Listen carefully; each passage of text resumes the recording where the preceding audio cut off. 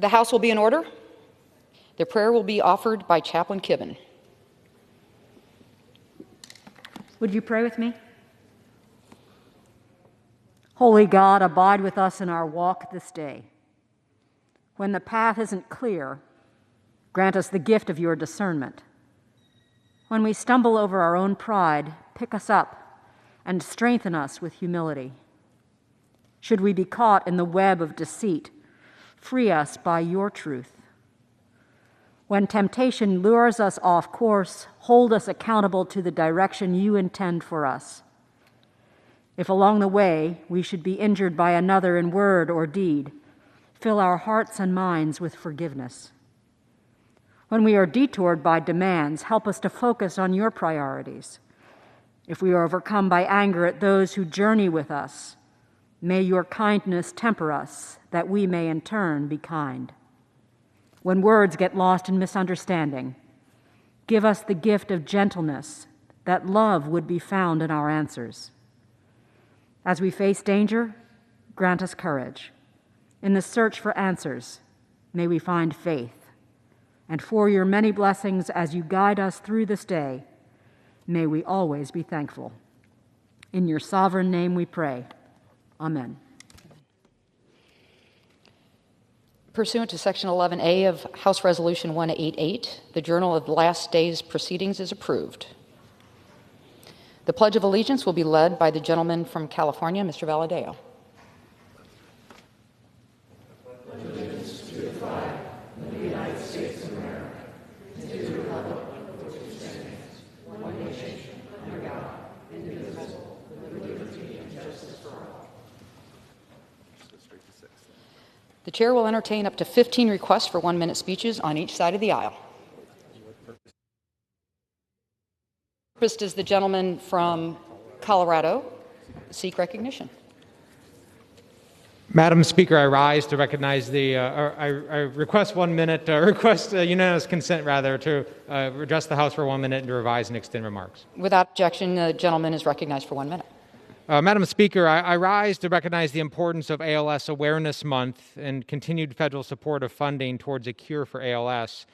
ALS is a progressive nervous system disease that affects nerve cells in the brain and spinal cord, causing loss of muscle control. This devastating disease can affect anyone, anywhere, at any age, and still today is always fatal. Veterans are twice as likely to develop ALS, which is why ALS has been designated a service-connected disease. Not only is there no cure for ALS, but there's also no effective treatment to halt or reverse the progression of the disease. Patients typically live 2 to 5 years after diagnosis. President Biden announced an initiative to leverage a $50 billion investment over the course of his presidency through a new HHS program called ARPA Health. This investment would bring focus, scale, and innovation to combat devastating diseases like ALS, Alzheimer's, diabetes, and cancer. Madam Speaker, the need is urgent, and I would encourage my colleagues to join me in supporting these investments. Our response must meet the moment. Madam Speaker, I yield back. For what purpose does the gentlewoman from New Mexico seek recognition? Madam Speaker, I ask unanimous consent to address the House for 1 minute and to revise and extend my remarks. Without objection, the gentlewoman is recognized for 1 minute. Thank you, Madam Speaker. In 1942, Dan enlisted as a paratrooper in the U.S. Army. You see, Dan McBride is an American hero. He's a sergeant from New Mexico. Assigned to Fox Company, the 502nd Parachute Infantry Regiment, 101st Airborne, Dan's job was a new modernization in military tactics. Paratroopers jumped out of perfectly good airplanes to parachute behind enemy lines. On June 6, 1944, Dan jumped into Normandy on D-Day as part of Operation Overlord. There he earned his first Purple Heart. On September 17, 1944, Dan jumped into Holland as part of Operation Market Garden. There he earned his second Purple Heart. In December of 1944, Dan and the 101st Airborne made their way to Bastogne, Belgium, where they held off a desperate push by the Germans in temperatures well below zero with no winter clothes. The Battle of the Bulge is where Dan earned his third Purple Heart. His actions did not go unoverlooked. Amongst the multitude of medals he was awarded, Dan and his fellow paratroopers Dick Klein and James Martin were featured in the book 3 of the Last Screaming Eagles. That book has now been made into a documentary film called A Rendezvous with Destiny, which premieres on May 29th in Columbus, Ohio at the National Veterans Museum and Memorial. We owe so much to our World War II veterans, of whom we have fewer every day, and I am so proud of Sergeant McBride. I can't think of a better way to honor his legacy than by immortalizing his story on film. Thank you, Mr. Speaker. I yield back. The gentleman yields back. For what purpose does the gentleman from Illinois seek recognition? I seek unanimous consent to address the House for 1 minute, please. Without objection, the gentleman is recognized for 1 minute. Thank you, Mr. Speaker. I rise to recognize the transformation that the American Rescue Plan has made in all of our communities. A week or so back, I traveled to a town called Kewanee, Illinois, to visit our Head Start classrooms there. There was a teacher named Miss Candace who told me that she loves her job, but she doesn't stay for the pay, she doesn't stay for the benefits, but for the families. Miss Candace has a student in her class, and before that student, she had her siblings. All of the siblings in that family have passed through her classroom. She feels that she has helped this family grow up, and she has. The American Rescue Plan isn't just about the numbers, though. It's about the 143,000 children in the district that I serve who will be helped, the 27 million children nationwide, child poverty cut in half. We are rebuilding our communities all over this great country, and we can't stop now. We can keep rebuilding with the American Jobs and Families Act. Today and together, we can make this a once-in-a-century investment in our families, the future of our children, our nation. Let's make sure teachers like Miss Candace can continue helping our families. I yield back. The gentleman yields back. For what purpose does the gentleman from California seek recognition? I seek unanimous consent to address the House 1 minute, revising the standard remarks. Without objection, the gentleman is recognized for 1 minute. Thank you. I rise today with great concern over the Biden administration's foreign policy. The world has watched with growing concern as Hamas rockets have pummeled the Israeli people, forcing Israel to take retaliatory steps to protect its own citizens. This escalation occurs as the Biden administration has pivoted away from anything useful in the Middle East, neglecting Israel, which is one of our strongest allies. Just recently, we have learned that over $15 million in foreign aid went from this year's phony Democrat coronavirus package to the Palestinians, which take their orders from the terrorist group Hamas as a proxy state for Iran, who wishes the total eradication of Israel. What message does this foreign aid send to our allies? Sending money to both sides? Similarly, President Biden is looking to restart the Obama-Biden and Iran nuclear deal that President Trump smartly left. That naive accord had brought bipartisan opposition, including from Senate Majority Leader Chuck Schumer at the time, and was strongly opposed by Israel. It's astounding that President Biden would take the word of the Iranian government, whose leaders call us their sworn enemy, and spurn our strongest ally in the region, Israel. We got to do better. I yield back. The gentleman yields back. For what purpose does the gentleman from California seek recognition? Mr. Speaker, I seek unanimous consent to address the House for 1 minute. Without objection, the gentleman is recognized for 1 minute. Mr. Speaker, I rise during Mental Health Awareness Month to bring attention to tardive dyskinesia, or TD, a persistent and potentially disabling movement disorder that can be a side effect of medications prescribed to treat mental illness. According to a survey of people diagnosed with TD, more than half reported that the disorder seriously disrupts their sleep and their ability to work. People living with TD often face stigma, which can worsen mental health symptoms and cause withdrawal from society.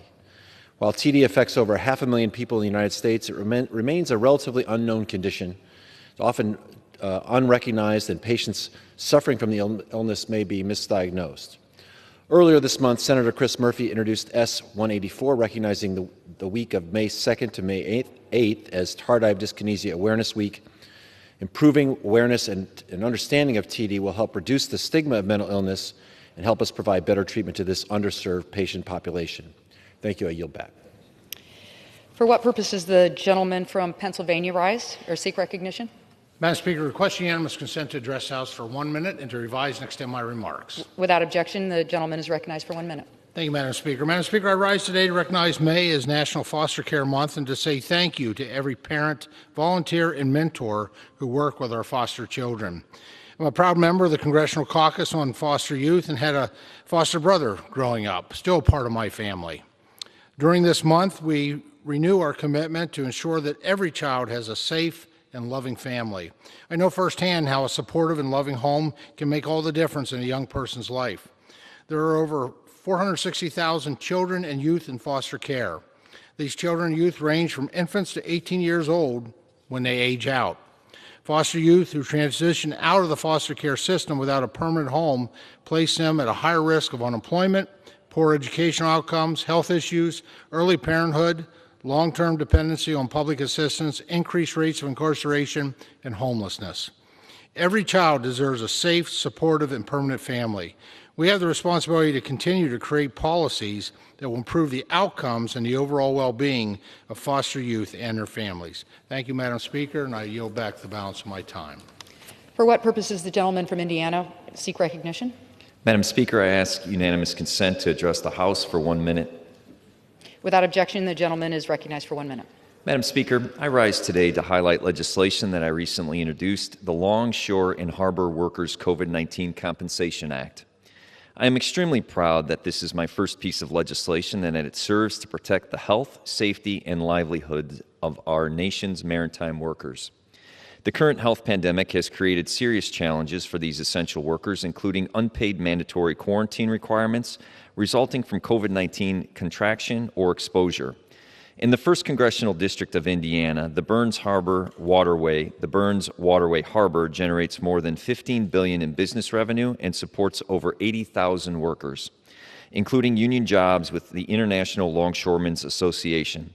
I appreciate the support of my chairman on the House Education and Labor Committee, Bobby Scott, and I look forward to working with all my colleagues to support this invaluable workforce and to move this legislation forward as soon as possible. Thank you, and I yield back my time. For what purpose does the gentleman from California seek recognition? Madam Speaker, I ask unanimous consent to address the House floor for 1 minute to revise and extend my remarks. Without objection, the gentleman is recognized for 1 minute.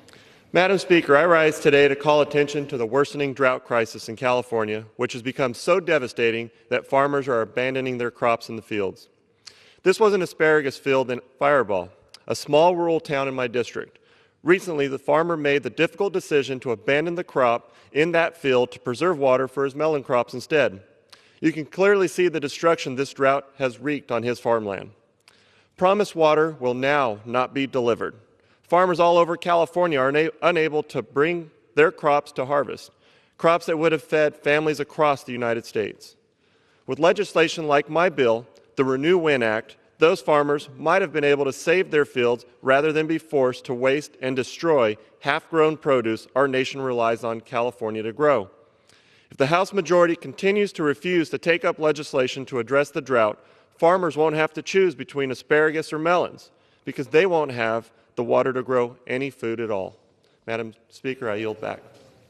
For what purpose does the gentleman from Texas seek recognition? Madam Speaker, I ask unanimous consent to address the House for 1 minute. Without objection, the gentleman is recognized for 1 minute. Madam Speaker, today I urge my colleagues to pass the Fairness in Orphan Drug Exclusivity Act, which would close the loophole that blocks pharmaceutical competition and prevents innovative treatments for opioid abuse disorders from coming to the market. The opioid crisis in this country, as you know, is very serious, and the COVID-19 pandemic has only exacerbated the problem. Because the pandemic and all its underlying issues, fear of the virus, increased economic hardship, and the challenges of staying at home and maintaining safe distance, opioid abusers are skyrocketing, and the epidemic has taken a toll on communities in every corner of the country. I'm proud to co-lead this piece of legislation and that our Democratic majority pushed ahead with bringing it to the floor again for a vote amid last week's partisan attempt to hold this legislation hostage. Because fighting the opioid epidemic cannot wait any longer, in the past 20 years, we've seen a drastic increase in opioid addiction, with nearly every state in the nation seeing a spike in overdose deaths. And passing our Fairness and Orphan Drug Exclusivity Act will help curb the senseless loss of life by expanding treatment options and driving down costs of new medicines. Madam Speaker, I yield back. For what purpose does the gentlewoman from Georgia seek recognition? Madam Speaker, I ask unanimous consent to address the House for 1 minute. Without objection, the gentlewoman is recognized for 1 minute. I rise today to recognize the extraordinary life of Captain Michael DeAngelo Garigan, a dedicated law enforcement officer from my district who passed away earlier this year. Officer Garigan was born in Gordon County to a well-known and highly respected family. A Calhoun resident all his life, Captain Garigan invested in his community and bettered the lives of everyone around him. Captain Garigan served the people of Gordon County for over 3 decades as a deputy, detective, and coordinator for the Gordon County Sheriff's Office. In fact, Captain Garigan was decorated over a dozen times for exemplary police work. Outside the office, Captain Garigan was an active member of his community, serving his church as a deacon, broadcasting high school football games on the radio, and umpiring baseball and football games for local youth leagues. Captain Garigan's exemplary contribution to the people of Gordon County should be honored and remembered. That is why I've introduced House Resolution 301, commending Captain Garigan for his devotion to his family, community, church, and the nation. My thoughts and prayers are with Captain Garigan's family and the people of Gordon County. I yield the remainder of my time. For what purpose does the gentleman from South Carolina seek recognition? Madam Speaker, I request unanimous consent to address the House for 1 minute. Without objection, the gentleman is recognized for 1 minute. Madam Speaker, there are nearly 8 million job openings in the United States right now, yet the federal government is currently paying people to stay home instead of going to work. Last year, the government took steps to protect and support the American people during a once-in-a-lifetime global pandemic, and it was the right thing to do at the time. Now the science tells us that we can resume life as normal. Federal money was able to support workers during the peak of the pandemic, but now the best recovery plan is employment. The answer to our supply chain issues, rising unemployment rate, and inflation is not to continue to throw trillions of dollars at this problem. The real solution is to get people back to work.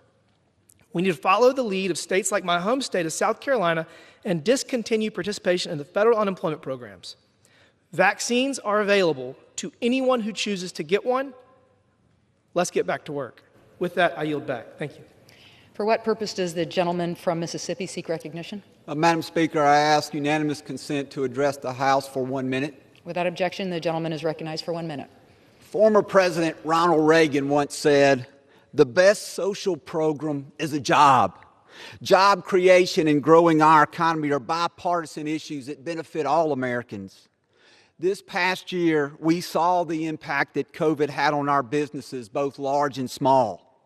But now, as we are reopening the economy, many employers are unable to find workers to keep up with the high demand for goods and services. A major roadblock to businesses being able to hire staff comes from the federal supplemental unemployment payment made on top of the unemployment already received by the states. These payments have caused many potential employees to continue collecting unemployment from the government rather than re-entering the workforce. Thankfully, many Republican governors, including Mississippi's Governor Tate Reeves, have ordered the end of the federal unemployment payments now that the economy is open. As a Congress, we need to follow the example of Mississippi and other states and bring this program to a close as more Americans find it possible to return to normal life. Thank you, and I yield back. For what purpose does the gentleman from Michigan seek recognition? Madam Speaker, I request unanimous consent to address the House for 1 minute. Without objection, the gentleman is recognized for 1 minute. Thank you, Madam Speaker. I rise today to recognize the exemplary career of Tom Tenbrink and his legacy of service, dedication, and success in the Jenison community. On behalf of West Michigan, it's an honor to express my appreciation and gratitude for his many years of service to the students, staff, and families of Jenison Public Schools. Mr. Tenbrink's distinguished career with the Jenison Public Schools is coming to an end as he is retiring after 34 successful years, 18 of which were spent as superintendent of the district. As a faithful servant to West Michigan, Mr. Tenbrink has spent his tenure establishing Jenison Public Schools as a destination district. He has fostered a family culture prioritizing the importance of adopting attitudes of servant leadership while also maintaining a commitment to educational excellence. His steadfast leadership has led to the creation of the Jenison International Academy, the development of a K-12 Spanish immersion program, and the building of the Jenison Center for the Arts and a new Kids First Early Childhood Center. Furthermore, the district has earned countless accolades under his leadership. Tom, thank you for your leadership, dedication, and commitment, not only to the students, but to the Jenison community and all of West Michigan. I hope you enjoy retirement knowing that Jenison and Georgetown Township would not be the place it is today without your leadership. And I yield back. For what purpose does the gentleman from Kansas seek recognition? Madam Speaker, I seek unanimous consent to address the House for 1 minute. Without objection, the gentleman is recognized for 1 minute. I rise today to urge Americans who can get back to work, get back to work. It's been more than a year since the pandemic shut down the country. Today, nationwide coronavirus cases have dramatically decreased, and cases in Kansas alone are only 7% of what they were in January. We are getting back to normal. Businesses are ready to reopen and welcome back customers. Unfortunately, President Biden's bonus, the new monthly unemployment checks being distributed on top of the checks unemployment persons already receive, is paying a premium for potential workers to remain at home rather than finding work. I've heard from countless small business owners in the Big First who cite the Biden bonus as the reason why they cannot find workers and completely reopen. The data doesn't lie. There are nearly 8 million open jobs in America right now, a new record. The Biden bonus at a time when employers are searching for workers is unwanted federal government interference in the marketplace. I recently joined fellow Kansas Republicans in urging the Kansas governor to opt out of enhanced unemployment benefits. And I co-sponsored the Help Wanted Act, which addresses the severe labor shortages caused by the federal unemployment policy. It's time to take off the masks, get our kids back to school, get our businesses open, and get people back to work so we can get America back on track. Thank you. I yield back. The gentleman yields back. For what purpose does the gentleman from Texas rise? Rise to ask unanimous consent to address the House for 1 minute and revise and extend my remarks. Gentleman is recognized for 1 minute. I thank the Speaker. The pandemic has taken a terrible toll on the country. The pandemic has taken a terrible toll on Congress. And in its current state, Congress is not working. We have restrictions on the voting process. We have widespread proxy voting and remote hearings, and that's all contributed to the current state of dysfunction. But the good news is this can be fixed. Look, the Doctors Caucus are members of Congress with medical backgrounds, well-versed in evaluating medical risks and benefits for patients, proposed courses of action, and we have worked vigorously to educate our constituents that the coronavirus vaccines are safe and effective, yet we are not setting a good example of what happens when vaccine participation is high. The Doctors Caucus has sent requests to the Office of Attending Physician, the Speaker of the House, appealing for updated guidelines consistent with the science and the Centers for Disease Control. There will be a motion on the floor of this House later this afternoon, fully supported by members of the Doctors Caucus. I urge all members to carefully consider that proposal and to vote in favor. I yield back my time. Time of the gentleman has expired. What purpose does the gentlewoman from Louisiana rise? Madam Speaker, I ask unanimous consent to address the House for 1 minute and to revise and extend my remarks. The gentlewoman is recognized for 1 minute. Thank you, Madam Speaker. As a woman of faith, I am called to love my neighbor as myself and to bear one another's burdens. My heart is heavy with the burden, pain, and loss experienced by the Asian American and Pacific Islander communities. Unfortunately, we have seen a nationwide rise in hateful and harmful acts towards Asian Americans and Pacific Islanders. Targeted violence against anyone based on who they are cannot be tolerated. It is not who we are as a people and goes against everything we represent as a nation. Today, I had hoped to be able to support House Resolution 275, condemning the horrific shootings of the 8 Asian women in Atlanta, to honor the lives of the victims and recognize the basic American fundamentals that reject hatred and violence. Instead, what would have been a fitting and honorable resolution ended up being just another vehicle for delivering cheap shots against our former president. I am disappointed that I cannot support this resolution as written. Thank you, Madam Speaker. I yield my remaining time. Gentlewoman yields back. For what purpose does the gentleman from Georgia rise? Madam Speaker, I request unanimous consent to address the House for 1 minute and to revise and extend my remarks. The gentleman is recognized for 1 minute. I rise today to recognize the 2021 recipients of the Greater Hall Chamber of Commerce's annual Agribusiness Awards.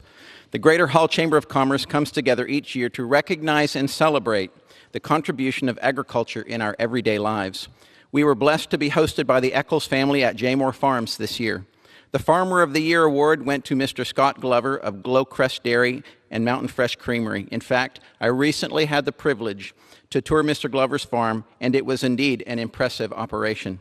The Friend of Agriculture Award was given to the Hall County School District's Agribusiness Center for their agriculture programs and the related education they provide to their students. Cargill Incorporated was awarded the Outstanding Agribusiness Award for its generous donations of nearly $100,000 in the past number of years. Additionally, Mr. Phil Hulsey was inducted into the Hall County Agriculture Hall of Fame for his incredible lifetime contributions as a dairyman. Agriculture is the leading industry in Georgia, bringing in about $73 billion annually. I thank the Greater Hall Chamber of Commerce for allowing me the opportunity to join them in honoring agriculture leaders in Hall County, Georgia. Madam Speaker, I congratulate this year's winners on their achievements in the agriculture industry, and Gentleman's I yield time back. has expired. What purposes I seek unanimous consent to address the House for 1 minute and to revise and extend my remarks. New York rise. Gentlewoman is recognized for 1 minute. Thank you, Madam Speaker. It is my great honor to recognize my Constituent Services Director, Jason Phelps of New Hartford, New York, for 20 years of outstanding service to the people of upstate New York. Jason began his service as an intern for former Congressman Sherry Boehlert in Washington, D.C., and after a short time working for a nonprofit, became a member of Boehlert's Utica staff, where he dedicated himself to veterans casework. Jason has worked for 5 different members of Congress in the Mohawk Valley and has served countless veterans across the region. No matter how complex the case, Jason is always ready to jump in to assist our veterans, from cutting through VA red tape to making sure a veteran and their family receive the Purple Heart they earned through their service. Jason approaches each case with determination and compassion. Not only is Jason an amazing veterans advocate, he is also a role model and an inspiration to the many staff and interns he has worked with in all these offices throughout the years. Jason, thank you for your many years of service to our brave veterans. You are, and for also being the guiding light for our staff and our community. We all look forward to working with you for many more years to come. I yield back. Gentlelady yields back. For what purposes does the gentleman from North Carolina rise? To seek unanimous consent to address the House for 1 minute. Gentleman is recognized for 1 minute. Madam Speaker, last but certainly not least, today I rise to honor the life of the 8th wonder of the world on what would have been his 75th birthday, Andrei Rusumov, better known as Andre the Giant, who spent his final years in the small town of Ellerbe, right in the middle of the 9th District of North Carolina. Standing 7 foot 4 inches tall and weighing over 500 pounds, Andre was known for his time in the Worldwide Wrestling Federation, where he was a fan favorite. During his professional career, he headlined WrestleMania and also defeated Hulk Hogan to win the WWF World Heavyweight Championship. To non-wrestling fans, he is best known for playing the role of Fezzik in the 1987 film The Princess Bride. Despite his great size, those who knew him found him to be gentle and kind. Andre passed away at the age of 46 in 1993, and his ashes were scattered on his beloved Ellerbe Ranch. I am proud today to pay tribute to the memory of Ellerbe's most famous resident, and I yield back. Gentleman yields back.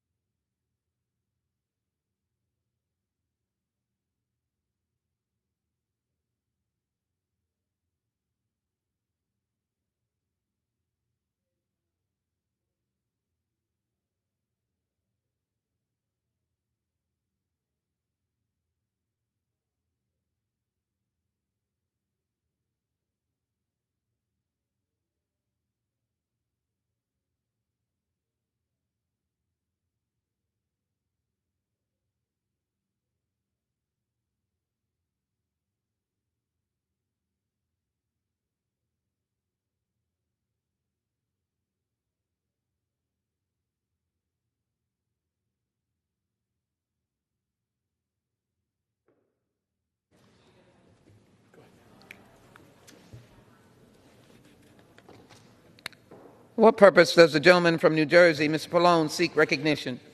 Madam Speaker, pursuant to House Resolution 403, I call up H.R. 1629 and ask for its immediate consideration in the House. The clerk will report the title of the bill. H.R. 1629, a bill to amend the Federal Food, Drug, and Cosmetic Act with respect to limitations on exclusive approval or licensure of orphan drugs and for other purposes. Pursuant to House Resolution 403, the bill is considered read. The bill shall be debatable for 1 hour, equally divided and controlled by the chair and ranking minority of the Committee on Energy and Commerce. The gentleman from New Jersey, Mr. Pallone, and the gentlewoman from Washington, Mrs. Rogers, each will control 30 minutes. The chair recognizes the gentleman from New Jersey, Mr. Pallone. Thank you, Madam Speaker. I ask unanimous consent that all members may have 5 legislative days in which to revise and extend their remarks and add extraneous material on H.R. 1629, the Fairness and Orphan Drug Exclusivity Act. Without objection, so ordered. Madam Chair, I yield myself such time as I may consume. The gentleman is recognized for such time as he may consume. I rise in support of H.R. 1629, the Fairness and Orphan Drug Exclusivity Act, a bill that will help make some prescription drugs more affordable for the American people. This Democratic Congress is committed to lowering the cost of prescription drugs so that families are no longer forced to choose between paying for a life-saving drug or food and rent. And this legislation today, H.R. 1629, closes a loophole that has blocked patients from accessing cheaper generic drugs. Last Congress, this legislation passed the Energy and Commerce Committee in the House by voice vote.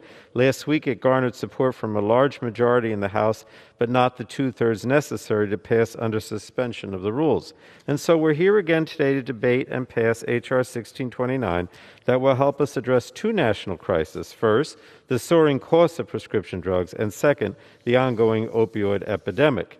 Now, Madam Speaker, this legislation does that by closing a very narrow but real loophole in a program known as the Orphan Drug Program.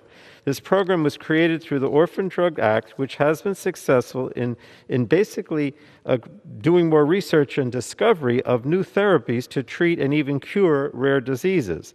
The law incentivizes the development of these life-saving therapies by awarding 7 years of market exclusivity to manufacturers who receive orphan drug status. And there are 2 ways that manufacturers can receive these incentives. First is when manufacturers develop drugs approved to treat diseases with patient populations of 200,000 or fewer. And the second way is if the manufacturer believes that the research and development costs are not expected to be recouped by sales of the underlying drug. And this is known as the cost recovery pathway. It's rarely used, but unfortunately it has led to manufacturers sometimes inappropriately receiving additional exclusivity and therefore delaying lower-cost generics from coming to the market. And if I could use an example, under certain circumstances, if a manufacturer receives orphan drug status for one drug, that status and its incentives can be passed on to future drugs if those drugs treat the same condition and have the same active ingredient. The status and incentives would be available even if those future drugs do not meet the orphan drug qualifications. So what this means, Madam Speaker, is that future drugs can benefit from the 7 years of market monopoly without having to demonstrate that the drug will treat a population of 200,000 or fewer, or that they may not be able to recoup the cost of producing the drug. So as a result of this loophole, many manufacturers, well, I shouldn't say many, but some manufacturers are marketing widely used drugs to large populations while also blocking generic competition from coming to market. Now, if I can use an egregious example of this, it comes from one of our most effective drugs to combat opioid use disorder. In 1994, an oral formulation of bupe was granted orphan drug status. At the time, it was not expected that the drug would be prescribed frequently, and as a result, it was unlikely the manufacturer would recoup its development costs.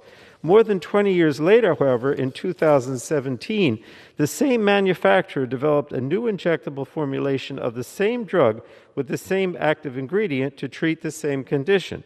As a result, the manufacturer was able to prevent cheaper generics from coming to market. But by 2017, the opioid epidemic worsened, and our response to the crisis evolved, and millions of bupe were eventually prescribed for treatment, generating billions of dollars in sales. And we know that bupe was not an orphan drug as the law envisions. Nevertheless, the new injectable drug was automatically granted orphan drug status and exclusivity based on the original oral drug's orphan drug designation. So this delayed the cheaper generic treatments for opioid use disorder from coming to market, and it kept the price of the drug high and limited access for those in need of treatment. While the FDA eventually recognized this issue with this particular drug and revoked its orphan drug designation, its exclusivity delayed generic competition that otherwise would be on the market today. And look, the bottom line is, Madam Speaker, we need every tool available to combat the opioid epidemic, including low-cost, affordable medication treatments, and loopholes like this have to be closed. So H.R. 1629 would stop this from happening again in the future. It requires drug manufacturers to demonstrate in their application to the FDA that each drug application considered under the Orphan Drug Act cost recovery pathway would be unable to recoup development costs at the time of approval. This would include all drugs that seek the orphan drug designation under the cost recovery pathway, including the injectable bupe example I just described, and the bill would also ensure that these rules apply to drugs already on the market, so no drug manufacturers can claim orphan drug status without first meeting this requirement. Now, I want to explain, because I know this is complicated, this bill is narrowly tailored to fix a narrow but very real loophole in the law. We can't allow these manufacturers to game the system any longer, and that's why we have to close this loophole today. So I just want to thank the Congressman Dean, who's the sponsor of the bill. I mean, the merits of this bill are obvious, and I know she's going to talk about it more, but that's why it has received strong bipartisan support, and I'm confident that it will once again get bipartisan support today, make its way through the Senate, and to have the President sign it. I regret that we were not able to pass this legislation last week under suspension, but I believe that we'll come together today to close this loophole, and I want to thank our ranking member of the full committee, Ms. Rogers, for all her help with this, and I reserve the balance of my time. Gentleman reserves. For what purposes the gentlewoman from Washington rise? Madam Speaker, I rise in support of the bill. Gentlelady is recognized. Thank you, Madam Speaker. I yield myself such time as I may consume. Gentlelady is recognized for such time as she may consume. Madam Speaker, I rise today in support of H.R. 1629, the Fairness in Orphan Drug Exclusivity Act. The Orphan Drug Act was enacted to incentivize the development of drugs that treat rare diseases. Products designated as orphan drugs may be entitled to 7 years of market exclusivity, meaning a drug produced by another manufacturer that contains the same active ingredient to treat the same condition is barred from entering the market during this time. However, we've seen in recent years that some drug manufacturers, in an effort to block competition from the market, have tried to take advantage of a loophole in existing law. H.R. 1629 will close this loophole and prevent potential abuse of this program in the future. We must preserve incentives to innovate, especially for drugs that treat rare diseases, while preventing bad actors from attempting to exploit those incentives to benefit from a national crisis, as was done during the opioid epidemic. This legislation strikes that careful balance. This bill garnered both Republican and Democrat support last Congress. I hope we can continue to work together to move H.R. 1629 forward in the future on a bipartisan basis. I reserve the balance of my time. Gentlewoman reserves the balance of her time. The gentleman from New Jersey is recognized. Thank you, Madam Speaker. I'd like to yield now to the sponsor of the bill, the gentlewoman from Pennsylvania, Ms. Dean. But I do want to also commend her for all the work she's done on this. You know, this has been several Congresses now, and we're hoping that this will be the final one where we get this passed. And I yield such time as she may consume. Gentlewoman from Pennsylvania is recognized for such time as she may consume. Thank you, Madam Speaker, and I thank Ranking Member Rogers. I thank Chairman Pallone for your leadership on this bill. I once again rise in support of H.R. 1629, the Fairness in Orphan Drug Exclusivity Act. This crucial legislation would close a current loophole that is used to block competition in the pharmaceutical marketplace. The Orphan Drug Act of 1983 provided incentives for prescription drug manufacturers to develop products to treat rare diseases. This includes an exclusive 7-year marketing right for therapies that receive an orphan drug designation. For a drug to qualify, it must either be a treatment for a disease or condition that affects fewer than 200 people in the United States, or a drug intended for diseases that there is no reasonable expectation to recoup research and development costs. It would require all drug manufacturers who obtain orphan drug status to prove that they have no reasonable expectation that they will recover R&D costs. This legislation works to prevent companies from continuing to use orphan drug exclusivity status for a newly approved drug with an identical ingredient to the former version without having to prove the inability to recoup costs. This exact circumstance, as the chairman described, happened when a manufacturer of buprenorphine product tweaked an older product that had received orphan drug status and subsequently was given a renewed orphan drug exclusivity. Buprenorphine is used as a treatment for opioid use disorder to help those recovering from addiction. Unfortunately, at the time, the opioid epidemic was raging as it is today, and was by no means a rare disease. And the drug was by no means a market loser. It was a money maker. Closing this loophole would ensure that products do not receive an unfair market advantage and will get more affordable drugs to patients. It ensures consistency with the spirit and intent of the Orphan Drug Act. Know that we want to encourage and support the development of rare disease treatments and therapeutics. It is critically important, but we cannot allow this important incentive to be co-opted, to allow for unfair market competition for drugs that are not a commercial loss. This bill was supported unanimously last Congress, has broad support among patient advocates. This bill is about ensuring market competition, reducing barriers to the development of new treatments, and ultimately to supporting patients. Madam Speaker, I ask unanimous consent to enter into the record a letter from 16 patient advocacy organizations in support of this legislation. Without objection, so ordered. And Madam Speaker, I ask unanimous consent to enter into the record the statement of administrative priority issued by the Office of Management and Budget on May 17th of this year in support of passage of the bill. Without objection, so ordered. Madam Speaker, I thank Chairman Pallone for his support on this bill, and I urge all members to support its passage. And I yield back. Gentleman reserves. The gentlelady yields back. The gentleman reserves. The gentlewoman from Washington is recognized. Madam Speaker, I'll reserve.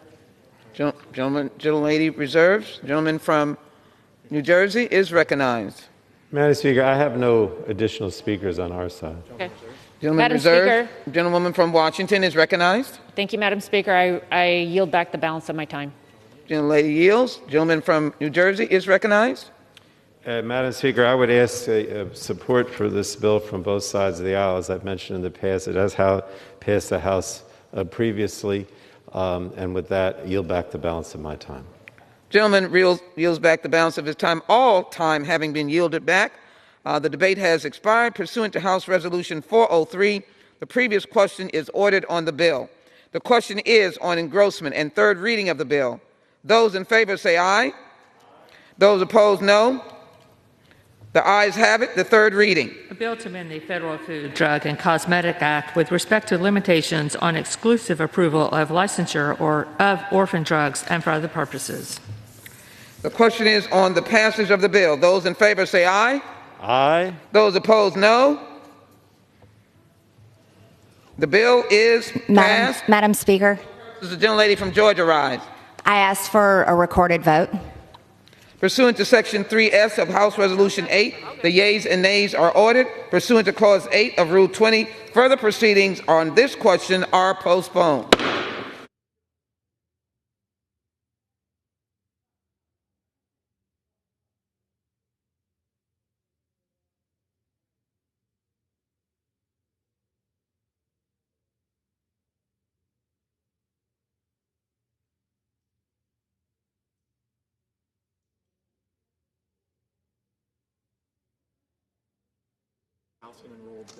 Okay.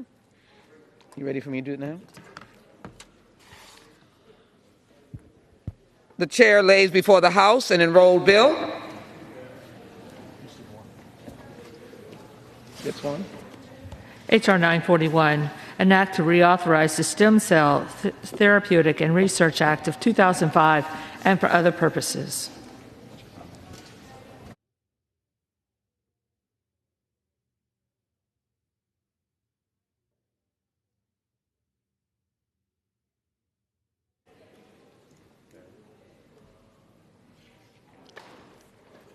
Do you not have the?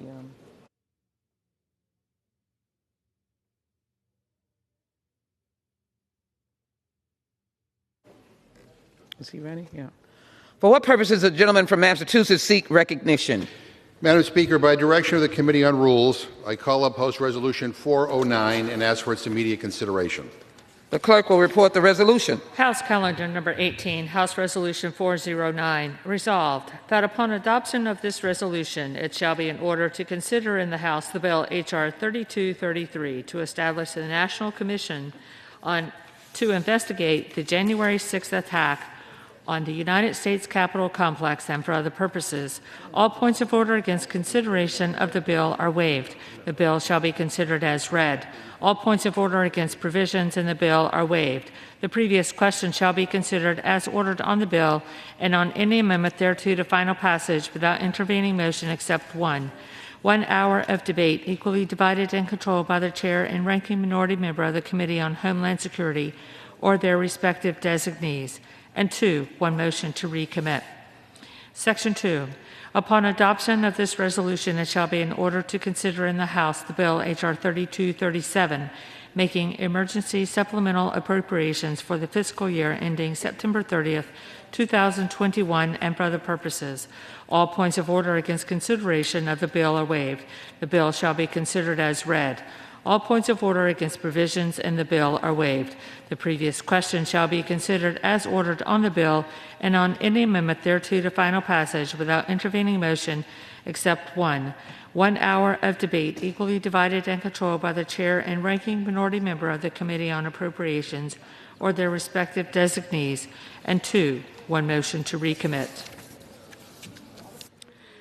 The gentleman from Massachusetts is recognized for 1 hour. Madam Speaker, for the purposes of debate only, I yield the customary 30 minutes to the distinguished gentleman from Oklahoma, my friend Mr. Cole, pending which I yield myself such time as they may consume.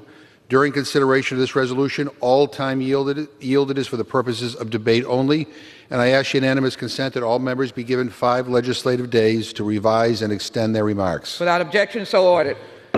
Madam Speaker, yesterday the Rules Committee met and reported a rule, House Resolution 409. The rule provides for consideration of H.R. 3233 to establish a national commission to investigate the January 6th attack on the United States Capitol Complex Act under a closed rule. The rule provides 1 hour of debate equally divided and controlled by the chair and ranking minority member of the Committee on Homeland Security or their designees and provides 1 motion to recommit. The rule also provides for consideration of H.R. 3237, the Emergency Security Supplemental, to respond to January 6th Appropriations Act 2021 under a closed rule. The rule provides 1 hour of debate equally divided and controlled by the chair and ranking minority member of the Committee on Oversight and Reform or their designees and provides for 1 motion to recommit. Madam Speaker, it has been 133 days since an angry mob of insurrectionists tried to stop the certification of a free and fair election in America. The question before us today is this: what are we going to do about it? Some of my colleagues on the other side want to sweep this dark chapter under the rug. Just last week, one Republican said the events of January 6th resembled, quote, normal tourist visits, end quote. Madam Speaker, I was here, presiding over the House on January 6th. People died that day. Police officers were beaten and bloodied. America's Capitol, the symbol of our freedom and the citadel of our democracy, was desecrated by a mob that wanted to invalidate an election. There was nothing normal about it. It is not normal for a mob to break into this complex to try and hang the Vice President of the United States and harm other elected officials. It is not normal for insurrectionists to try to stop the certification of an American election, one that judge after judge after judge said was free and fair. and it is not normal for Congress to respond by doing nothing. That's why we are considering the underlying legislation contained in this rule. It will establish a bipartisan 9/11-style commission to investigate what happened. A commission led not by politicians, but by experts. Now, let me say this plainly. A vote for this commission is a vote to make sure this never happens again. And I want to recognize the incredible work of the chairman and ranking member of the Homeland Security Committee in navigating this truly bipartisan deal. It's one that will keep the focus where it should be, solely on the events of January 6th. And I look forward to the Commission's report at the end of the year. But the truth is, we cannot wait until then to fix what we already know needs fixing. We need to upgrade the physical safety of this and other federal buildings. We need to increase security in district offices, repay the National Guard for their service in the aftermath of the insurrection, and provide support to the overworked Capitol Police force that keep us all safe day after day. This is how you respond responsibly to what happened 4 months ago, Madam Speaker. Not with deflection or mistruths, but by taking action to protect not only this complex and those who work, serve, and visit here, but to also protect our very democracy. And making sure we never become a country that lets any angry mob decide who the next president will be. Only the voters can do that, Madam Speaker. We need to put the facts on record here, to tell the truth and not spread lies. And the truth is that some on the other side are afraid to do anything around here because they're afraid. Afraid of the truth? Afraid because their leadership doesn't want to offend the ex-president and his big lie? That's all I could think of when I read the minority leader's deeply troubling statement opposing the January 6th Commission.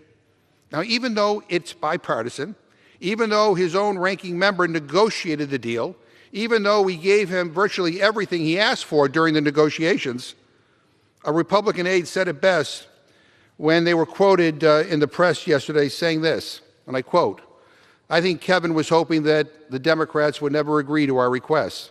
That way the commission would be partisan and we can all vote no and say it's a sham operation because he knows Trump is going to lose his mind," end quote. Lose his mind over a bipartisan commission. Madam Speaker, this moment is a choice between the truth or siding with the originator of the big lie. To my friends on the other side, I'm asking you to lead with the courage of your convictions. Vote your conscience. Support this bipartisan commission, not just because it's the right thing to do, but support it out of respect for your colleagues, for your staff and the support staff here, for the Capitol Police, but most importantly, respect for this institution. Now, I've cast some tough votes in my career, but casting a vote to establish a bipartisan commission to examine an insurrection is not one of them. I appeal to you to do the right thing, to lead with courage and support this legislation. I reserve the balance of my time. The gentleman reserves the balance of his time. The gentleman from Oklahoma is recognized. Thank you, Madam Speaker, and I want to thank my good friend, the distinguished gentleman from Massachusetts, Chairman McGovern, for yielding me the customary 30 minutes, and I yield myself such time as I may consume. The gentleman is recognized for such time as he may consume. Thank you very much, Madam Speaker. Today's rule covers two items, Madam Speaker. The first item I'll discuss is H.R. 3237, a supplemental appropriations bill intended to provide security funding for the Capitol complex, including funding for the U.S. Capitol Police, the National Guard, and other agencies that responded to the January 6th attack on the Capitol complex, as well as to provide funds to address coronavirus throughout a variety of agencies Congress directly controls. Though the process leading to this bill started out with bipartisan negotiations, unfortunately no deal was reached. Instead of negotiating with Republicans on our counterproposal, as is typical in these discussions, Democrats walked away, once again choosing to go it alone with a partisan bill before us today. Madam Speaker, it's truly disappointing that Democrats were unwilling to continue to work towards an agreement with Republicans on a matter of this magnitude. And given that the Senate is in no hurry to take up this legislation, a few additional weeks of discussion could and likely would have led to a bipartisan product instead of a product destined for the legislative graveyard. In the wake of the January 6th attack, I had hoped that the majority would join with Republicans and choose to speak with one voice. Instead, like so many other items this Congress, the majority has insisted on its way or the highway, and today they're doing it so again with this partisan bill. House Republicans and even some Senate Democrats have concerns with this package. The bill creates a rapid response force with the D.C. National Guard. Any rapid response force intended to provide backup for the United States Capitol Police and to protect the Capitol complex should be under the control of and housed within Congress.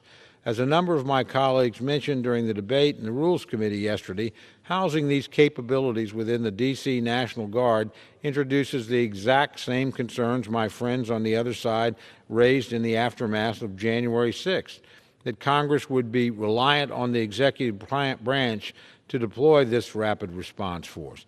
I have deep concerns about putting this rapid response force under the control of any other entity, whether that is the government of the District of Columbia or the executive branch. I also have grave concerns about assigning this role to the military, since this is undoubtedly a law enforcement function. Further bipartisan and bicameral negotiations would have helped us to tailor the package to allay some of the serious concerns members have, and at the same time would direct funds to where they are needed most.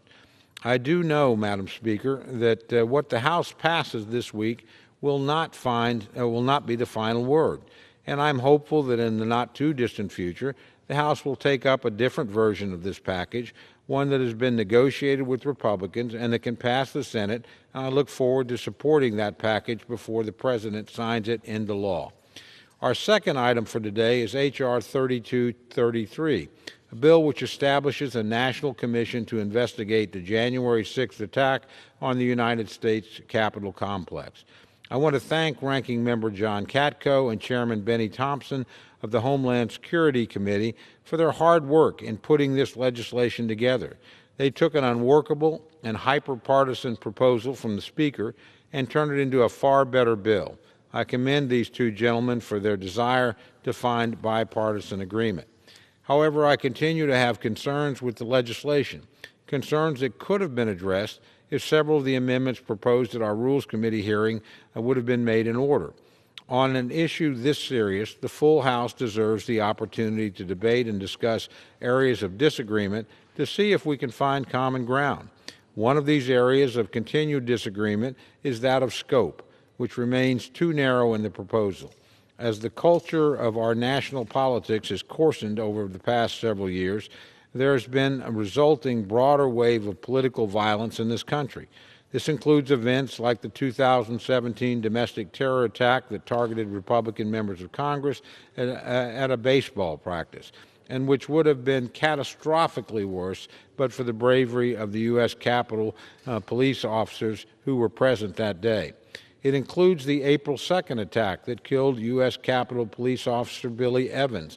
It includes the wave of violence, rioting, and property destruction that swept across the country last summer.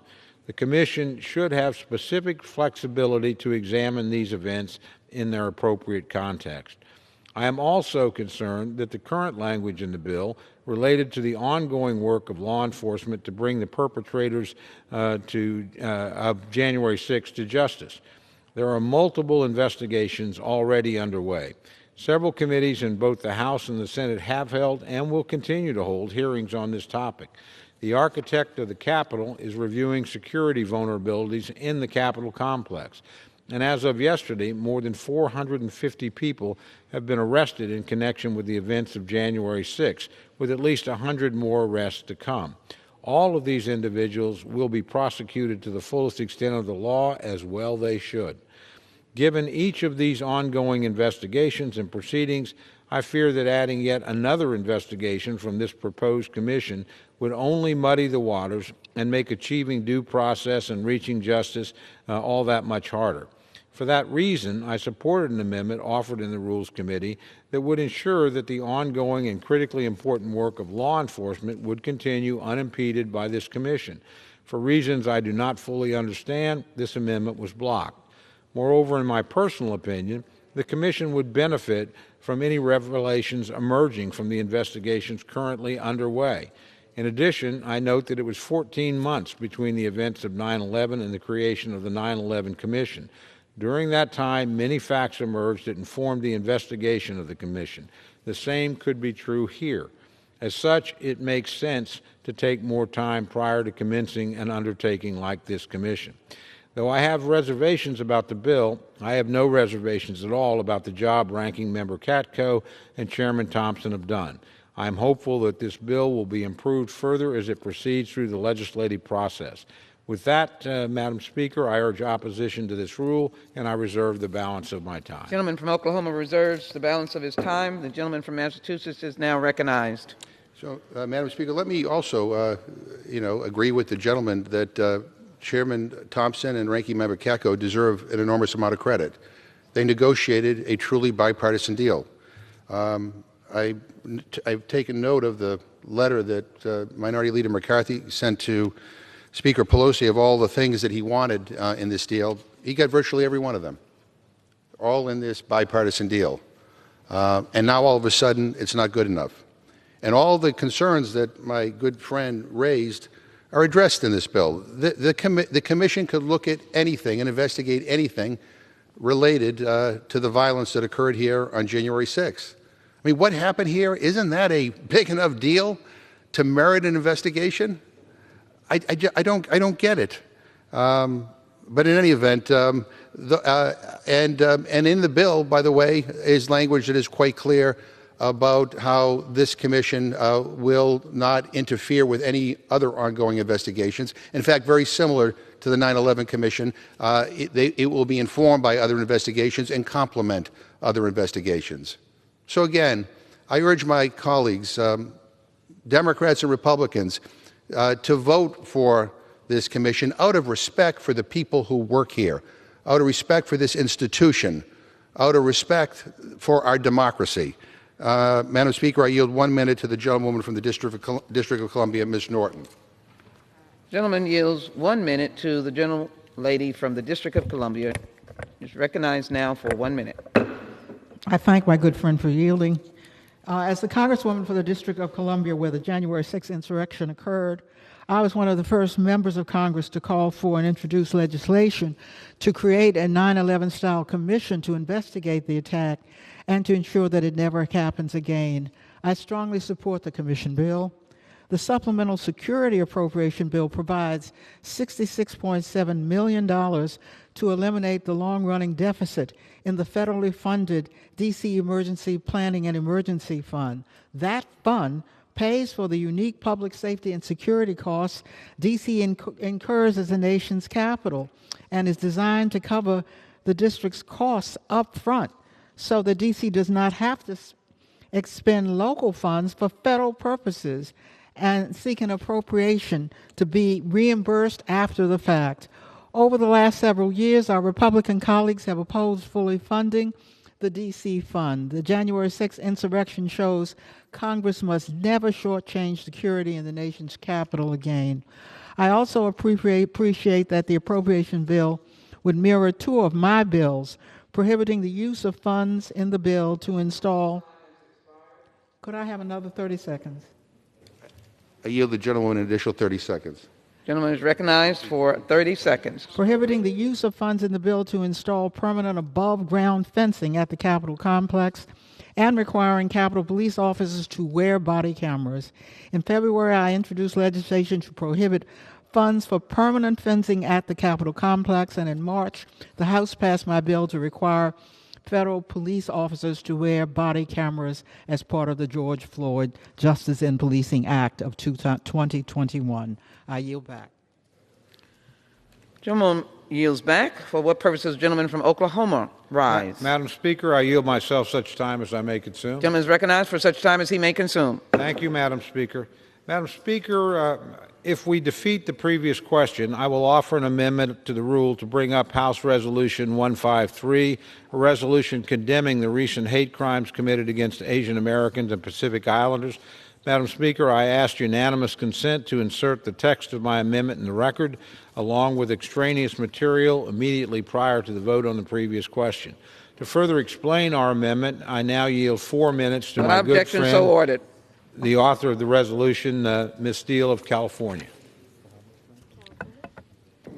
Mr. How much time? 4 minutes, Madam Speaker. Gentlewoman is recognized for 4 minutes.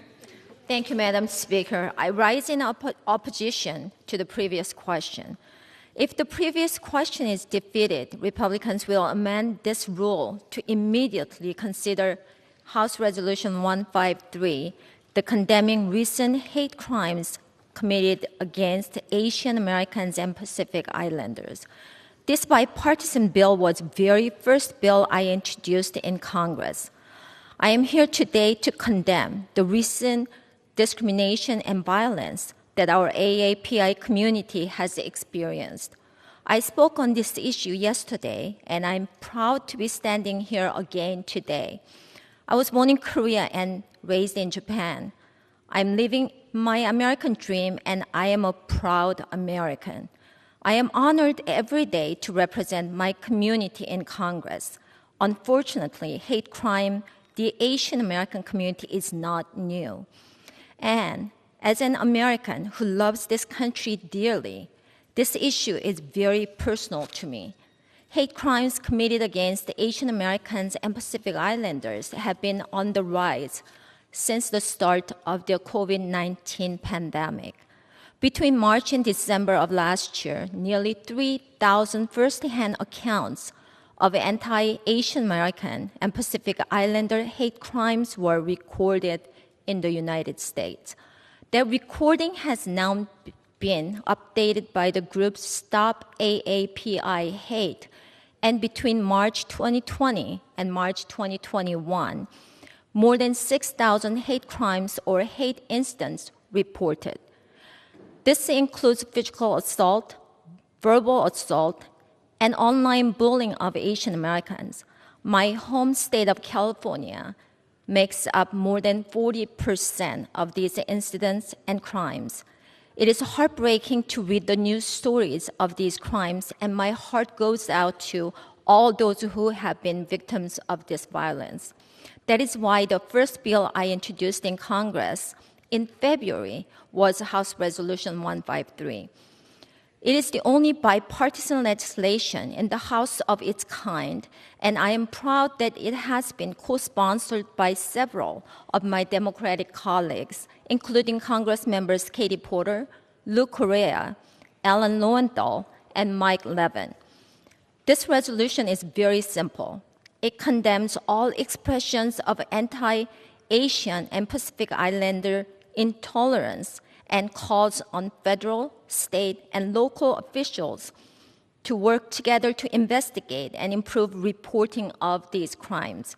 Yesterday, I spoke about how I was disappointed that this truly bipartisan resolution was not a part of this week's conversation and was not being considered on the floor. But today, we have another opportunity to show solidarity with our AAPI community and vote on my bipartisan resolution. Discrimination and hate against any community are not against the fundamental values of American culture. Discrimination and hate have no place in this great country. I am proud that my resolution has support from both sides of the aisle, unlike the other bills on the floor today. I hope we can work together to put an end to this hate. I'm asking my colleagues to vote no on the previous questions so that I can bring my bipartisan bill condemning hate crime against the API on the floor. I yield the balance to my time. Gentlewoman yields the balance of her time. Gentleman from Massachusetts is Madam recognized. Speaker, I ask unanimous consent to insert into the record the text of S937 and HRes 275, two bills we are considering this week. S937 was passed yesterday, and right after this debate, we are going to pass HRes 275, two bills condemning condemning hate crimes against Asian Americans in this country. Without objection, so ordered. At this point, I'd like to yield 1 minute to the gentlewoman from New Jersey, Ms. Sherrill. Gentlewoman from New Jersey is recognized for 1 minute. Thank you, Madam Speaker. I rise today in strong support of H.R. 3233, which creates a bipartisan, independent commission to investigate the attacks on the Capitol on January 6th. Why do we need this commission? We need this commission because the American people must understand exactly what happened so we can all forge a more resilient democracy. We need this commission because on January 6th, I was lying on the floor to avoid possible shooters in this very chamber, holding a gas mask in one hand and a phone in the other as I called my husband in case I didn't make it home. We need this commission because despite our own experiences, despite video footage, despite testimony by police, it has been suggested that this was simply a normal tourist event. Well, we have a lot of tourism where I'm from. People visit our beautiful shore and historic sites, and no tourist event I have ever seen looks like that day. As the New York Times reported, the pure savagery of the mob was breathtaking, as cataloged by injuries inflicted.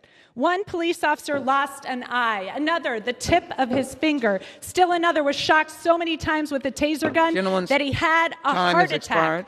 We need this commission, Madam Speaker. Thank you, and I yield back. Thank you. Gentleman yields back. What purpose does the gentleman from Oklahoma rise? Madam Speaker, I rise to reserve my time. Gentleman reserves his time. Gentleman from Massachusetts is recognized. Madam Speaker, I yield 1 minute to the gentleman from Arizona, Mr. Gallego. Gentleman from Arizona is recognized for 1 minute. Madam Speaker, when I joined the Marine Corps, the most sacred part of my oath was to defend the Constitution of the United States against all enemies, foreign and domestic. I took that oath again when I swore into his office as a member of Congress. I never thought I would have to defend this oath against domestic enemies on the floor of Congress, but on January 6th, I did. Democracy is fragile. We have seen it across the world. When leaders cower in the face of an attack on democracy, it can be lost. And let's be clear, democracy itself was violently attacked on January 6th. If we don't stand up for it, it will happen again. If we don't tell the truth about what happened on January 6th, it will happen again. If we don't have swift and harsh accountability for everyone involved in January 6th, it will happen again. If all of us don't stand up to traitors and cowards in defense of our Constitution, January 6th will happen again. That's why all of us have an obligation today to defend our democracy and support the creation of a national commission to investigate the January 6th attack, because it can never be allowed to happen again. I yield back. Gentleman yields back. The gentleman from Oklahoma. Madam Speaker, I continue to reserve. Gentleman reserved. Gentleman from Massachusetts.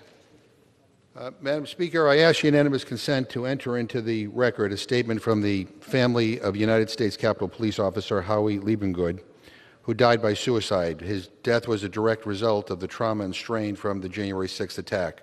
Madam Speaker, in the statement, the family of Officer Liebengood states, and I quote, "We believe a thorough, nonpartisan investigation into the root causes of and the response to the January 6th riot is essential for our nation to move forward." Howie's death was an immediate outgrowth of those events. And I ask unanimous consent that this be part of the record. Without objection, so ordered. Madam Speaker, this time I yield 1 minute to the gentleman from Tennessee, Mr. Cohen. Gentleman from Tennessee is recognized for 1 minute. Thank you, Madam Speaker. There's hardly anything this Congress can do that will be more important than having a bipartisan commission to look at the insurrection that occurred in this Capitol on January the 6th. There was an attempt to overturn our Constitution, to displace the Electoral College and the peaceful transition of power that makes our country unique and special among the countries of the world. This wouldn't have happened but for the president at the time telling people to come to Washington on January 6th. No other date but the date of the Electoral College, to fight like hell or you won't have a government anymore, and telling them he would walk with them to the Capitol and told them where to go. This cannot happen again. If we don't have this commission and reveal the truth, it will happen again. if you can't handle the truth. Get the truth out. I yield back the balance of my time. Gentleman yields back the balance of the time. Gentleman from Oklahoma. Madam Speaker, I continue to reserve my Gentleman time. continues to reserve. Gentleman from Massachusetts. Madam Speaker, I ask unanimous consent to insert in the record a May 19th letter from the Bipartisan Policy Center in support of H.R. 3233, the National Commission to investigate the January 6th attack on the United States Capitol Complex Act.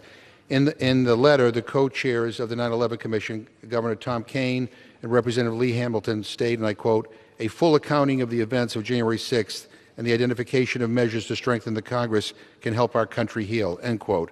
And at this point, I yield. Without objection, so ordered. I yield 3 minutes to the gentleman from Mississippi, the distinguished chairman of the Committee on Homeland Security, Mr. Thompson. Gentleman from Mississippi, distinguished chairman, is recognized for 3 minutes. Thank you very much, Madam Chair. Madam Chair, I rise in support of H.Res. 409, which allows for debate on H.R. 3233, the National Commission to investigate the January 6th attack on the United States Capitol Complex Act. After months of negotiations last week, I was pleased to introduce this measure with the gentleman from New York, Mr. Katko. Back to 2007, I was proud to be the lead sponsor of legislation to implement the unfulfilled recommendations of the 9/11 Commission. I can say with certainty at that time I could never have imagined that I would be standing here today, almost 15 years later, advocating for the establishment of a 9/11-style commission to investigate a violent domestic attack on the United States Capitol. On January 6th, the world watched Americans storm the Capitol and engage in violence to try to intimidate and prevent Congress from carrying out its constitutional duty to certify the presidential election, a solemn process central to the peaceful transfer of power in our democracy. Like the 9/11 terrorist attack, the events of January 6th have cast a long shadow on our country. Like the 9/11 terrorist attack, it's raised fundamental questions about information sharing, coordination, preparedness, and response at all levels of government. When the defenses around the citadel of our democracy fail, as profoundly as they did on January 6th, attention must be paid. At least one Capitol police officer died because of the violence that day. Others died too. And injuries were extensive also, not the least the body blow of America's confidence that the reforms undertaken after 9/11 would deliver better information sharing and coordination to keep us secure. H.R. 3233 authorizes the establishment of a 10-member commission that mirrors the 9/11 Commission, the gold standard for bipartisan commissions.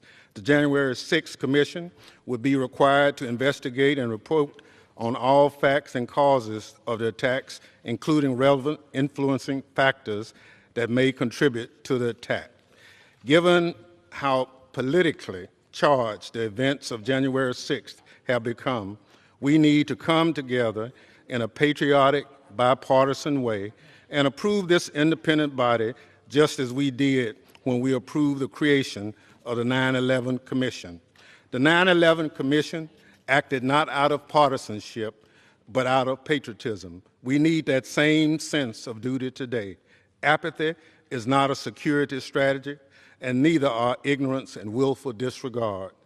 After such a shocking attack, nothing short of a full accounting of what took place would put us on a path to improving our homeland security. Thank you, and I yield back the balance of my time. Gentleman yields back. His gentleman's time has expired. Gentleman from Oklahoma.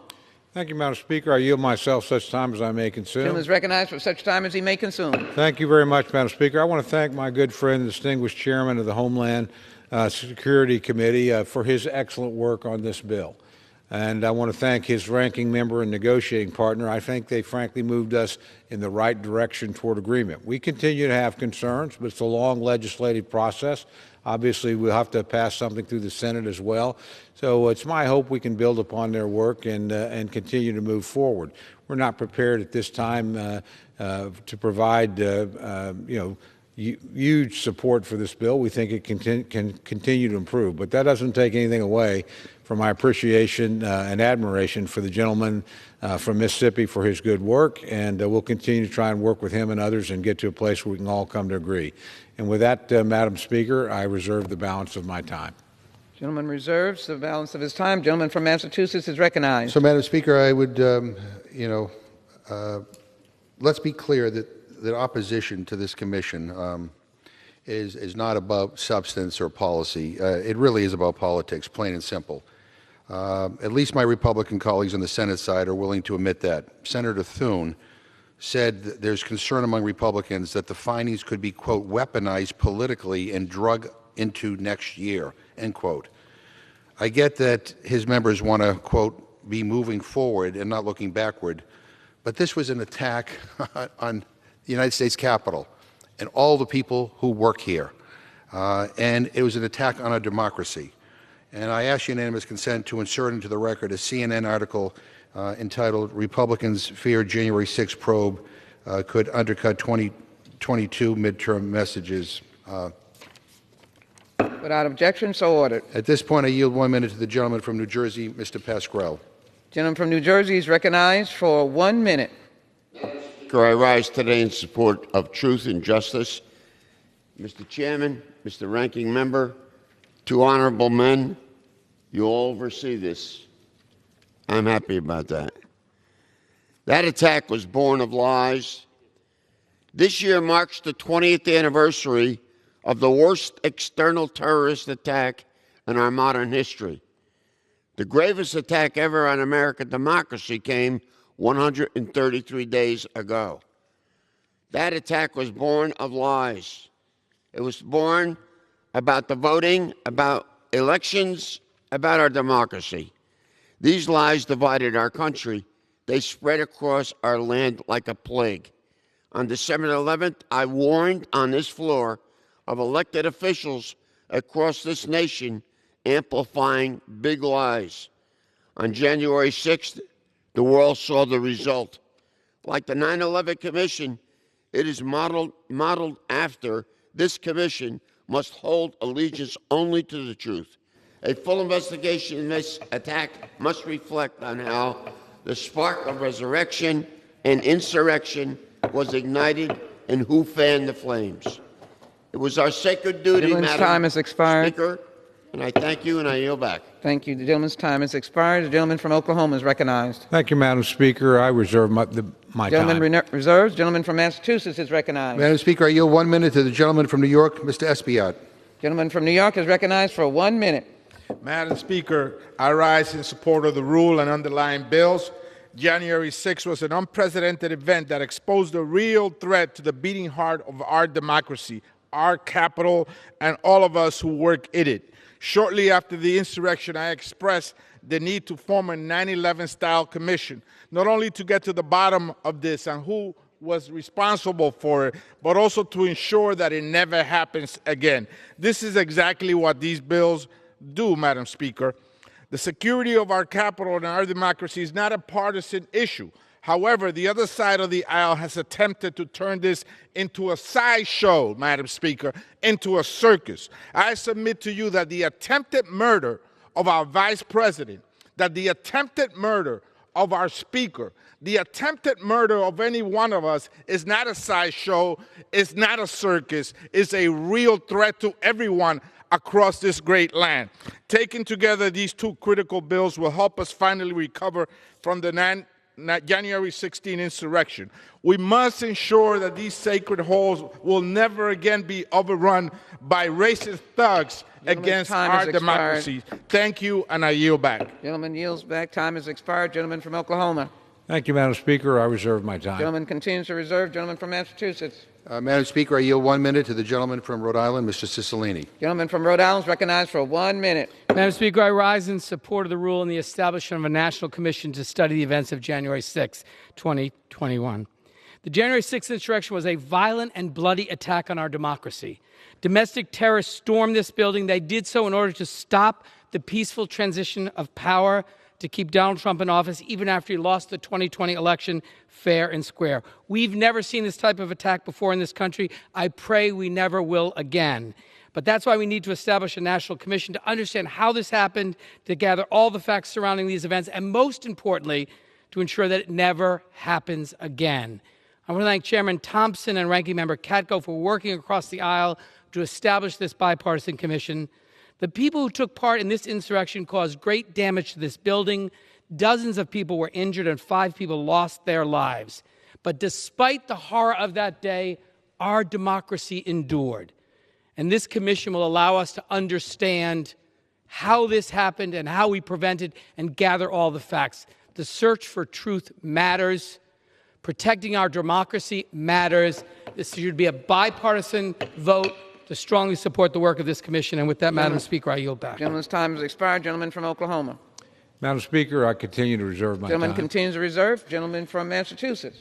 Madam Speaker, I'm having trouble trying to figure out exactly what the problem that some of my Republican colleagues may have with this bill, and maybe based on the lack of speakers, they're having trouble figuring it out too. I'd like to yield 2.5 minutes to the gentlewoman from Pennsylvania, the distinguished member of the Rules Committee, Ms. Scanlon. Thank you, Chairman McGovern. Madam Speaker, I rise in strong support of the rule and underlying bills before us today. It's been over 4 months since the attack on the Capitol, an attack which disrupted a joint session of Congress and threatened one of the most essential pillars of our American government, the peaceful and democratic transfer of power. That lawless assault threatened not just the foundations of our government, but also the lives of those who serve their fellow citizens here.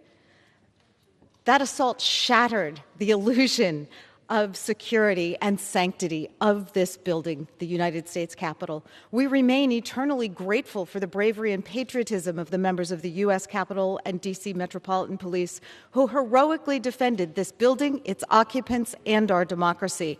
But it is long past time to launch an independent, bipartisan examination of what occurred on January 6, why it occurred, and how to prevent it from ever happening again. We need a commission with the power and authority to collect evidence and make recommendations across multiple agencies, committees, and branches of government impacted by the attack.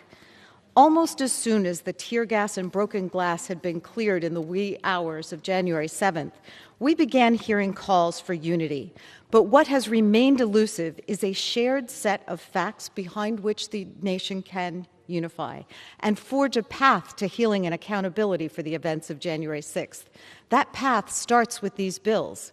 We cannot repair the damage to our government and the rule of law so long as we have national leaders, or those who seek to be, propagating lies about why our government was attacked and the gravity of the events of January 6th. Those falsehoods are incredibly dangerous, and so long as they remain unchallenged by a bipartisan, independent commission, we are never going to get past the dark part of our history.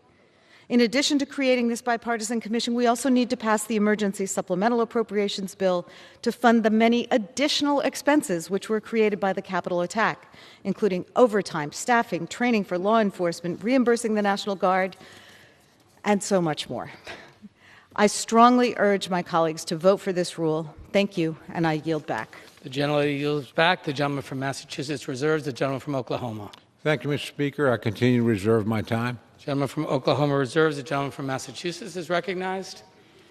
Mr. Speaker, I yield 1 minute to the distinguished gentlewoman from Texas, Ms. Jackson Lee. The gentlewoman from Texas is recognized for 1 minute. I thank the gentleman very much. I was here on 9/11, and I could see the billowing smoke as we ran for our lives, as the planes were hitting the Pentagon, the aftermath. I was here on 1/6 when screaming voices came and glass began to break, as the video has shown us, and the video of beating and beating and beating. My tribute to all of the officers. We've heard the story of Officer Fanone. All we want is truth, and all we want is for the big lie to be undone. It is important to support H.R. 3233, the National Commission to investigate the January 6th and the underlying emergency supplemental that General Honore and his committee so aptly did. Thank you to Chairman Thompson and Katko. Be reminded of the fact that it was the former president still lingering, lashing around, instead of allowing the transfer of peaceful government to go. He is now pushing big lies. I want the vice president to live. I wanted the speaker to live. I wanted members to live. I wanted black officers not to be under the threat of racist overtones. And so this commission will listen to it all. I ask my colleagues, get rid of the big lie, stand on the Constitution and the flag, justice and equality for all, pass H.R. 3233, the National Commission to investigate the January 6th. I yield back. The time of the gentlelady has expired. The gentlelady yield back. The gentleman from Oklahoma is recognized. Thank you very much, Mr. Speaker. I continue to reserve my time. The gentleman from Oklahoma reserves. The gentleman from Massachusetts is recognized.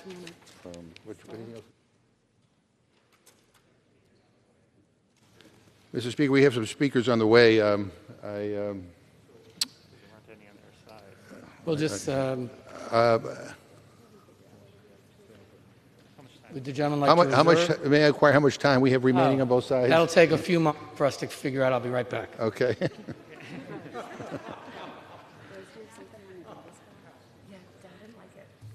The gentleman from Massachusetts has 6.5 minutes, and if you give me a moment, I'll report on the gentleman from Oklahoma. 17.5 minutes for the gentleman from Oklahoma. I just say to the gentleman, I'm happy to reserve if he wants to use some of his time. I continue to reserve. The gentleman continues to reserve. Wait, let me Mr. Speaker, let me... recognized. Is he here? Oh, yeah. So, Mr. Speaker, I want to ask, I encourage all members here today to read today's Washington Post editorial questioning Leader McCarthy's political courage in opposing this bill and calling for him to testify under oath about his eyewitness experience of the violence and former President Trump's apparent indifference to it. The editorial also criticizes his false equivalence of Black Lives Matter protests to the Capitol invasion and his minimization of the insurrection's significance, which only encourages the lies on which it is based. And I would like to ask unanimous consent to insert that into the record. Without objection, so ordered. At this time, Madam Speaker, I yield 3 minutes to the distinguished gentleman from Maryland, a distinguished member of the Rules Committee, Mr. Raskin. Gentleman from Maryland is recognized for 3 minutes. Thank you, Madam Speaker. Mr. Chairman, the January 6th insurrection against our Congress, our Constitution, and our election was one of the worst political crimes in American history. It interrupted the peaceful transfer of power. It injured and wounded, hospitalized more than 140 law enforcement officials who were punched, kicked, maced, spat upon, speared by Confederate battle flags, Donald Trump flags, American flags. They had eyes gouged. One lost several fingers. They turned the Capitol of the United States, they turned this chamber into a crime scene. The independent January 6th Commission legislation brought forth by Chairman Thompson, a Democrat, and Congressman Katko, a Republican, is bipartisan in composition. 5 Republicans and 5 Democrats. Equal subpoena power. It is nonpartisan in design and in function. Its whole purpose is to determine the events and the causes of those events on January 6th so we can prepare effectively to stop it from ever happening again to the people of America. The key precedents, the 9/11 Commission, which was critical for mobilizing public attention to the dangers of al-Qaeda and other foreign terror networks and helping us to rectify inadequacies in our security infrastructure and to prepare to defend our democracy. Today, the #1 security threat facing the American people is domestic violent extremism, and we saw what domestic violent extremism can do when it broke into our house on January 6th. According to Secretary of Homeland Security Alejandro Mayorkas, domestic violent extremism poses the most lethal and persistent terrorism-related threat to our country today. Abraham Lincoln made a beautiful speech that I recommend to all of my colleagues before they vote on this legislation today, the Lyceum Address, where he said, all of the armies of Europe, all of the armies of Africa and Asia could never conquer American democracy. But if there is a mortal threat to us, it will come from within, from dissension within and threats to the constitutional order from within. So we must pay attention to what happened on January 6th, and we must honor those brave men and women who fought for hours against medieval-style waves of violence raining down upon them on that day. And we must do honor to future generations of Americans to find out exactly what happened and why and how to stop it in the future. Let's pass this legislation today. I thank you, and I yield back. Gentleman yields back his time. The gentleman from Oklahoma is recognized. Madam Speaker, I continue to reserve. Gentleman continues to reserve. The gentleman from Massachusetts is recognized. I think we're ready to close. We'll let the gentleman use up his 17 minutes to close. I'm certainly prepared to close whenever my friend would like. Gentleman from Massachusetts reserves. Madam Speaker, I yield Gentleman from myself the Oklahoma balance is of my recognized. time. Thank you very much, Madam Speaker. Madam Speaker, in closing, I oppose the rule. Majority is proposing two significant pieces of legislation today. Unfortunately, concerns remain with both of them. H.R. 3237, the supplemental appropriations package intended to provide funds for the security of the Capitol complex, is unfortunately and unnecessarily a partisan bill. It was the subject of bipartisan negotiations, and there's no reason we could not have gotten to a bipartisan result had the majority wanted to do so. Instead, we're left with a partisan package that does not meet the needs of the institution and, frankly, has no chance of becoming law in its current form. I would urge my friends particularly to look at the section relating to the Rapid Response Force. That's something where I think, honestly, a little bit more reflection, we could find some common ground. I think it's a mistake to put a force like that under the control of either the District of Columbia or the executive branch. I think we need direct control of that ourselves. I know some of my colleagues on the other side feel strongly that way too. Simply makes sense. If we're having a crisis here, we ought to make the decision if we need an extra force. And I think if we keep working at it, we're going to find some common ground there. And I hope that we do. H.R. 3233 establishes a commission to investigate the January 6th attack on the Capitol complex. And here, too, I want to acknowledge that real progress was made in the course of negotiations. And I want to commend particularly Chairman Thompson and Ranking Member Katko for having brought us closer to agreement. However, on our side, many of us continue to have reservations about this bill and the parameters of the commission itself. After all, the events of January 6th did not occur in a vacuum.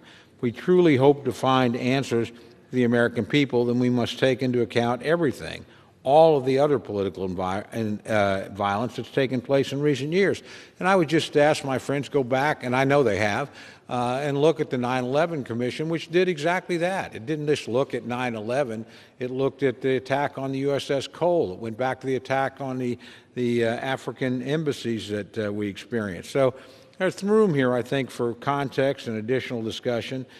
We also have concerns structurally with some of the staffing provisions, other items that I've mentioned that we hopefully would look. So we would like to continue to work on that. I think we could have made good progress had any of the amendments that were offered in the Rules Committee been made in order.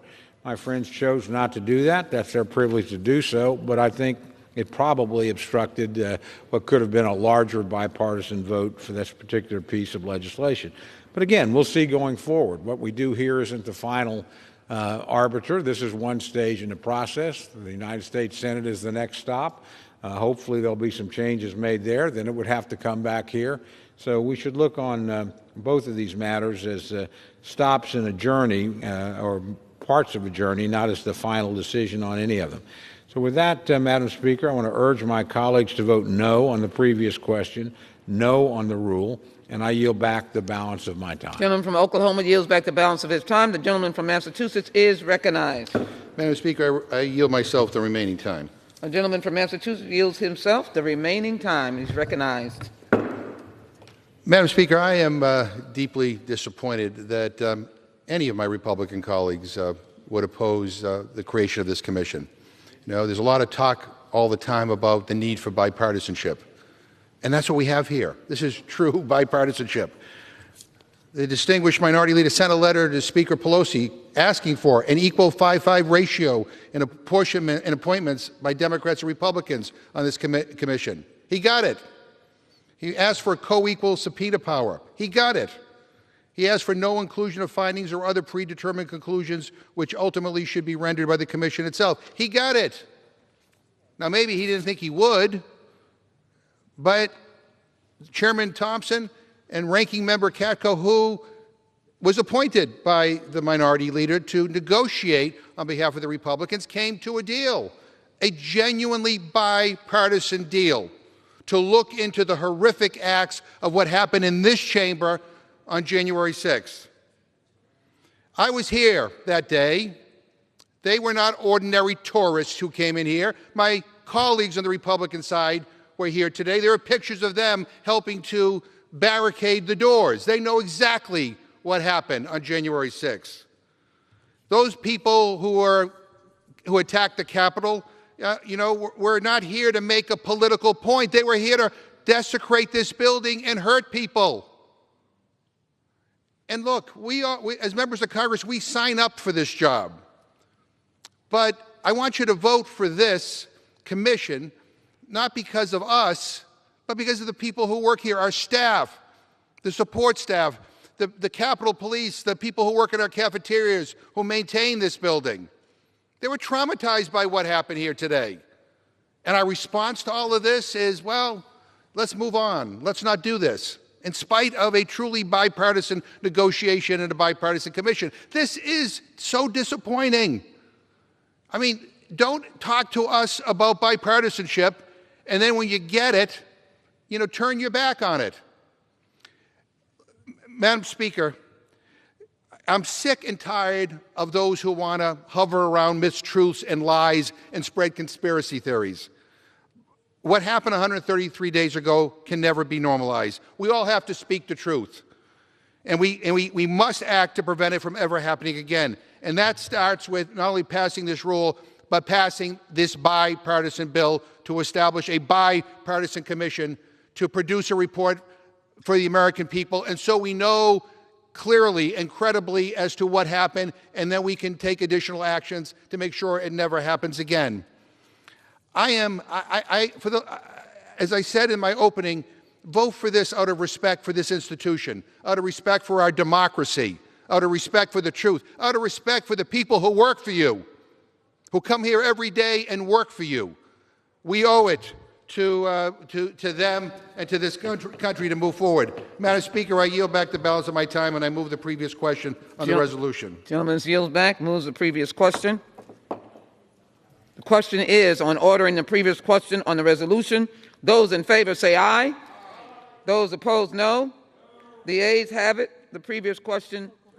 On that, I would request the yeas and nays. Gentlemen, pursuant to Section 3S of the House Resolution 8, the yeas and nays are ordered. Pursuant to Clause 8 of Rule 20, further proceedings on this question are postponed. Pursuant to Clause 8 of Rule 20, the unfinished business is a vote on adoption of House Resolution 275, on which the yeas and nays are ordered. The clerk will report the title of the resolution. House Resolution 275, resolution condemning the horrific shootings in Atlanta, Georgia on March 16, 2021, and reaffirming the House of Representatives' commitment to combating hate, bigotry, and violence against the Asian American and Pacific Islander community. The question is on adoption of the resolution. Members will record their vote by electronic device.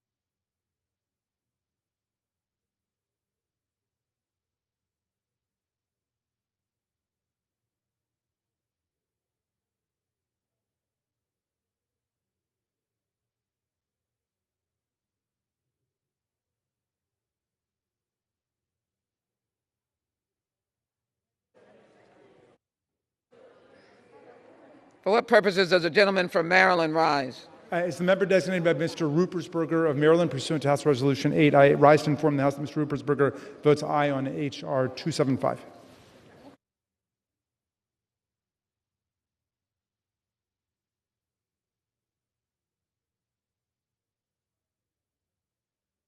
What purposes does the gentleman from Texas rise? Madam Speaker, as a member designated by Mr. Crenshaw of Texas pursuant to HRES 8, I inform the House that Mr. Crenshaw will vote no on HRES 275.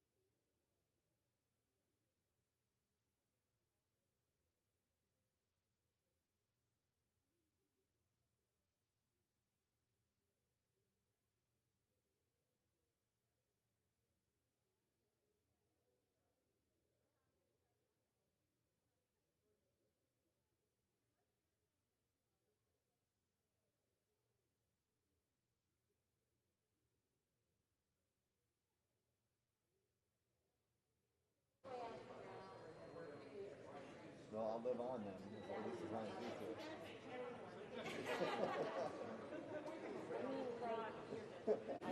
I know that wasn't fun. John and I were.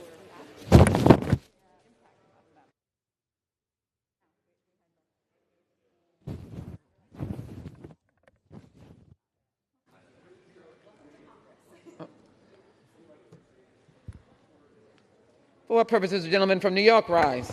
As the member designated by Chairwoman Eddie Bernice Johnson pursuant to HRES 8, I inform the House that Chairwoman Johnson will vote yea on HRES 275.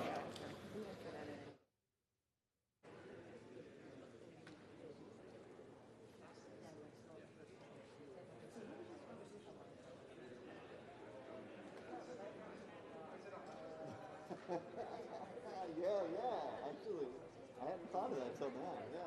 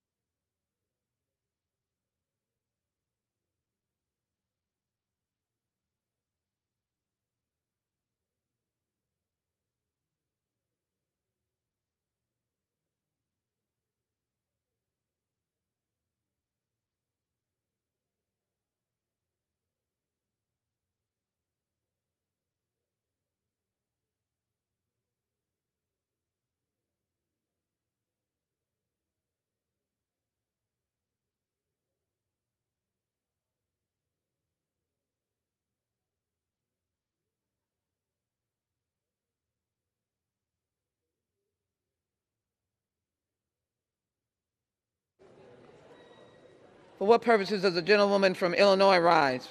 As a member designated by Mr. Rush pursuant to H-Res 8, I inform the House that Mr. Rush will vote yes on H-Res 275.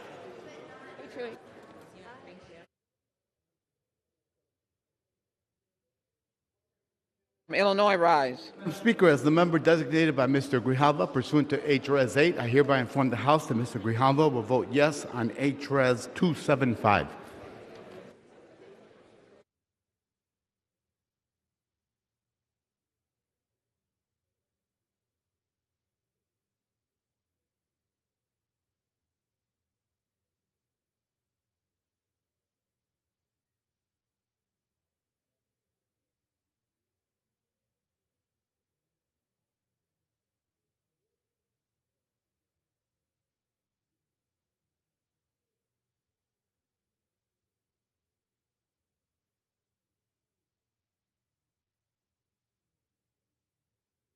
For what purpose does the gentleman from Arizona rise? As a member designated by Representative Cardenas, pursuant to H.R. 8, I inform the House Representative Cardenas will vote aye on H.R. 275.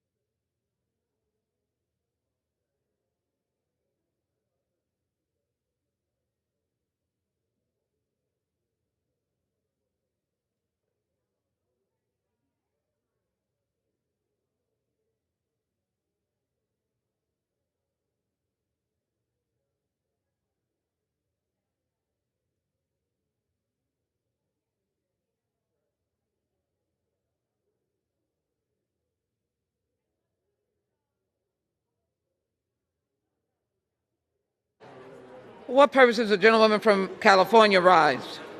As the member designated by Ms. Maxine Waters pursuant to House Resolution 8, I inform the House that Ms. Maxine Waters will vote yes on H-Res 275.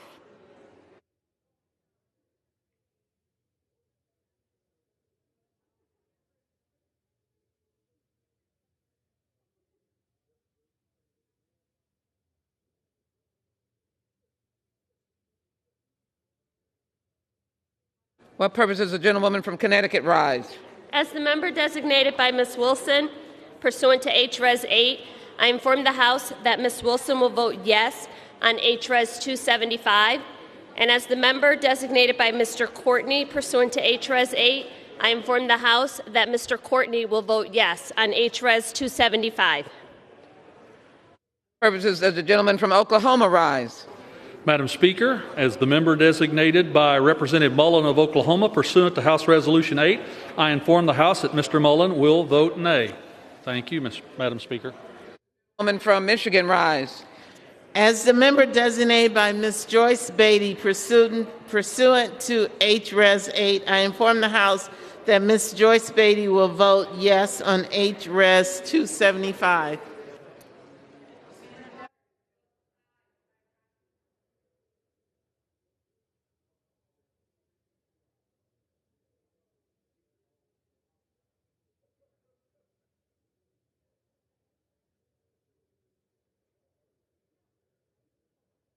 Purposes, gentleman from California, rise.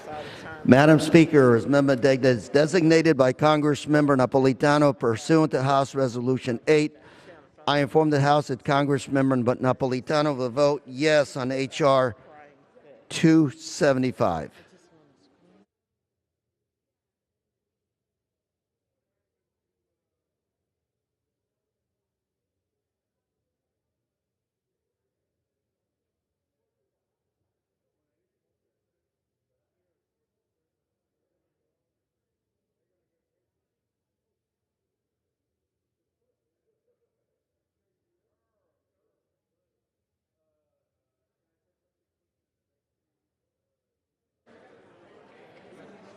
What purpose does the gentlewoman from Iowa rise?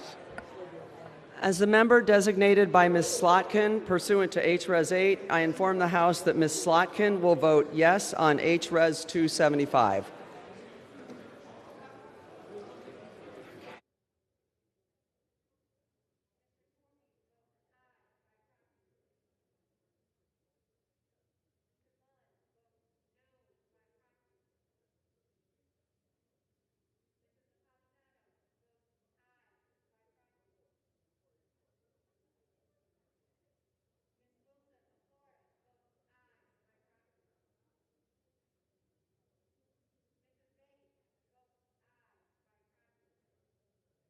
For what purpose does the gentlewoman from Washington rise? Madam Speaker, as the member designated by Ms. Sewell pursuant to HRES 8, I inform the House that Ms. Sewell will vote yes on HRES 275.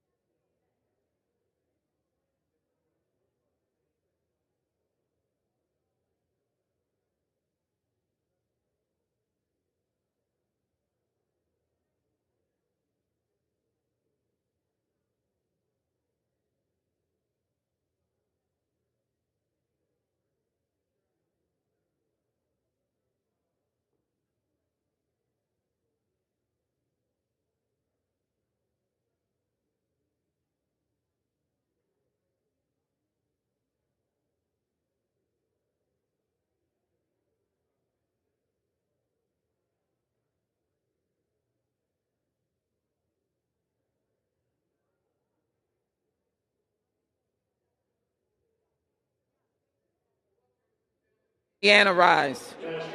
Designated by Mr. McHenry of North Carolina pursuant to HRES 8, I inform the House that Mr. McHenry will vote no on HRES 275.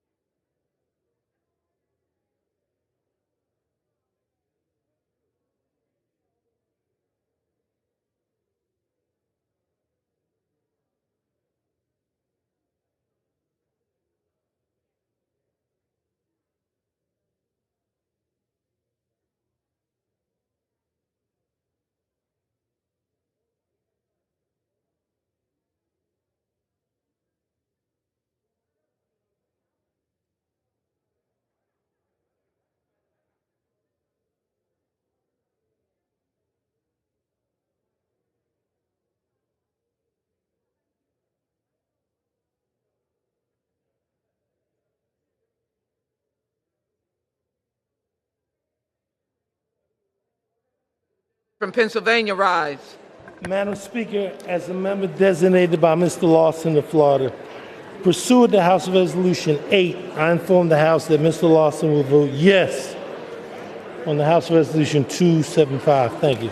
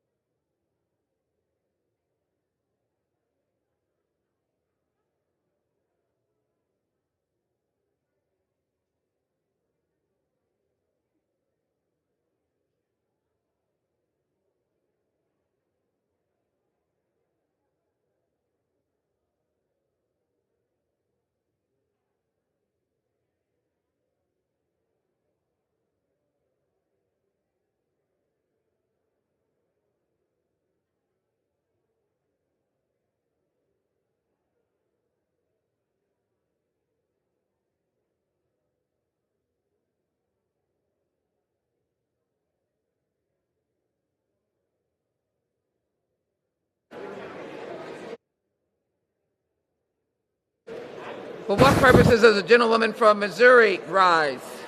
As the member designated by Ms. Ocasio-Cortez pursuant to H-Res 8, I inform the House that Ms. Cortez will vote yes on H-Res 275.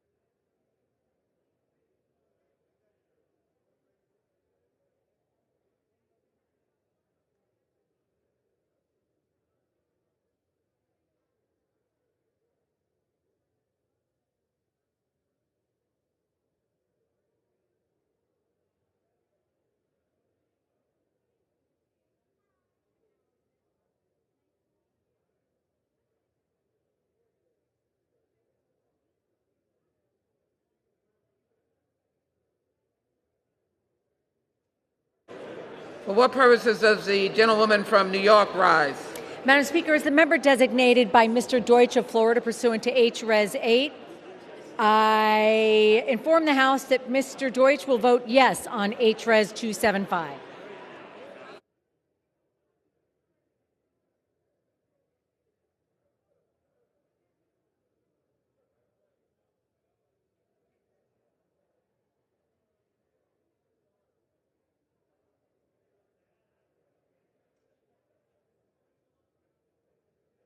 What purposes does the gentleman from Virginia rise? Madam Speaker, as the member designated by Mr. Liu pursuant to H-Res 8, I inform the House that Mr. Liu will vote yes on H-Res 275. As the member designated by Mr. Lowenthal pursuant to H-Res 8, I inform the House that Mr. Lowenthal will vote yes on H-Res 275. For what purposes does the gentleman from Florida rise? As the member designated by Mr. Buchanan of Florida pursuant to House Resolution 8, I inform the House that Mr. Buchanan will vote nay on House Resolution 275.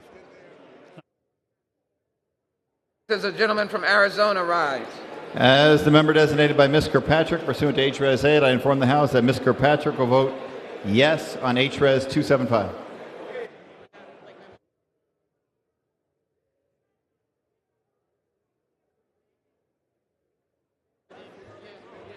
For what purposes does the gentleman from New Jersey rise?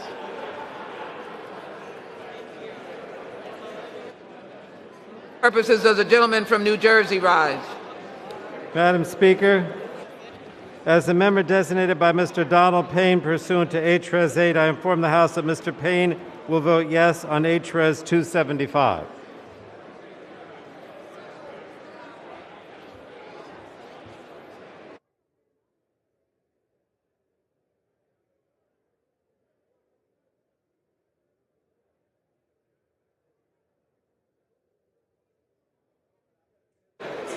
What purposes does the gentleman from California rise? As a member designated by Mr. Carter of Texas, pursuant to House Resolution 8, I inform the House that Mr. Carter will vote yes on H.R. 1629. What purposes does the gentlewoman from Virginia rise? Madam Speaker, as the member designated by Mr. McEachin pursuant to H-Res 8, I inform the House that Mr. McEachin will vote yes on H-Res 275. And as the member designated by Mr. Allred pursuant to H-Res 8, I inform the House that Mr. Allred will vote yes on H-Res 275.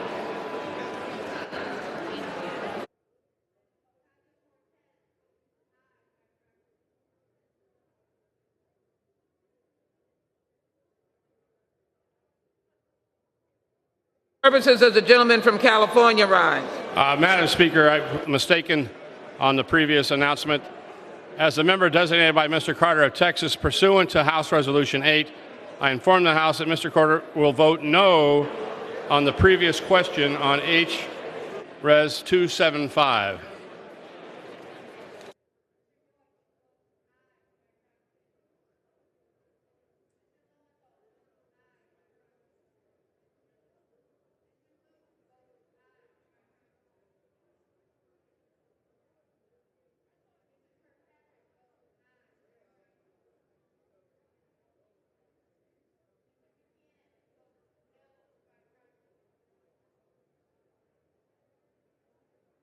The gentleman from South Carolina rise. Madam Speaker, as a member designated by Mr. Wilson of South Carolina pursuant to HRS 8, I inform the House that Mr. Wilson will vote nay on HRS 275.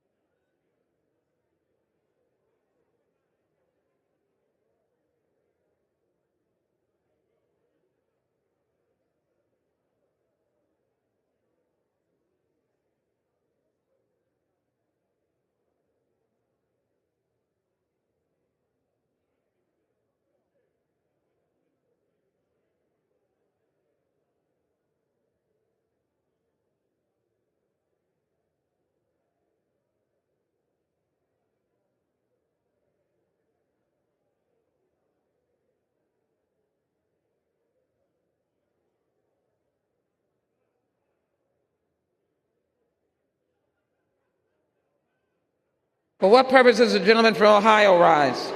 Madam Speaker, as a member designated by Mr. Young from the great state of Alaska, pursuant to HRes 8, I inform the House that Mr. Young will vote yea on HRes 275.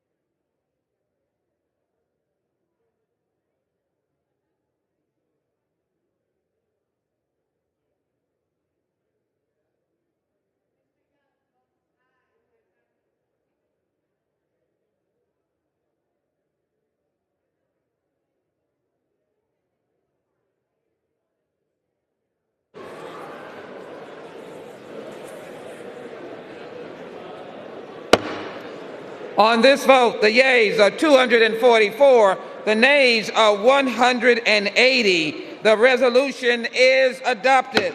Without objection, the motion to reconsider is laid on the table.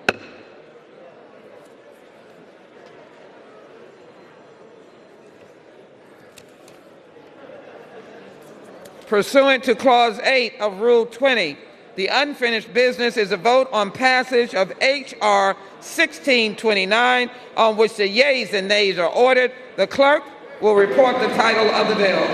H.R. 1629, a bill to amend the Federal Food, Drug, and Cosmetic Act with respect to limitations on exclusive approval or licensure of orphan drugs and for other purposes. The question is on the passage of the bill. Members will record their votes by electronic device.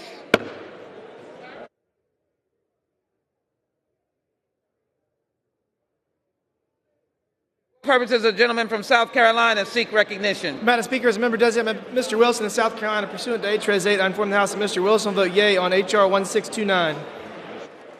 For what purposes does the gentlewoman from California seek recognition? As the member designated by Ms. Maxine Waters pursuant to House Resolution 8, I inform the House that Ms. Maxine Waters will vote yes on H.R. 1629. For what purposes does the gentleman from California seek recognition? Madam Speaker, as member designated by Congressmember Napolitano, pursuant to House Resolution 8, I inform the House that Congressmember Napolitano will vote yes on H.R. 1629. Purposes does the gentleman from Arizona rise? As the member designated by Ms. Kirkpatrick, pursuant to H.R.S. 8, I inform the House that Ms. Kirkpatrick will vote yes on H.R. 1629.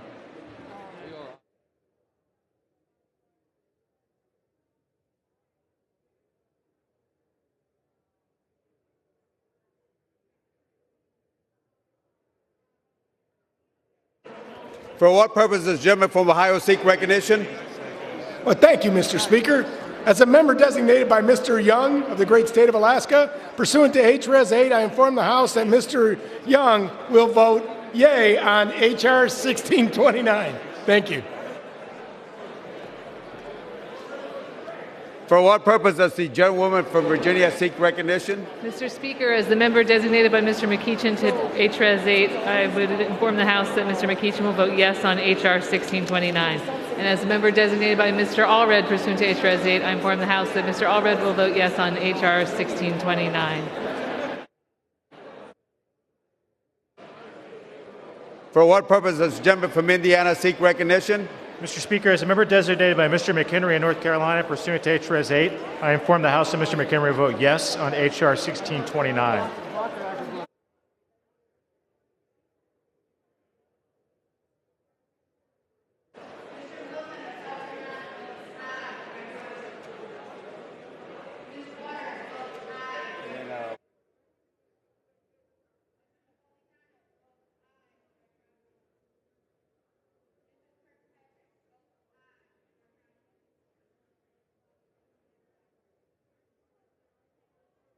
For what purpose does the gentlewoman from Washington seek recognition? Mr. Speaker, as the member designated by Ms. Sewell pursuant to H.R.S. 8, I inform the House that Ms. Sewell will vote yes on H.R. 1629. For what purpose does the gentleman from Oklahoma seek recognition? Mr. Speaker, as the member designated by Representative Mullen of Oklahoma pursuant to House Resolution 8, I affirm to the House that Mr. Mullen will vote yea on H.R. 1629. Thank you, Mr. Speaker. For what purpose does the gentlewoman from Missouri seek recognition? As the member designated by Ms. Ocasio-Cortez pursuant to H.R.S. 8, I inform the House that Ms. Cortez will vote yes on H.R. 1629. For what purpose does the gentleman from Florida seek recognition? Mr. Speaker, as the member designated by Mr. Buchanan of Florida pursuant to House Resolution 8, I inform the House that Mr. Buchanan will vote yes on 1629.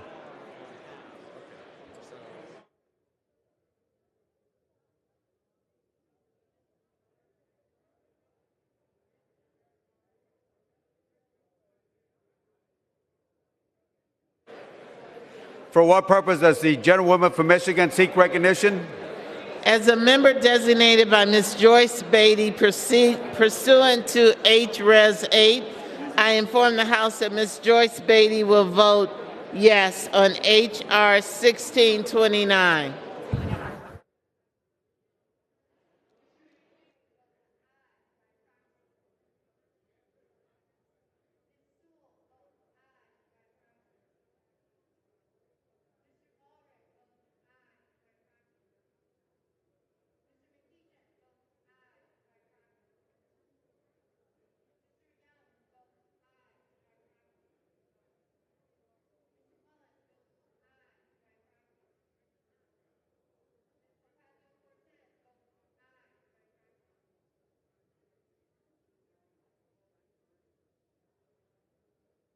For what purpose does the gentleman from California seek recognition? As a member designated by Mr. Carter of Texas, pursuant to House Resolution 8, I inform the House that Mr. Carter will vote yes on H.R. 1629. For what purpose does the gentleman from New Jersey seek recognition? Mr. Speaker, as the member designated by Mr. Donald Payne pursuant to H.Res. 8, I inform the House that Mr. Payne will vote yes on H.R. 1629.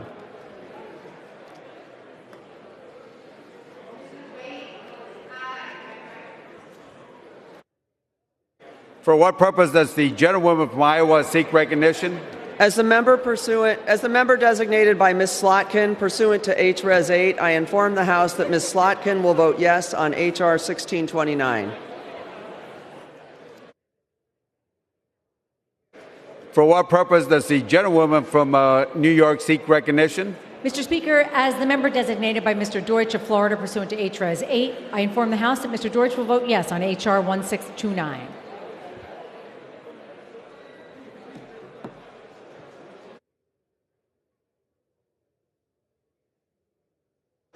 For what purpose does the gentleman from Virginia seek recognition? Mr. Speaker, as the member designated by Mr. Lowenthal pursuant to H.R. 8, I inform the House Mr. Lowenthal will vote yes on H.R. 1629. As the member designated by Mr. Liu pursuant to H.R. 8, I inform the House Mr. Liu will vote yes on H.R. 1629.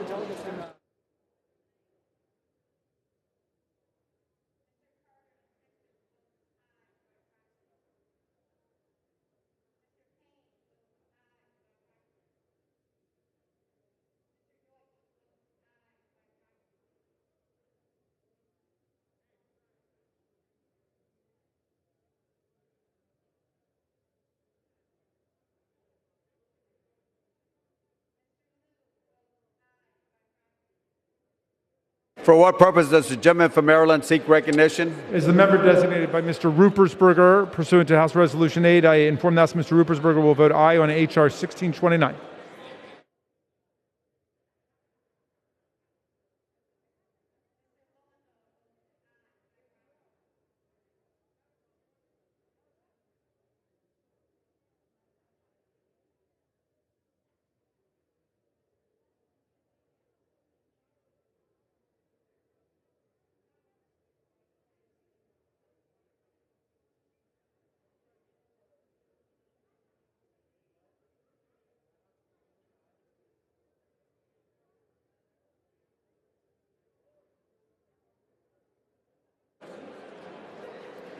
For what purpose does the gentleman from Pennsylvania seek recognition?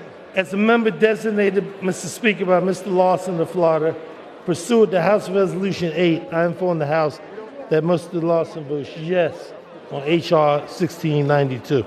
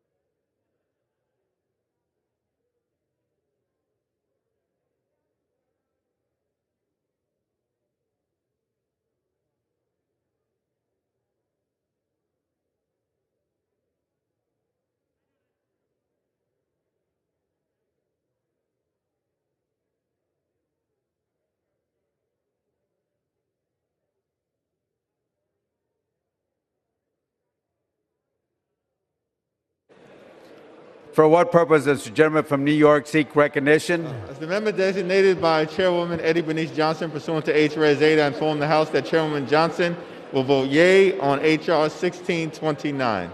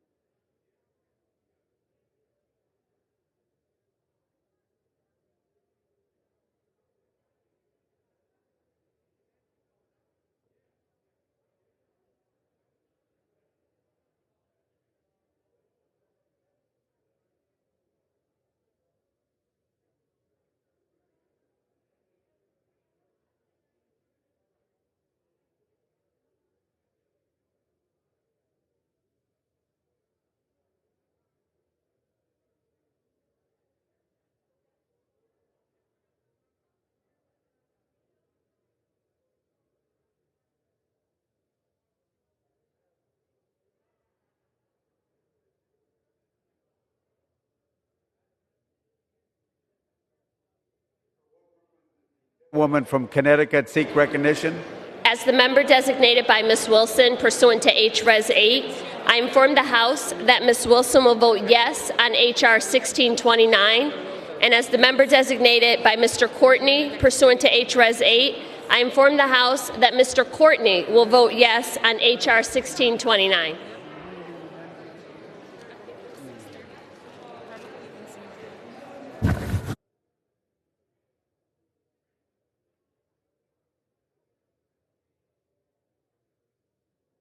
For what purpose does the gentleman from Illinois seek recognition? Mr. Speaker, as the member designated by Mr. Grijalva pursuant to H.Res. 8, I hereby inform the House that Mr. Grijalva will vote yes on H.R. 1629.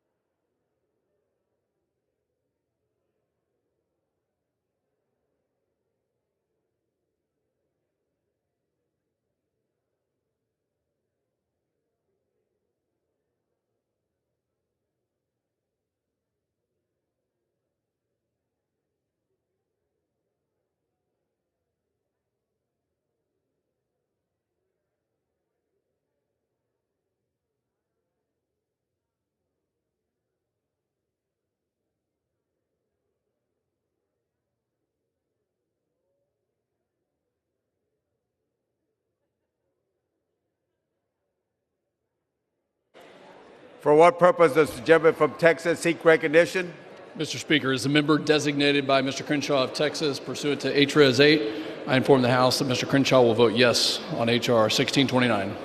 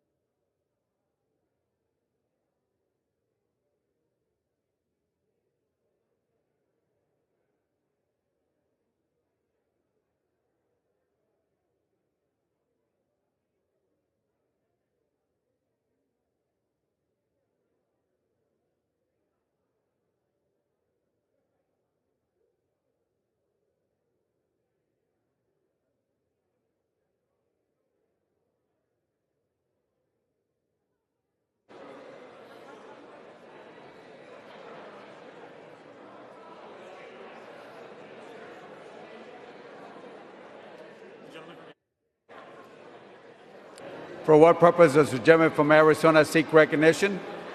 As a member designated by Representative Cardenas pursuant to H.R. 8, inform the House Representative Cardenas will vote aye on H.R. 1629.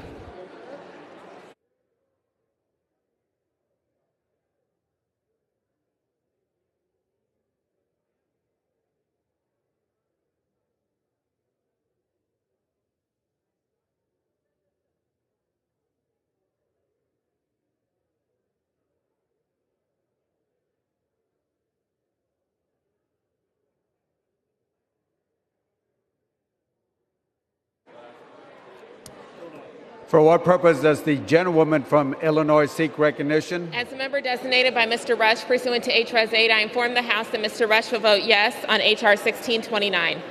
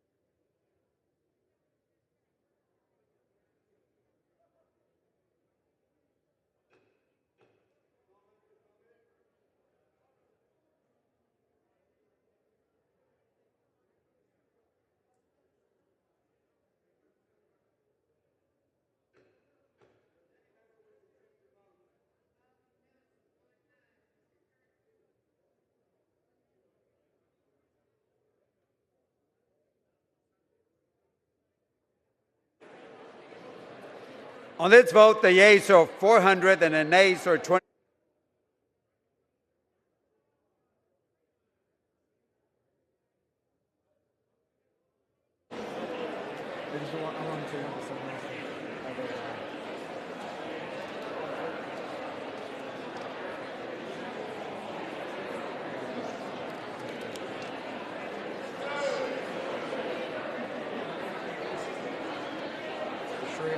Mr. Schrader. Mr. Schrader votes aye.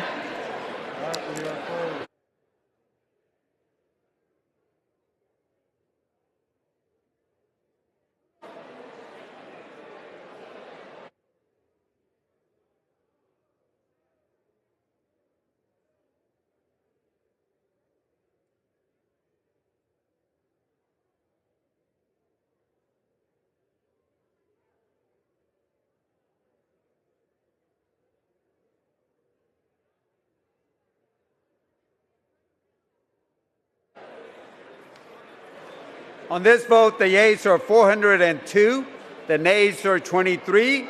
The bill is passed without objection. A motion to reconsider is laid on the table.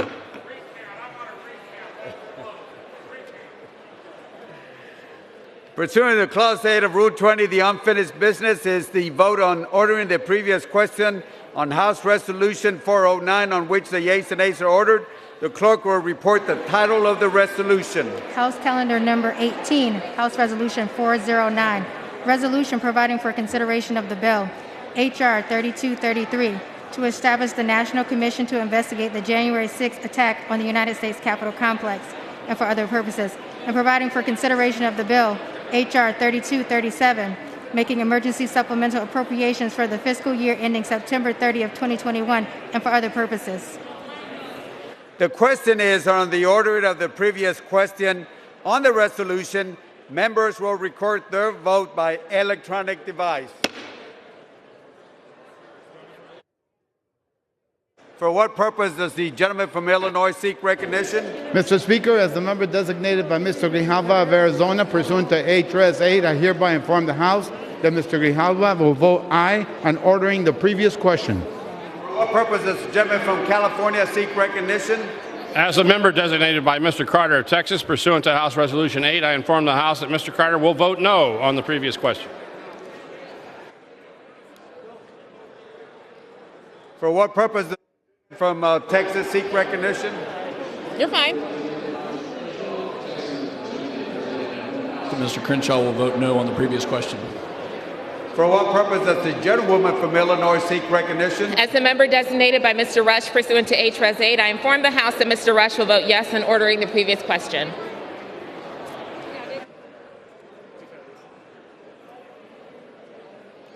For what purpose does the gentleman from California seek recognition? Mr. Speaker, as member designated by Congressmember Napolitano pursuant to House Resolution 8, I inform the House that Congressmember Napolitano will vote yes on ordering the previous question.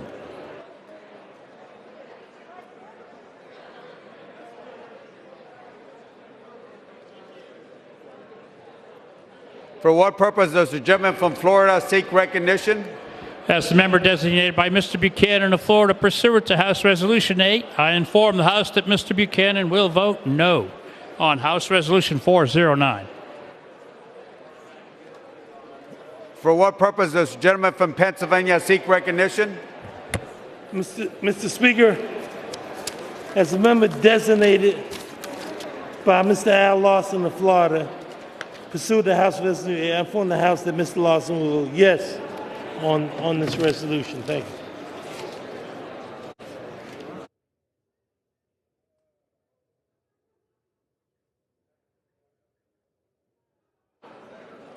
For what purpose does the gentleman from Arizona seek recognition? As a member designated by Representative Cardenas, pursuant to H.R. 8, I inform the House Representative Cardenas will vote aye on ordering the previous question.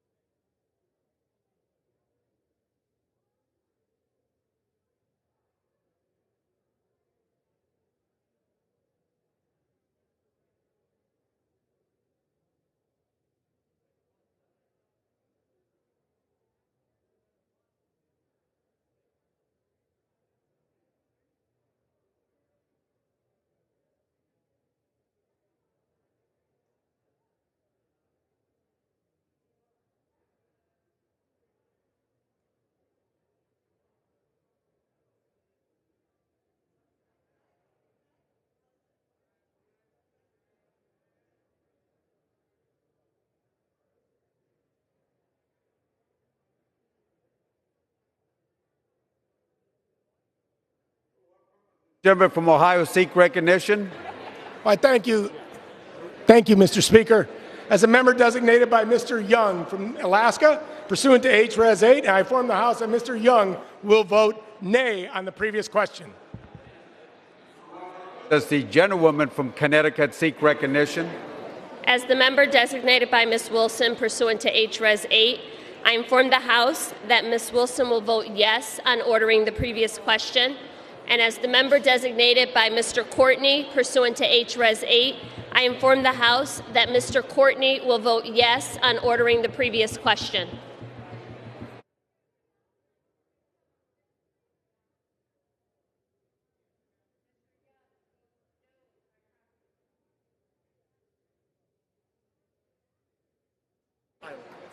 For what purpose does the gentlewoman from Iowa seek recognition? As the member designated by Ms. Slotkin pursuant to H-Res 8, I inform the House that Ms. Slotkin will vote yes on ordering the previous question.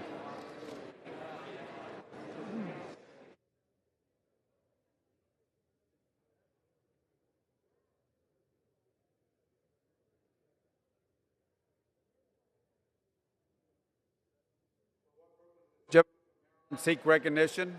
Designated by Mr. Rupersberger of Maryland, pursuant to House Resolution 8, I rise to inform the House that Mr. Rupersberger will vote aye on ordering the previous question.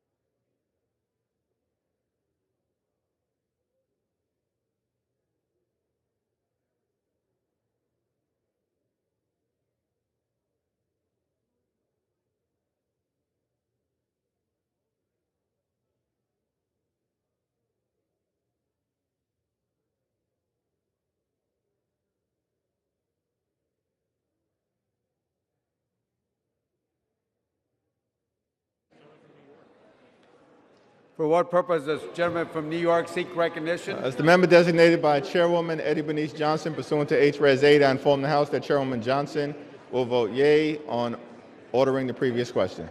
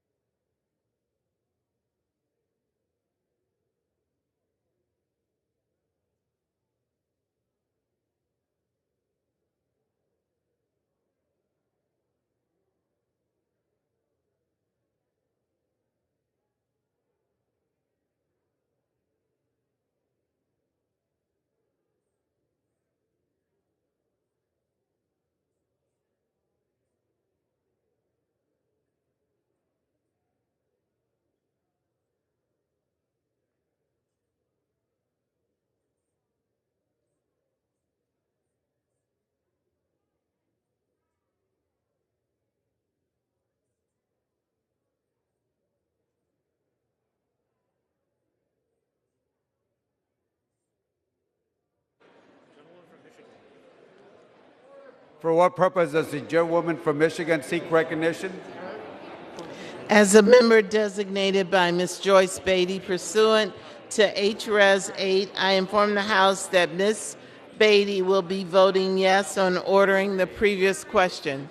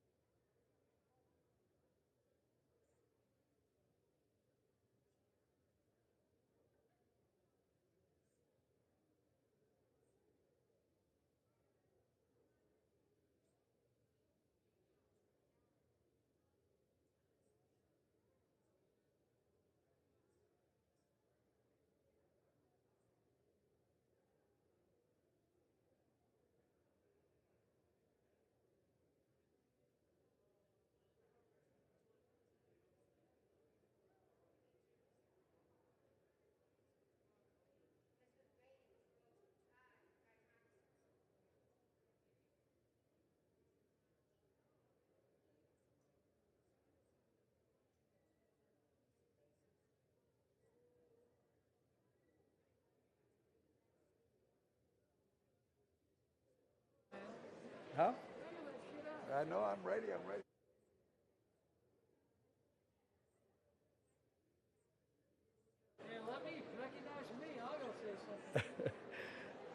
Indiana. For what purpose does the gentleman from Indiana seek recognition? Mr. Speaker, as a member designated by Mr. McHenry of North Carolina pursuant to H.Res. 8, I inform the House that Mr. McHenry will vote no on the previous question. For what purpose does the gentlewoman from Washington seek recognition? Mr. Speaker, as the member designated by Ms. Sewell pursuant to H.Res. 8, I inform the House that Ms. Sewell will vote yes on ordering the previous question.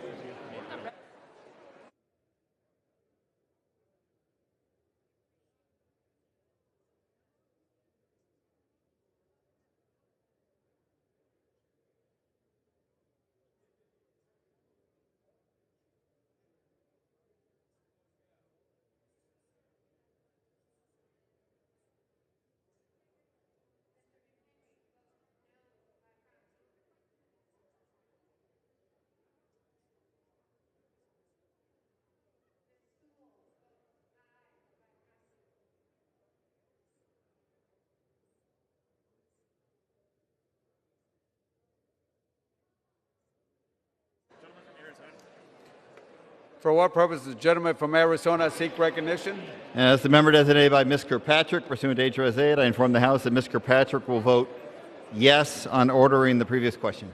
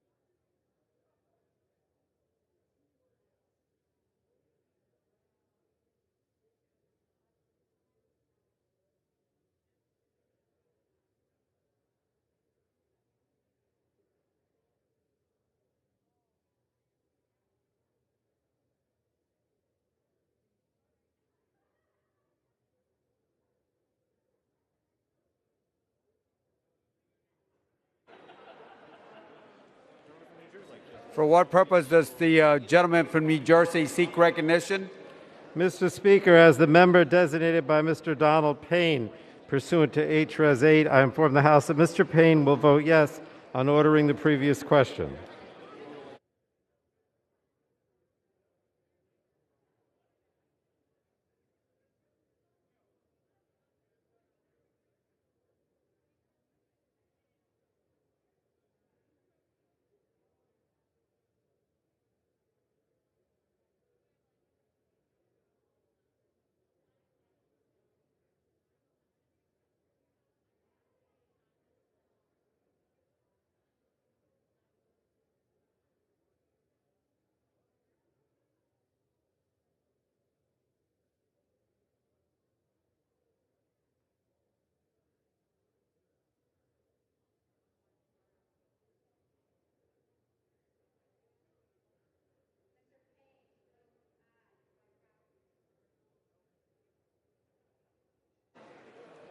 For what purpose does the gentleman from Oklahoma seek recognition?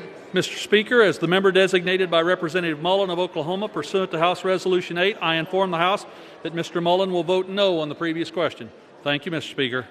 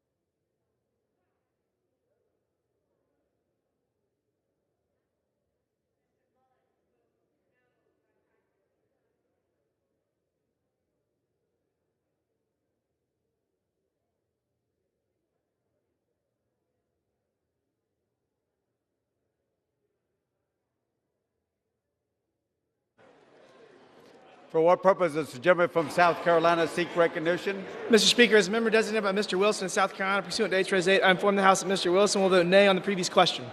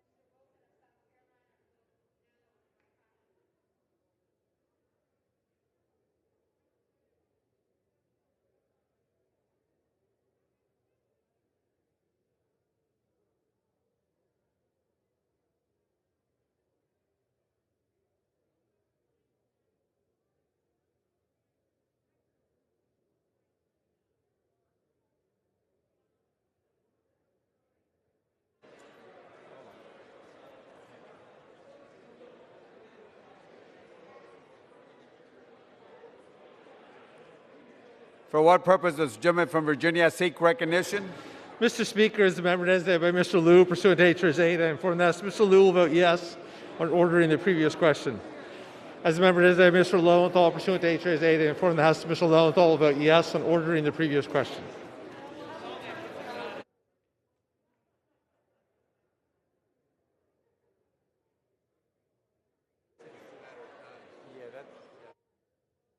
For what purpose does the gentlewoman from Virginia seek recognition? Mr. Speaker, as the member designated by Mr. McEachin pursuant to H-Res 8, I inform the House that Mr. McEachin will vote yes on ordering the previous question. And as the member designated by Mr. Allred pursuant to H-Res 8, I inform the House that Mr. Allred will vote yes on ordering the previous question.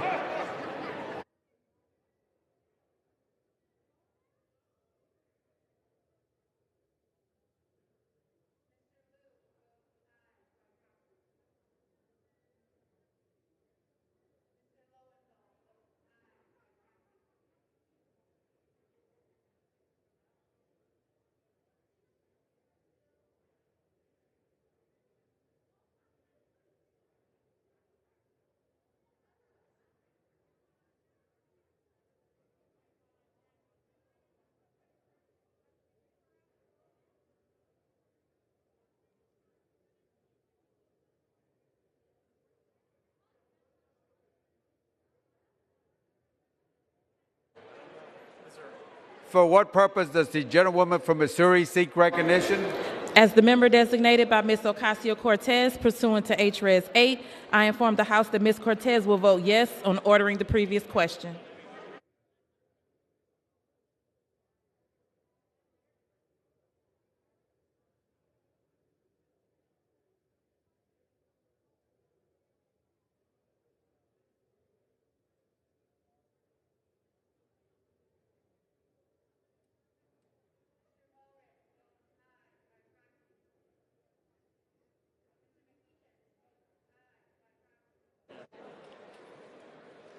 For what purpose does the gentlewoman from California seek recognition?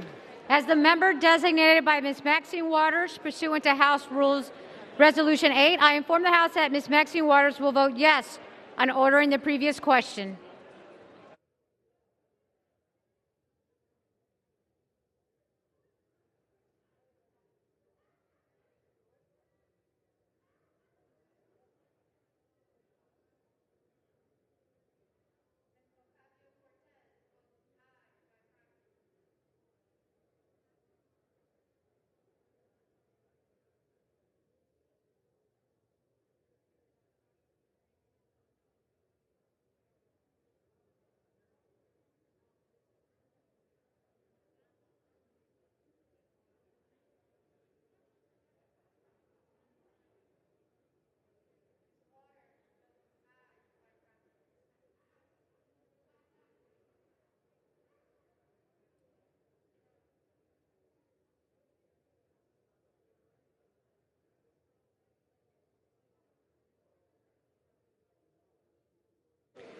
For what purpose does the gentlewoman from New York seek recognition? Mr. Speaker, as the member designated by Mr. Deutsch of Florida pursuant to H-Res 8, I inform the House that Mr. Deutsch will vote yes on ordering the previous question.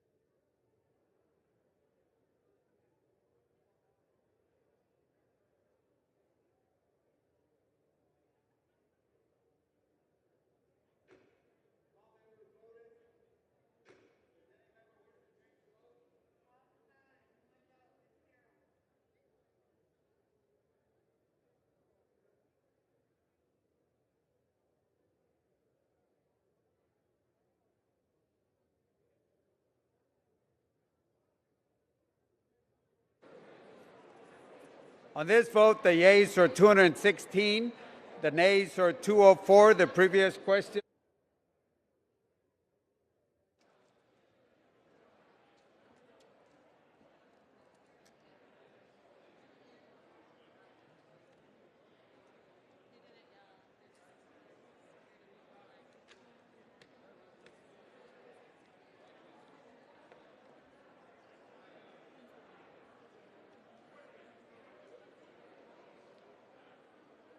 Mr. Thompson.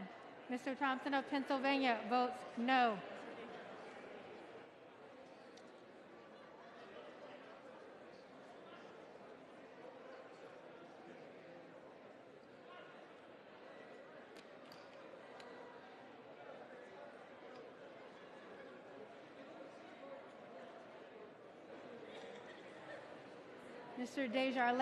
Mr. Desjardins votes no.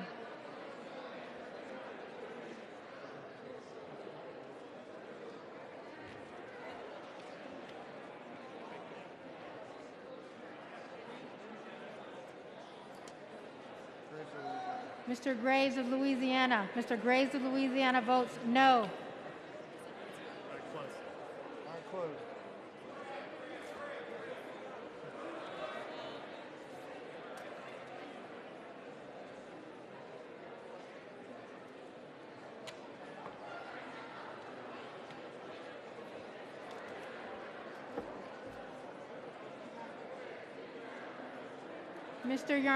Mr. Yarmouth votes aye.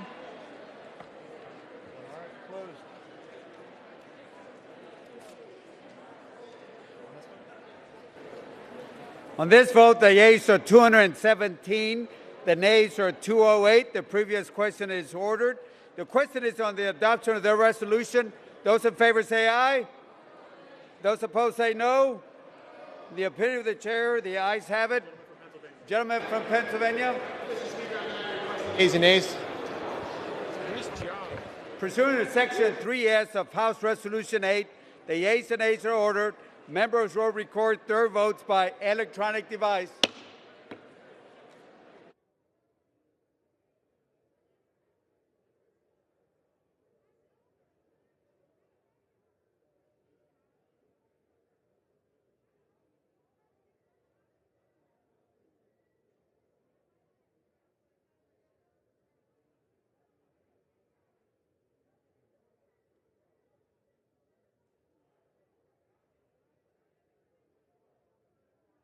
For what purpose does the gentleman from Virginia seek recognition? Mr. Speaker, as a member designated by Mr. Lowenthal pursuant to H.R.S. 8, I inform the House Mr. Lowenthal will vote yes on H.R.S. 409.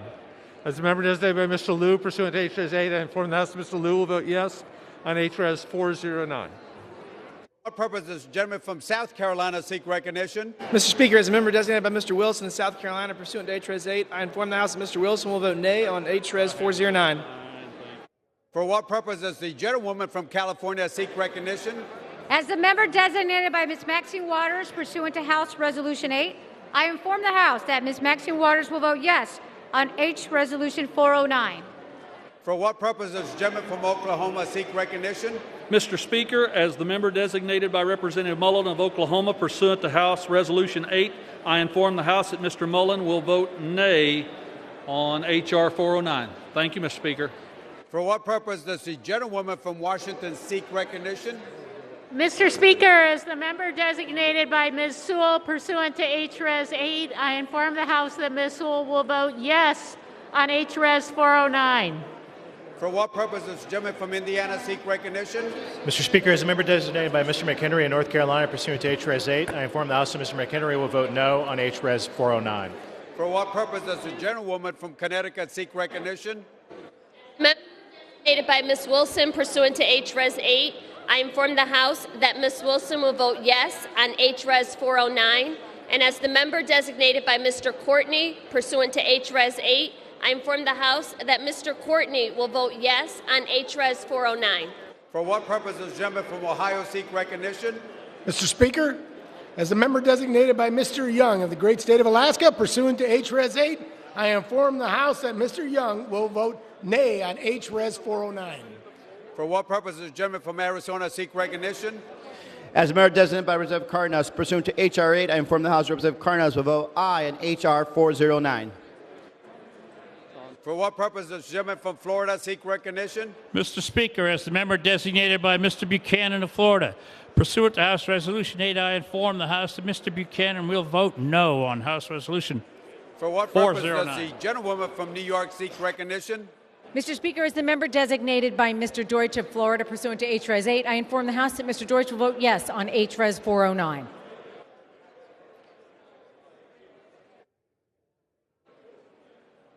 For what purpose does the gentlewoman from Michigan seek recognition? As a member designated by Ms. Joyce Beatty pursuant to H-Res 8, I inform the House that Ms. Beatty will vote yes on H.R. 409.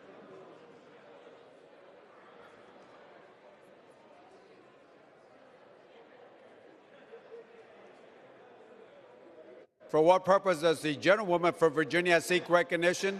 Thank you, Mr. Speaker. As the member designated by Mr. McEachin pursuant to H-Res 8, I inform the House that Mr. McEachin will vote yes on H-Res 409. And as the member designated by Mr. Allred pursuant to H-Res 8, I inform the House that Mr. Allred will vote yes on H-Res 409. For what purpose does the gentlewoman from Iowa seek recognition? As the member designated by Ms. Slotkin pursuant to H-Res 8, I inform the House that Ms. Slotkin will vote yes on H-Res 409.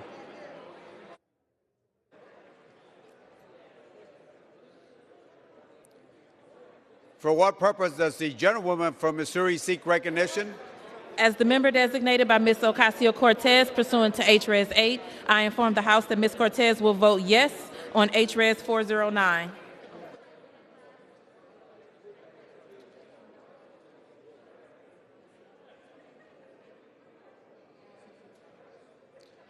For what purpose does the gentleman from Virginia seek recognition? Mr. Speaker, as a member designated by Mr. Lawson, Florida, pursuant to House Resolution 8, I inform the House that Mr. Lawson votes yes on H.R. 409. For what purpose does the gentleman from Arizona seek recognition? Designated by Ms. Kirkpatrick, pursuant to H-Res 8, I inform the House that Ms. Kirkpatrick will vote yes on H-Res 409. For what purpose does the gentleman from New Jersey seek recognition? Mr. Speaker, as the member designated by Mr. Donald Payne, pursuant to H-Res 8, I inform the House that Mr. Payne will vote yes on H-Res 409.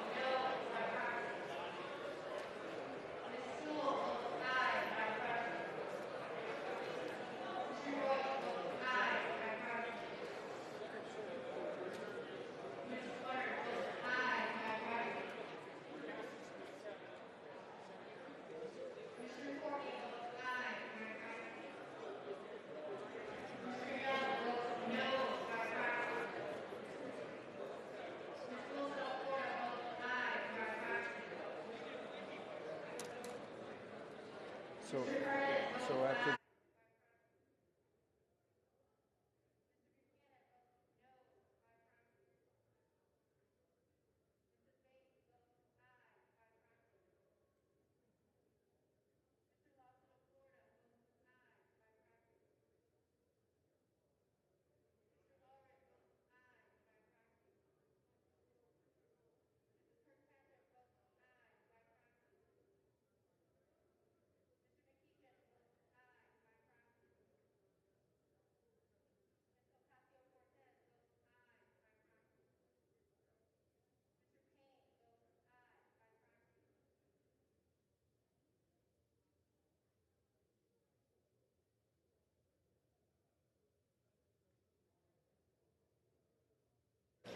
For what purpose does the gentleman from Illinois seek recognition?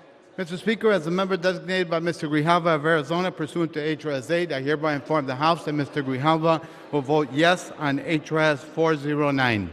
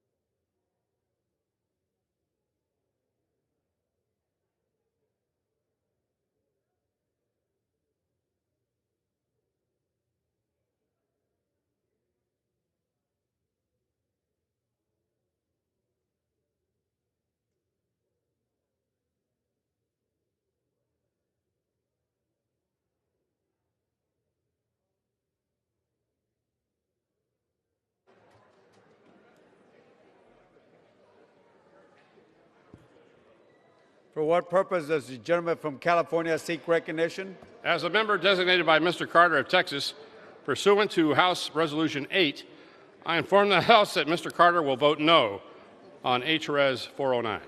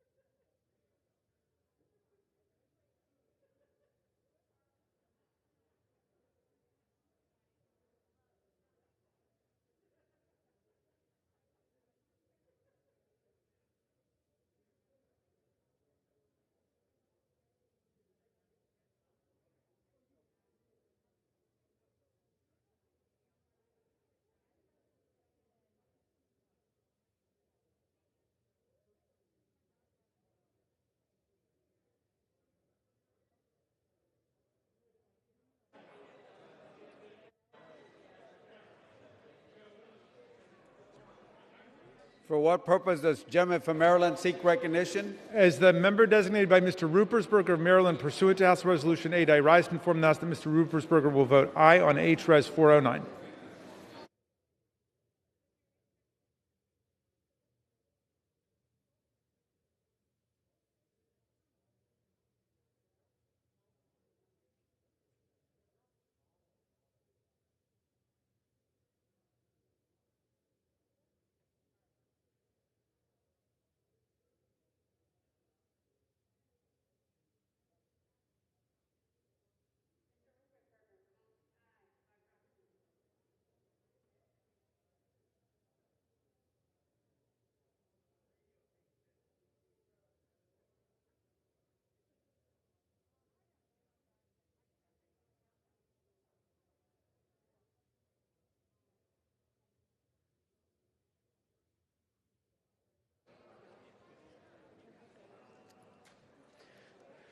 For what purpose does the gentleman from California seek recognition?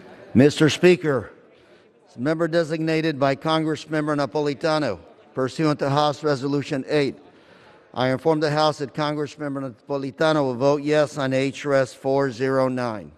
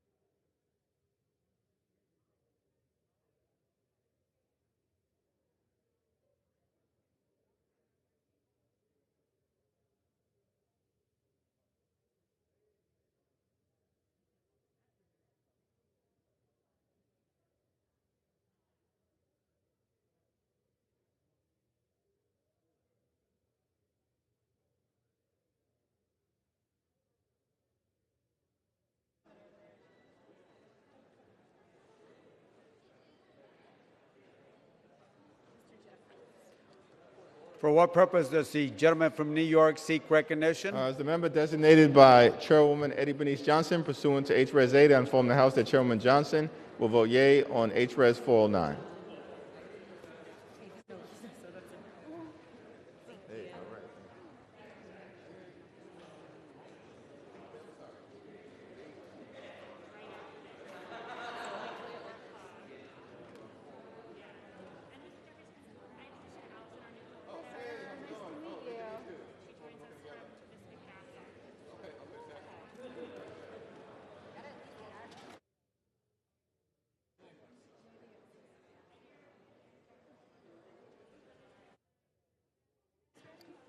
For what purpose does the gentlewoman from Illinois seek recognition? As a member designated by Mr. Rush pursuant to HRS 8, I inform the House that Mr. Rush will vote yes on HRS 409.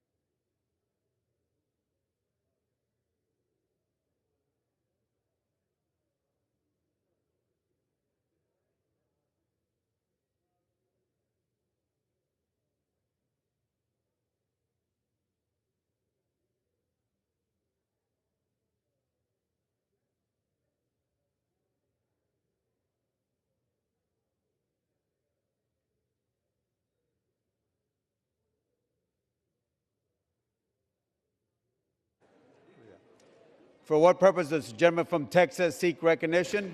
Mr. Speaker, as a member designated by Mr. Crenshaw of Texas, pursuant to H.Res. 8, I inform the House that Mr. Crenshaw will vote no on H.Res. 409.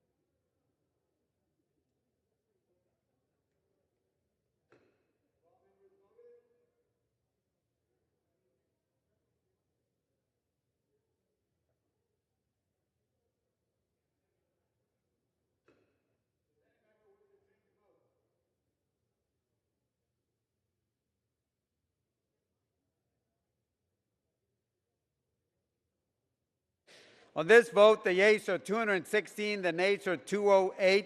The resolution is adopted without objection. The motion reconsidered is laid on the table.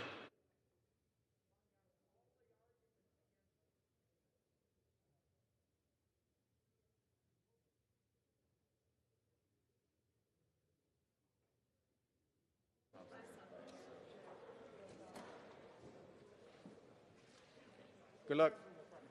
Yeah.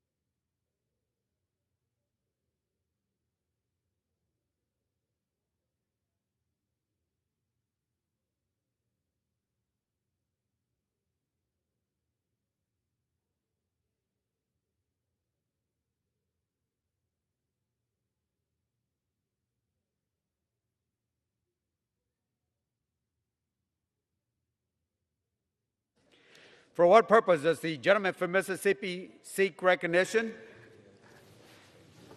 Mr. Speaker, pursuant to House Resolution 409, I call up H.R. 3233 and ask for its immediate consideration.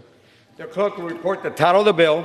H.R. 3233, a bill to establish a national commission to investigate the January 6th attack on the United States Capitol complex and for other purposes. Pursuant to House Resolution 409, the bill is considered read. The bill shall be debated for 1 hour, equally divided and controlled by the chair and the ranking minority member of the Committee of Homeland Security.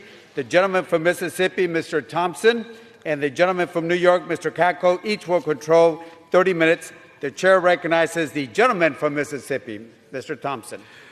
Thank you, Mr. Speaker.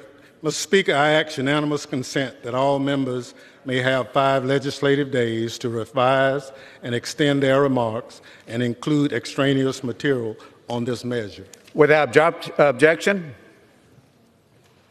Thank you, Mr. Speaker. I yield myself such time as I may. Gentleman's recognized. Mr. Speaker, I rise in support of H.R. 3233, the National Commission to investigate the January 6th attack on the United States Capitol Complex Act. On January 6th, the world watched Americans storm the Capitol and engage in violence to try to intimidate and prevent Congress from carrying out its constitutional duty to certify a presidential election, a solemn process central to the peaceful transfer of power in our democracy. Many of us sitting here today were rushed out of this very chamber by Capitol Police to safety as violent attackers roamed the halls, hunting for our colleagues and the Vice President.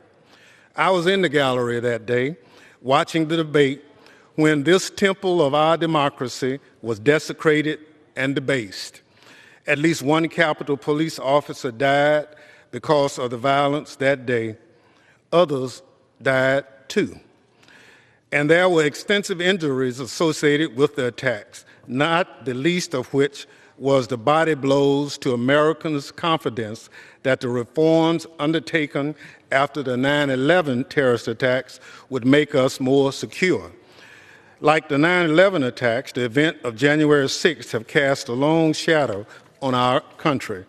And like the 9/11 attacks, the January 6th attack raises fundamental questions about information sharing, coordination, preparedness, and response at all levels of government.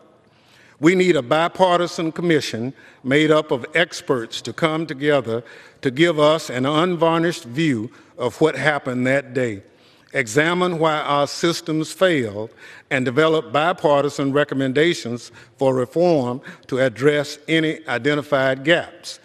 I'm proud to be here with my partner on the Homeland Security Committee, the gentleman from New York, John Katko, to debate a bill that establishes a 10-member commission that mirrors the 9/11 Commission, the gold standard for bipartisan commissions. The January 6th Commission will be required to investigate and report on the facts and causes of the attack, including relevant contributing factors. A commission of this nature in some form has been talked about by members of Congress, national experts, and others for some time now. Over the past 4 months, discussion drafts have been circulated, pros and cons have been weighed, and obstacles have been overcome to get us to this day. Given how politically charged the events of January 6th have become, we need to come together in a patriotic, bipartisan way and approve this independent body, just as we created the 9/11 Commission. The 9/11 Commission acted not out of partisanship, but out of patriotism. We need that same sense of duty today. With that, Mr. Speaker, I reserve the balance of my time. Gentleman from Mississippi reserves. The gentleman from New York, Mr. Katko, is recognized. Mr. Speaker, I yield such time as I may consume. Gentleman's recognized. Mr. Speaker, this year we'll observe the 20th anniversary of the terrorist attacks on September 11, 2001. It will serve as a somber reminder of the fragility of our security, the bravery of our law enforcement, first responders, and the resilience of our democracy. After the attacks on 9/11, Congress recognized the importance of establishing a bipartisan commission to investigate these brazen acts of terrorism. This body recognized the need to find the truth and help all of us understand how these heinous acts that not only forever changed our country, but also the entire world, could have been carried out. The highly respected 9/11 Commission identified numerous challenges that needed to be addressed, which ultimately led to many concrete recommendations that were later enacted into law. These critical reforms vastly improved our information sharing, intelligence collection, vetting capabilities, and broader homeland security enterprise. The security breach that took place at the U.S. Capitol on January 6 was completely unacceptable. It was a major breakdown in information sharing and preparedness, much like the shortfalls that existed prior to 9/11. It was not only an attack on this institution, but an attack on our law enforcement brethren who defend us every day. Unfortunately, we know that the Capitol, federal buildings, and even members of Congress remain a target for extremists of all ideologies, as we all saw most recently during the April 2nd vehicle attack that took the life of Capitol Hill police officer William Billy Evans. The bill before us today, H.R. 3233, would create an independent, bipartisan commission to investigate the relevant facts and circumstances relating to the January 6th attack on the Capitol, as well as targeted violence and domestic terrorism relevant to that attack. It also charges the commission with providing and finding recommendations to, among other things, prevent, prepare for, and respond to similar attacks, improve the security posture of the Capitol complex, and ensure the security of members of Congress and congressional staff. Modeled after the 9/11 Commission, this bill creates a 10-member panel with 5 commissioners appointed by each party and equal subpoena authority. While the expedited December 2021 deadline would only give the Commission about 6 months to do its job, there's good reason for that. The American people and the Capitol Police deserve answers and action as soon as possible to ensure that nothing like this ever happens again. We must find answers to the many questions surrounding that day. What information was known leading up to January 6th? Why was that information not shared with the proper entities? Why were Capitol Police officers left so unprepared? Who failed to provide them with support? Why did it take so long for reinforcements to come to their aid? How can we improve the decision-making and bureaucracy that is clearly hampering the Capitol Police and security of the Capitol complex? How can we ensure that the Capitol, members of Congress, and our staffs are secure from attacks? And how do we ensure that this is a safer place for members of the Capitol Police Force who risk their lives every day to protect us? These are only a few of the many questions that need to be answered. The American people and the Capitol Police deserve those answers. As I've called for since the days just after the attack, an independent 9/11-style review is critical for removing the politics around January 6th and focusing solely on the facts and circumstances of the security breach at the Capitol, as well as other instances of violence relevant to such a review. Make no mistake about it. Mr. Thompson and I know this is about facts. It's not partisan politics. We would have never got to this point if it was about partisan politics. And thanks to the strong partnership with Mr. Thompson, the Homeland Security Committee remains a bipartisan committee focused on securing the nation while leaving partisanship at the door, which is exactly what the American people expect of us. Chairman Thompson and I were able to work together to block out all the political noise surrounding the January 6th attack and turn the Speaker's partisan proposal into a reasonable, nonpartisan bill. Now, H.R. 3233 is nearly identical to the original Commission bill, H.R. 275, that I, along with 30 other Republican co-sponsors, introduced on January 13, 6 days after the attack. I sincerely appreciate Chairman Thompson's robust collaboration and strong commitment, as well as his friendship, by working together on this effort. The American people expect Congress to put partisanship aside for the sake of our homeland security. I fully recognize that in a diverse body like this, members come down on different sides of different issues. I welcome that. We all should. That's America. Because after all, none of this is personal. It's about our mutual desire to keep America safe and secure. To my friends on both sides of the aisle, I welcome honest, vigorous, and civil debate. At the end of the day, I strongly believe this is a fair and necessary legislation. I encourage all members, Republicans and Democrats alike, to put down their swords for once, just for once, and support this bill. Thank you, and I reserve the balance of my time. Gentleman from New York reserves. The gentleman from Mississippi, Mr. Thompson, is recognized. Thank you very much, Mr. Speaker. And let me just say to the ranking member, this won't be the last time that we put together legislation for the good of this country. I assure you that.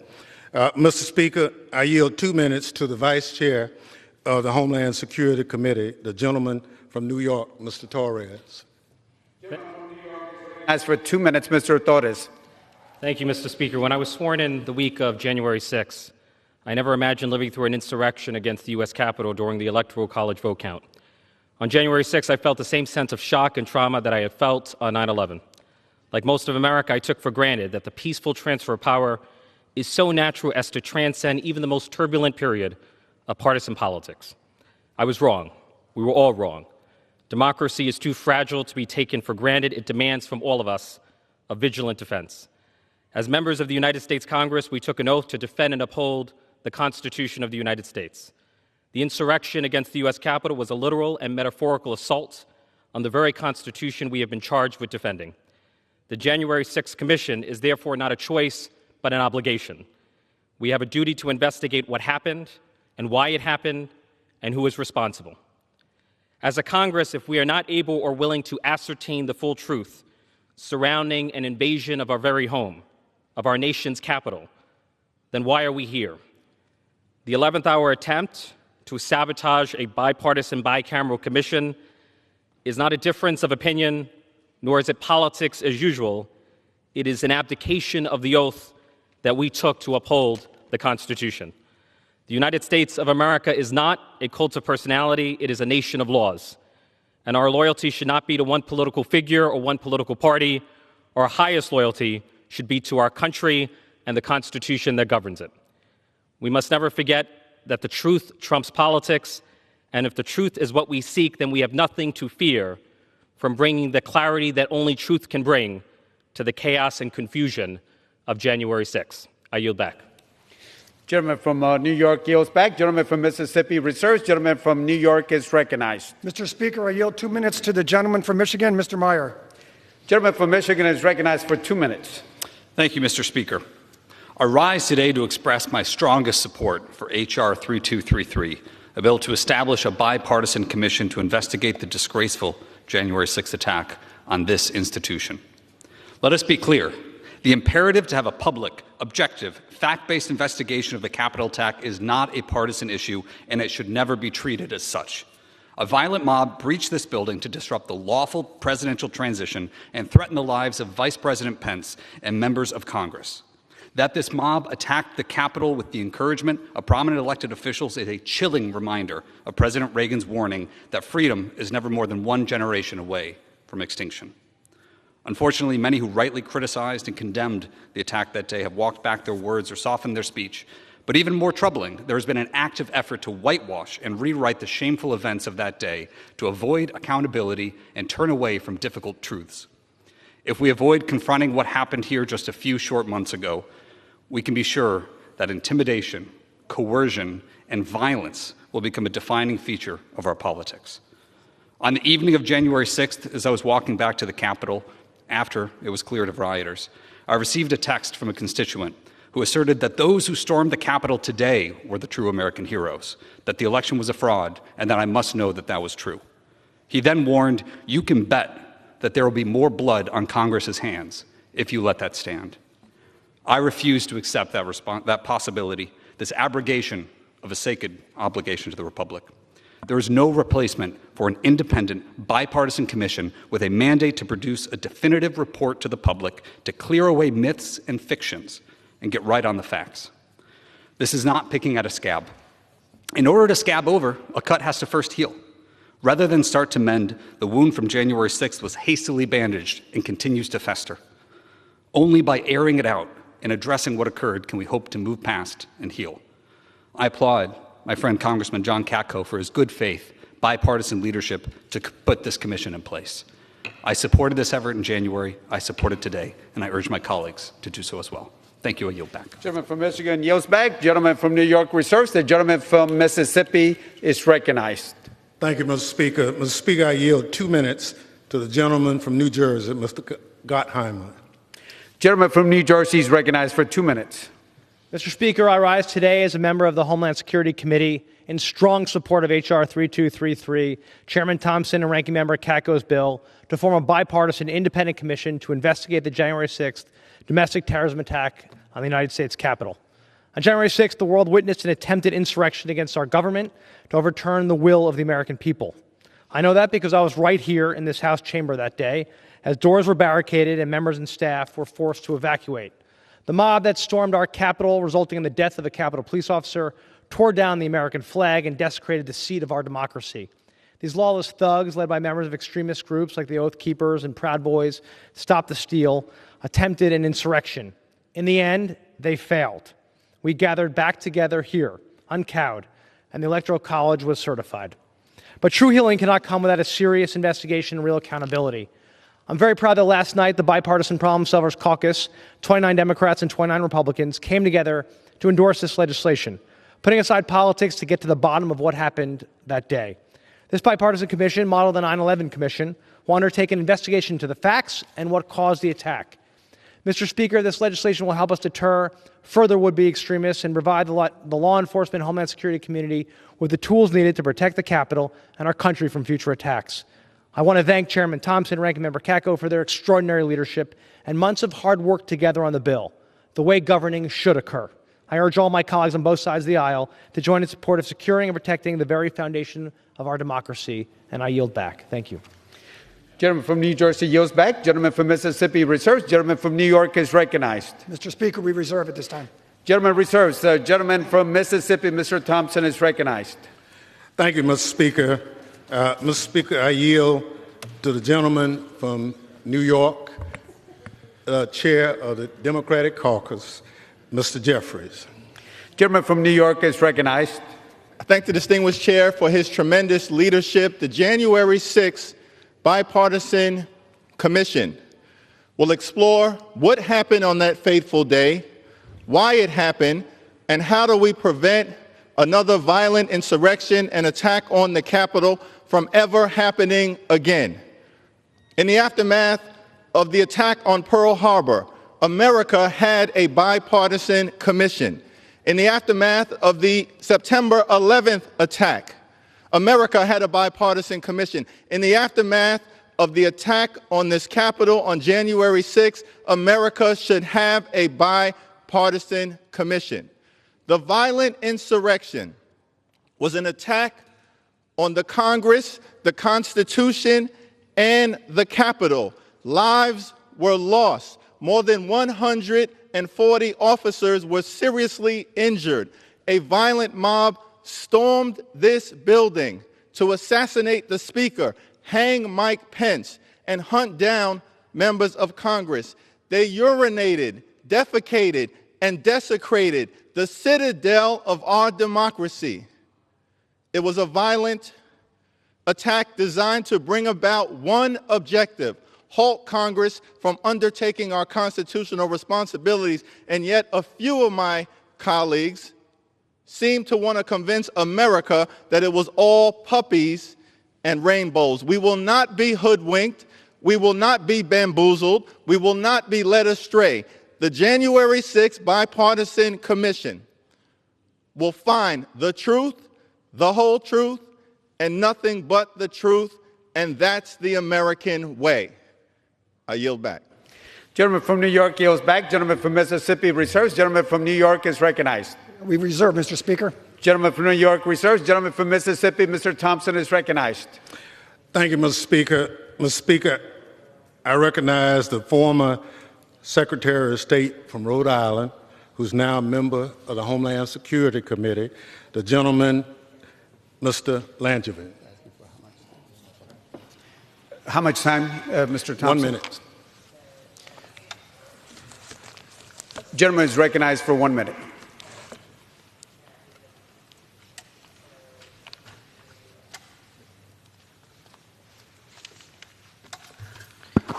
Mr. Speaker, I rise in strong support of H.R. 3233. On September 11, 2001, I was a freshman in Congress. We suffered attacks that day because of a failure of imagination. Since then, I've dedicated myself to getting ahead of the curve, to seeing over the horizon, to preventing another such devastating surprise. Yet on January 6th, I, along with so many others, were caught by surprise. In the past 5 months, I've reflected. What signs did we miss? Were we unprepared for a tide of American rioters? Why were some citizens actually taking the big lie about the election seriously enough to actually commit violence? The January 6th Commission will answer these and many other difficult questions and deliver a complete record for posterity of what could possibly have happened to bring about such a betrayal of our democracy.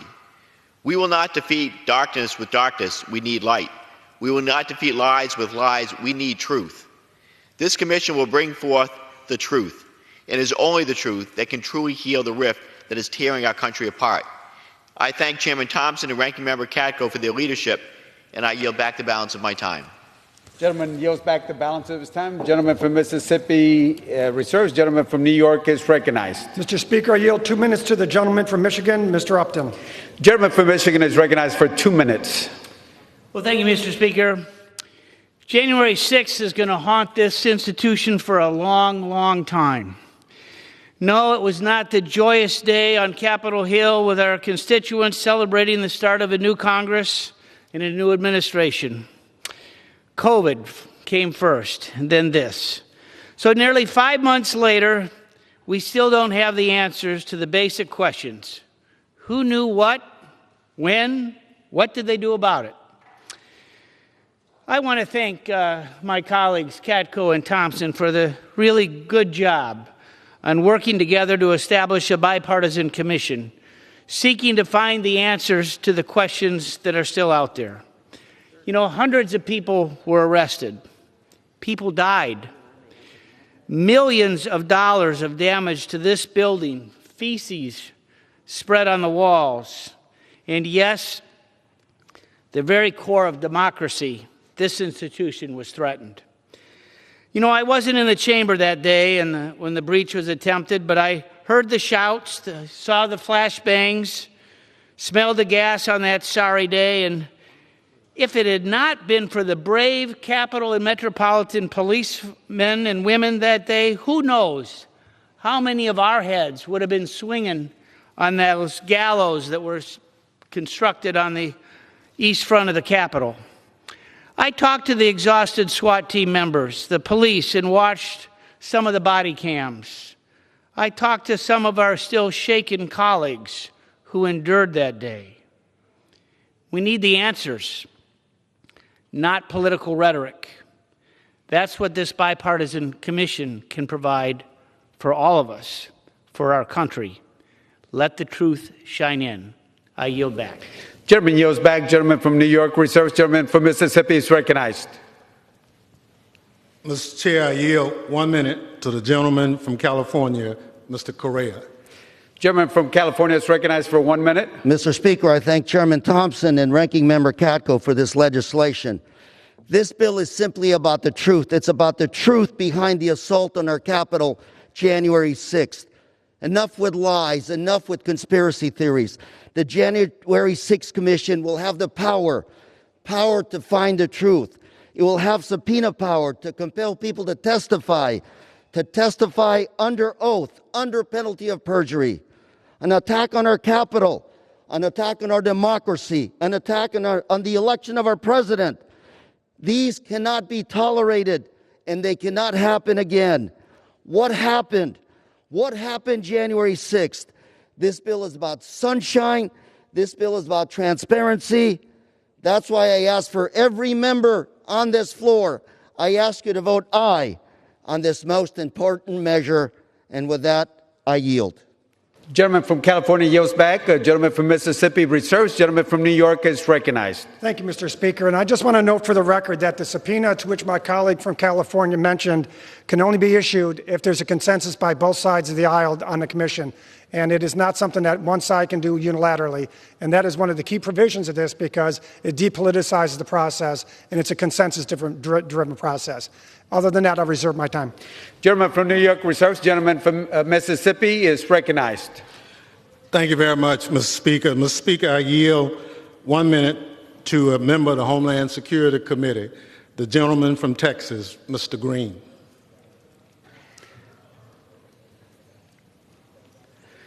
Gentleman from Texas, Mr. Green, is recognized for 1 minute. Thank you, Mr. Speaker. Mr. Speaker, and still I rise. And I rise today understanding that William Cullen Bryant was right. Truth crushed to earth shall rise again. Whether you believe that it was just a group of tourists walking through the Capitol or not, you should want this commission. If you believe that it was an insurrection, you should want this commission. You should want this commission because you cannot bury the truth in an earthly grave of lies and not realize the words of William Cullen Bryant. Truth crushed to earth shall rise again. I want to thank Chairman Thompson and the ranking member for standing together to make this moment possible. Bipartisanship is achieved when you have good, decent people who can stand together for the good of all. God bless you, dear brothers. I yield back the balance of my time. Gentleman yields back the balance of his time. Gentleman from Mississippi reserves. Gentleman from New York is recognized. Mr. Speaker, we reserve. Gentleman reserves. Gentleman from Mississippi is recognized. Thank you, Mr. Speaker. Mr. Speaker, I yield 1 minute to the gentlelady from Texas, Ms. Jackson Lee. The gentlewoman from Texas, Ms. Jackson Lee, is recognized for 1 minute. I thank the chairman and thank the ranking member for showing no matter how much confusion and upside-down interpretation that leadership may give in changing their mind, truth will prevail.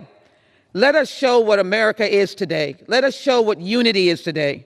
Let me take a few moments to explain why the intended purpose of the January 6th insurrection to disrupt the joint member of Congress to tally the votes of presidential electors and announce the results to the nation and world was the greatest threat to the American experiment since the Civil War, when the pro-slavery forces would rather make war than let the nation survive, and pro-freedom forces would accept war rather than let the nation perish. I was here on 9/11. I understand what we did not get accomplished, but yet, when we became part of the Homeland Security Committee, we moved the 9/11 Commission that still stands as a standing bearer for finding out what happened. All the American people want, and those officers who have beat and beat and beat, is to find out the truth. This commission will help us find out the truth. It will answer the cry of those law enforcement officers who will call racial names. We'll be able to explain why someone was trying to kill the vice president, kill the speaker, and kill members of Congress.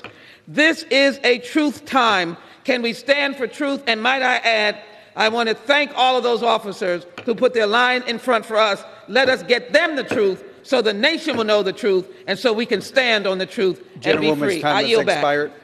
Gentleman from Mississippi reserves. Gentleman from New York is recognized. Mr. Speaker, we reserve. Gentleman from New York reserves. The gentleman from Mississippi, Mr. Thompson, is recognized.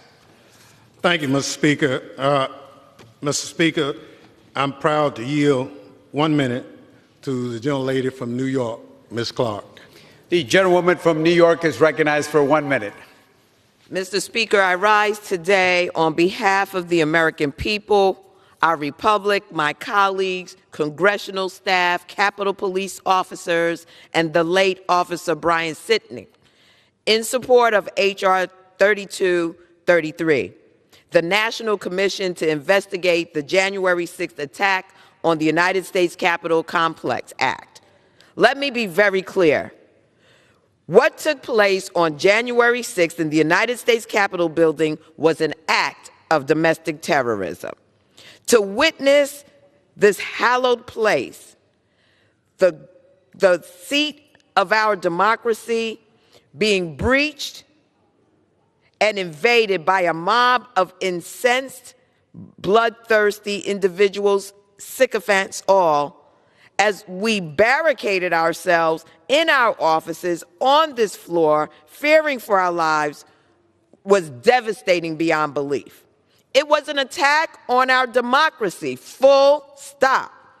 This commission is necessary to ensure all parties involved are brought to justice and the American people are made aware of the facts and causes that led to this heinous act of domestic terrorism. And I yield back.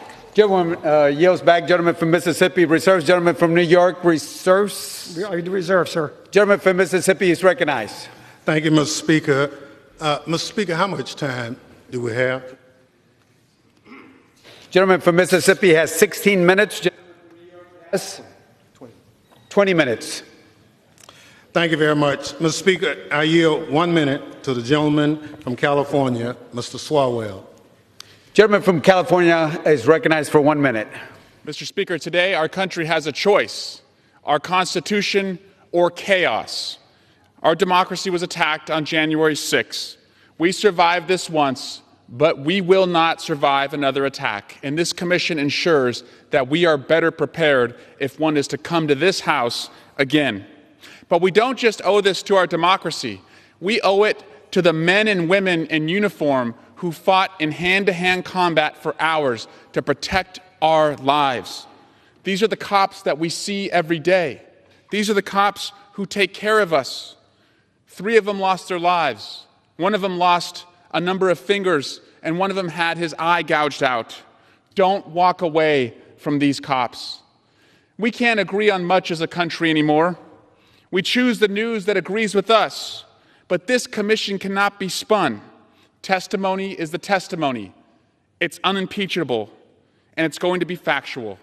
And we owe those facts, the ground truth, not only to our democracy, but to the police officers who so bravely served us that day. I yield back. Gentleman yields back. Gentleman from Mississippi reserves. Gentleman from New York continues to reserve. Mr. Speaker.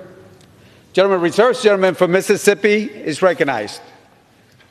Thank you very much, Mr. Speaker. Mr. Speaker, I recognize for 1 minute the gentlelady from New York, Ms. Rice. Gentlewoman from New York, Ms. Rice is recognized for 1 minute. Mr. Speaker, I rise today in support of H.R. 3233, the National Commission to investigate the January 6th attack on the United States Capitol Complex Act. This cannot be said enough. January 6th was an act of domestic terrorism. An armed mob of insurrectionists stormed the Capitol intending to murder the Speaker, the Vice President, and members of Congress. We cannot let our friends on the other side of the aisle whitewash the events of that day. We cannot let them gaslight the American people by calling January 6th an ordinary tourist visit. The 9/11-style commission we are proposing in this bill will issue a full report on the facts and provide recommendations to prevent future attacks. I truly appreciate Chairman Thompson and Ranking Member Katko for negotiating this bill in good faith. And let me say to my friend, the Ranking Member, Mr. Katko, I want to thank you for actually recognizing the events of January 6th and working to find a bipartisan path forward despite the opposition in his own party. That is a true act of courage and being a true American. Thank you, Mr. Speaker. I yield back the balance of my time. Gentleman from New York yields back. Gentleman from Mississippi reserves. Gentleman from New York. We reserve, Mr. Speaker. Reserves. Gentleman from Mississippi, Mr. Thompson is recognized. Thank you very much, Mr. Speaker. I'm happy to recognize the gentlelady from New York, from Florida, gentlelady, Ms. Dimmons. For 1 minute? From 1 minute. The gentlewoman from Florida is recognized for 1 minute. Mr. Speaker, the insurrectionists attacked this very building we are standing in right now. The violent mob attacked, bear sprayed, and beat down the police officers who protect us every day. 140 officers were injured, and we need to care about that. Some have died, and they deserve better. Mr. Speaker, accountability and truth are the foundation upon which all of our rights and freedoms exist. We need answers, and this commission will give them to us. We need accountability, and this commission will pave the way for full accountability. We need an independent commission, and a vote against it is a vote for a cover-up. Choose ye this day whom you will serve, our democracy or the big lie. History will remember us. I urge my colleagues to support this legislation. Mr. Speaker, I yield back. The gentlewoman from Florida yields back. Gentleman from Mississippi reserves. Gentleman from New York. Mr. Speaker, we reserve. Gentleman reserves. Gentleman from Mississippi, Mr. Thompson is recognized. Thank you, Mr. Speaker. Mr. Speaker, I yield 1 minute to the gentlelady from California, Ms. Garigan. The gentlewoman from California is recognized for 1 minute. Mr. Speaker, I rise today in support of the National Commission to investigate the January 6th attack on the United States Capitol Complex Act. So many questions have surfaced since the attempted insurrection from January 6th. But one question encompasses everything. What happened? A truth-telling commission will set the record straight about the January 6th uprising, its causes, and potential remedial measures. This is about a fact-finding and truth-telling mission. It was the very absence of these two things that helped bring the insurrection on January 6th. We can't move on until we look back and make sure we know what happened, why, and make sure it never happens again. On behalf of fallen Capitol Police Officer Sicknick, the men and women of the U.S. Capitol Police, the Congressional and Capitol Hill staff that keep our offices running, and the American people, we must uncover the truth. Thank you. I yield back. Gentleman from California yields back. Gentleman from Mississippi reserves. Gentleman from New York. Mr. Speaker, we reserve. Gentleman reserves. Gentleman from Mississippi is recognized. Thank you, Mr. Speaker. I yield 1 minute to the gentlelady from Virginia, Ms. Luria.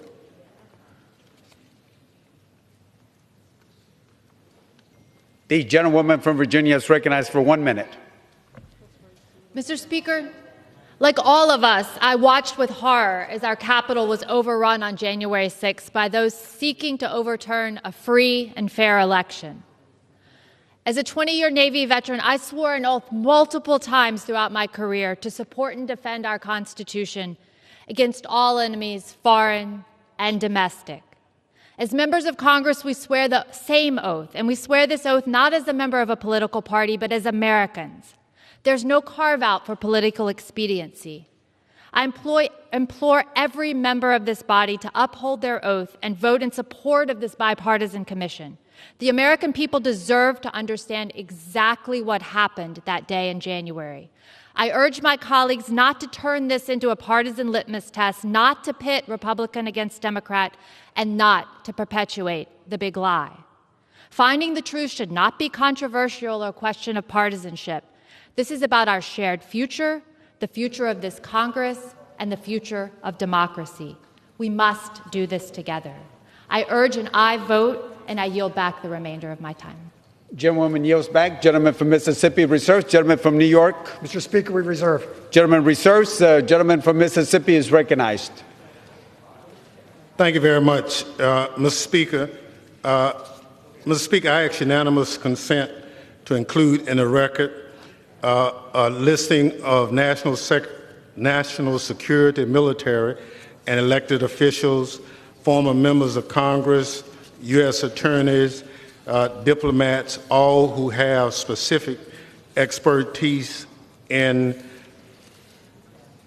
this matter before the body today. I ask unanimous consent for it to be entered into the record. Without objection, so ordered. Mr. Speaker, I also have for entering into the record a joint statement from Governor Tom Kean and former Congressman Lee Hamilton in support of this commission.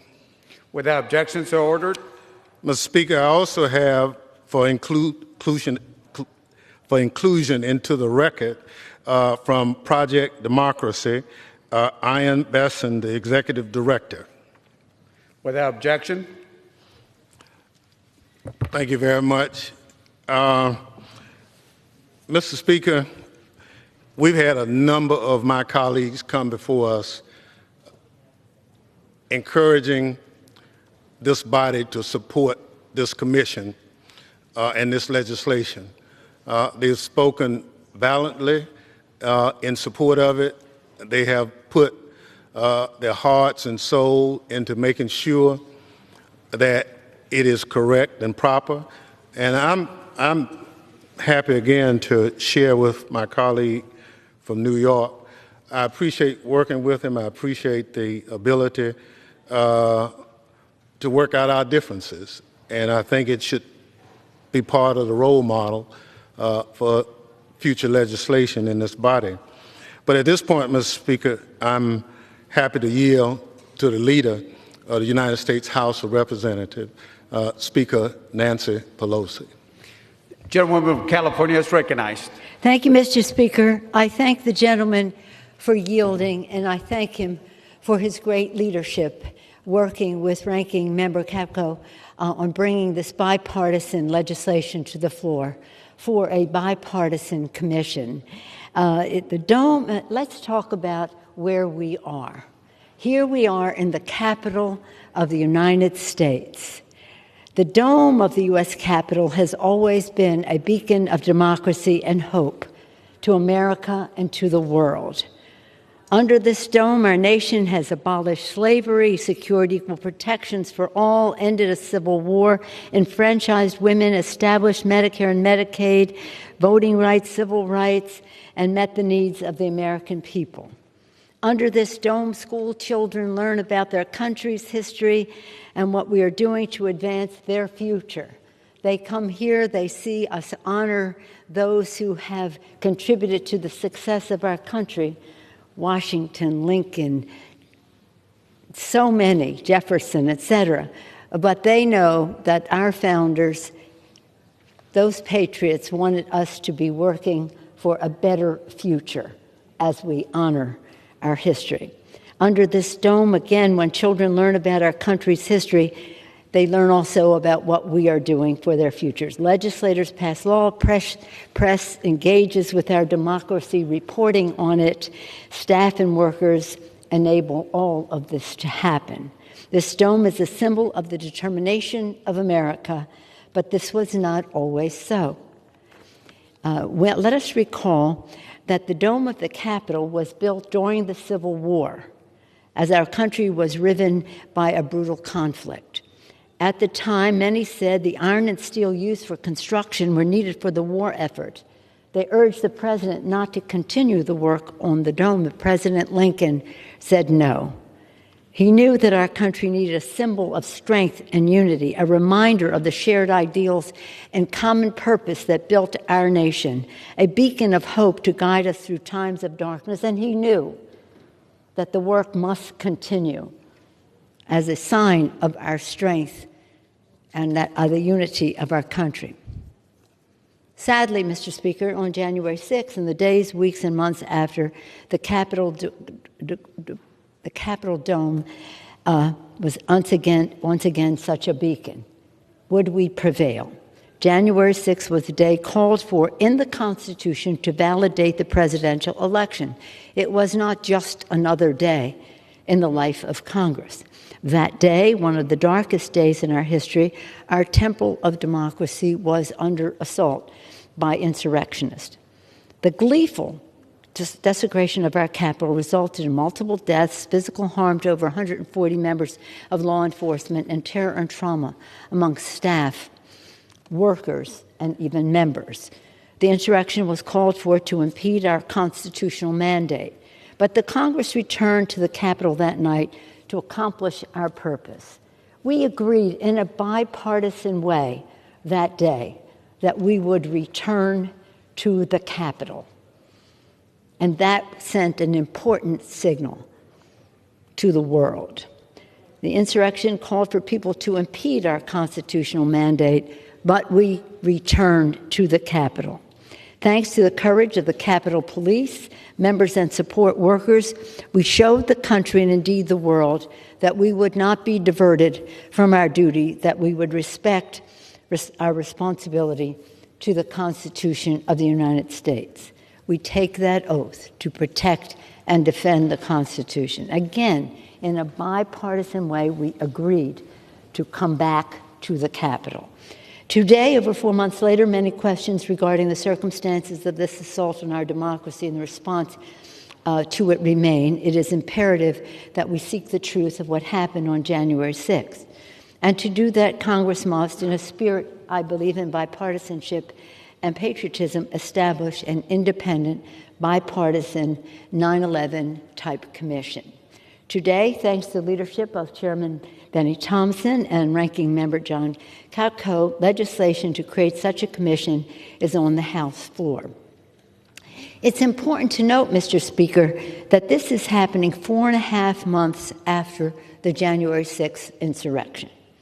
My colleagues, do you know, but many of you were not here at the time, but legislation establishing the 9/11 Commission was not signed into law. 9/11, mind you, 9/11/2001 was not signed into law until the end of November 2002, over 14 months after the attacks. So people have been saying, how come we don't have a commission? Well, it takes time to build the bipartisanship, come to agreement. And let us hope that the leadership that Mr. Thompson and Mr. Capco have demonstrated will be leadership that we will follow, that we will continue in the most bipartisan way in order to seek the truth. Today, after 4 months later, many questions regarding the circumstances still exist. This commission is designed to be impartial and experienced. The legislation requires that the commissioners be, quote, prominent United States citizens with national recognition and significant depth of experience. It also indicates that they should not be members of Congress or members elected in other capacity. Commissioners will be appointed from the highest echelons of government service, law enforcement, civil rights, civil liberties, and privacy, the armed forces, intelligence, counterterrorism, cybersecurity, technology, and law. The commission will be, again, bipartisan and bicameral, with commissioners appointed by the majority leaders and majority and minority leadership in the House and Senate, and will be actionable and effective, culminating in a final report on the facts and causes of January 6th, along with recommendations to prevent further attacks on our democratic institutions. I heard you earlier, Mr. Chairman, acknowledge the support and endorsement of the previous chairs of the 9/11 Commission, Governor Kane, and Chairman in the Congress, Lee Hamilton, co-chairs of the 9/11 Commission. They also had written to us earlier on about the need for such a bipartisan commission, but they also wanted not only to find out the truth so this doesn't happen again, but also to reinforce our commitment to democracy and take us on a path that is better and more unifying. And that's a responsibility we have, and that is a hope that I have emerging from this debate, this vote today, that we will be able to have a strong bipartisan vote that takes us down a path more unifying for our country. We have this opportunity. My colleagues, the press says to me, why don't you just go do your own task force, your own select committee and to investigate this? You have the votes, you have the subpoena power, you have this or that. I said, I don't want to do that. We want this to be, as it is shaped, bipartisan, with shared responsibility, shared staff, in a way that the public will have respect for the outcome.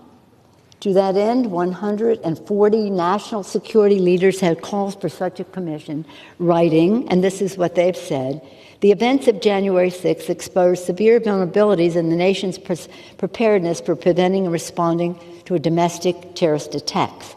The immediate security failings that permitted such a lethal breach of the Capitol complex by armed extremists raise serious questions and demand immediate solutions. A failure to deploy the full suite of available tools to fully understand January 6th and address its causes will leave the Capitol and the nation vulnerable to future attacks. These are a list of nonpartisan, 140 Democrats, Republicans. I don't even know what party some of them are. Without objection, I would like to submit their statement for the record, Mr. Chairman. Without objection, so ordered. After the bipartisan agreement on this commission was reached, the respected bipartisan chairs of the 9/11 Commission, Thomas Kean and Lee Hamilton, endorsed it, as was mentioned by the chairman, as I referenced earlier. I want to repeat, because I think it bears repetition, we very strongly urge House members to support H.R. 3233, the bipartisan National Commission to investigate the January 6th attack on the United States Capitol complex. That bill would create a 9/11-style commission to investigate the January 6th assault on the U.S. Capitol. That was a dark day in American history, one of the darkest. As chairman and vice chairman of the 9/11 Commission, unity of purpose was key to the effectiveness of this group. We put country above party, without bias, the events before, during, and after the attack. We sought to understand our vulnerabilities in order to prevent future attacks or future acts of terrorism. The chair and vice chair went on to say, today democracy faces a new threat. The January 6th attack on the United States Capitol was one of the darkest days in the history of our country. Americans deserve an objective and accurate account of what happened. And they said, Mr. Hamilton and Mr. Governor came, as we did in the wake of 9/11, it's time to set aside partisan politics, come together as Americans in common pursuit of truth and justice. As I said earlier, Mr. Speaker, the Capitol of the United States has always been a glorious beacon of democracy for the American people and for the world. This legislation is about something larger even than the Commission, vital as the Commission is. This legislation is about our democracy, about ensuring that the Capitol Dome remains a symbol of freedom, about preserving America's role as an emblem of resilience, determination, and hope to the world. Indeed, creating this commission sends a resounding message to terrorists both at home and abroad. The commitment of the United States Congress to the Constitution and to the American people is unshakable. In establishing the truth of January 6th, this commission will protect our temple of democracy and our democracy itself, and it will ensure that such an attack shall never happen again. Can you just not wait, my colleagues, for a time very soon when children come here to learn, where the press can cover in a more open way, where the American people can come into the people's house? That's what this body this chamber has been called, the people's house. Come to witness the debate that affects their lives. And whatever our disagreement about policy, that they are assured that we are unified in our commitment in honoring our Constitution, respecting the institution in which we serve. At that, I urge a strong bipartisan vote for H.R. 3233, to establish the National Commission to investigate the January 6th attack on the United States Capitol complex. And I do so with the greatest appreciation and respect to Chairman Benny Thompson and to Ranking Member Cadco, and hope, again, that the spirit of bipartisanship that they engendered in bringing this legislation to the floor will only grow as we go forward with the Commission and with its recommendations. With that, Mr. Chairman, I yield back the balance of my time. Thank you. From Mississippi reserves. Gentleman from New York is recognized. Thank you, Mr. Speaker. And I want to thank the Speaker for her comments.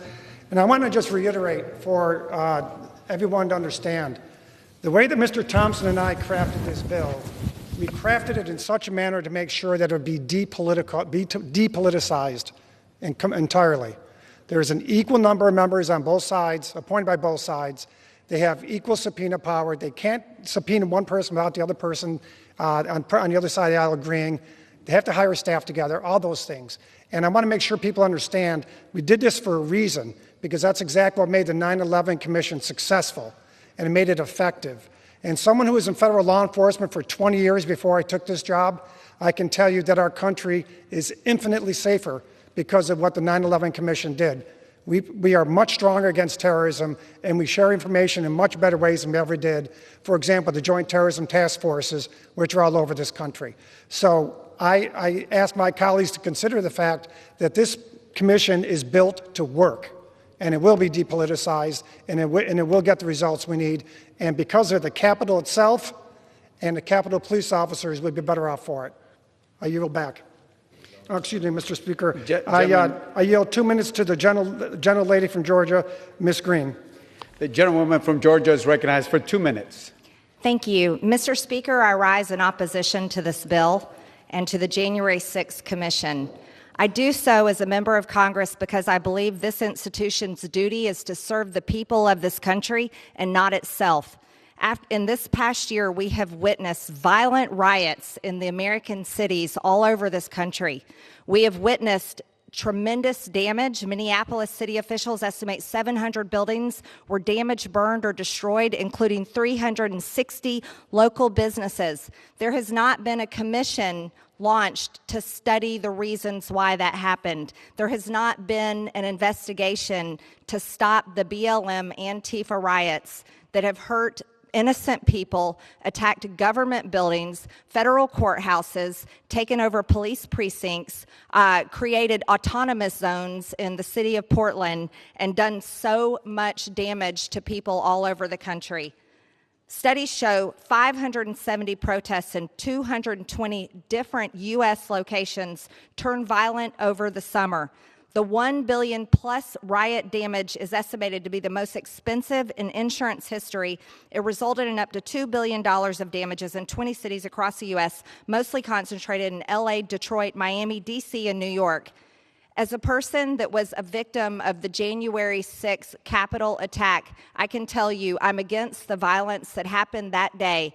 But I do not believe a January 6th commission will achieve any resolution because we have already had our Department of Justice arrest 445 people with 100 more to be arrested soon. There's also reports of people being held for 23 hours in solitary confinement. That should not be happening. These people haven't even had a court date yet. You see, what's going to happen with the January 6th commission is the media is going to use this to smear Trump supporters and President Trump for the next few years and cover up the damage, the real damage that's happening to the people of this country, which is tearing down our economy, ripping our borders wide open, and hurting this country. I yield the remainder of my time. Gentleman yields back to balance of time. Gentleman from New York reserves. Gentleman from Mississippi is recognized. Thank you, Mr. Speaker. Mr. Speaker, I'm happy to recognize the gentleman from Maryland, the majority leader of the Democratic Party, Mr. Hoyer. I thank gentleman from Maryland is recognized for 1 minute. For 1 minute. Gentleman from Maryland is recognized for 1 minute. Or as I call it, the magic 1 minute. It is. I thank the chairman for yielding. I thank the chairman for his work. I've been here a long time. It's my 40th year in the Congress of the United States. I came at the same time Ronald Reagan was elected President of the United States.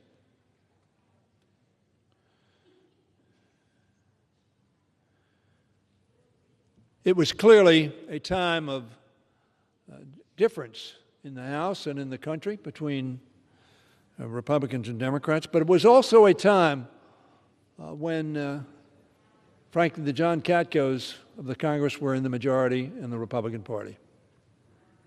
And by that I mean, Mr. Speaker, people who wanted to work together to get to a result that, while not perfect for either side, were good for the country. And so while I thank Mr. Thompson and for the hard work he's done, I thank Mr. Katko as well for doing what Americans expect us to do, to come together, looking at a challenge to our country and to our people, and coming to a decision to resolve those challenges and those problems. That's what Mr. Thompson and Mr. Katko have done. And indeed, I think this is in some ways the best of days, in some ways the worst of days. Because we have seen today two Republican leaders turn what ought to be a non-political issue, an issue with reference to a unique event, not just a demonstration that's occurred, and I grew up in the 60s. Whether it was civil rights, Vietnam, a lot of demonstrations. But the Capitol of the United States was not attacked. It was not invaded. It was not breached. The work of the Congress of the United States was not stopped because people were trying to get through the door, with some members trying to stop them, who then said these are just tourists.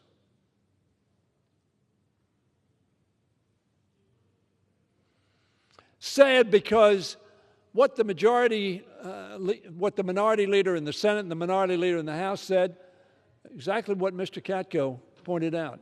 They wanted a commission that was even, as 9/11 commission was even, so that both sides would have an equal voice. And so what was the resolution that Mr. Thompson and Mr. Katko attained? Equal division, equal voice. Not only equal voice in terms of numbers, but, for instance, one of the things that was controversial was about subpoenas.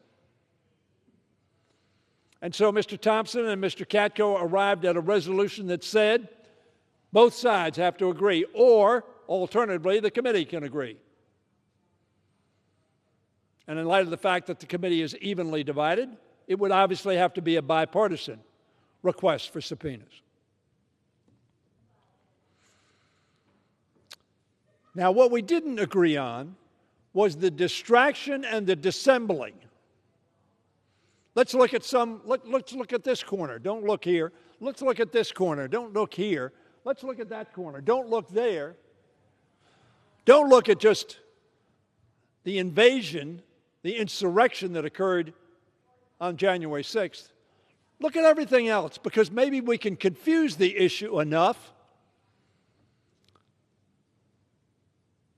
that we'll lose sight of the insurrection on January 6th.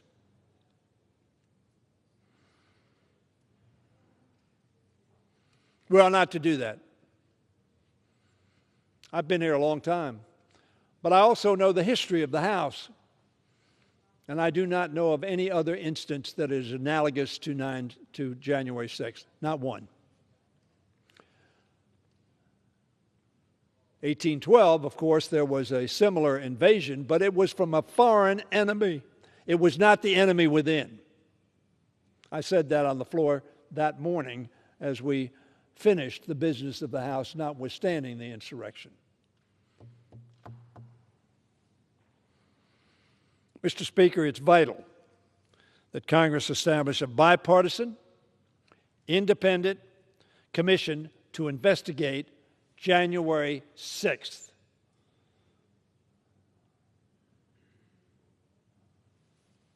Not some other date.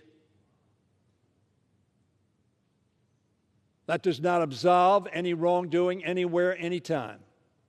But it says that this unique insurrection is a danger to our democracy, not to Republicans and Democrats, to our democracy, to our Congress, to the People's House and the United States Senate, which was occupied. At least this House was not occupied.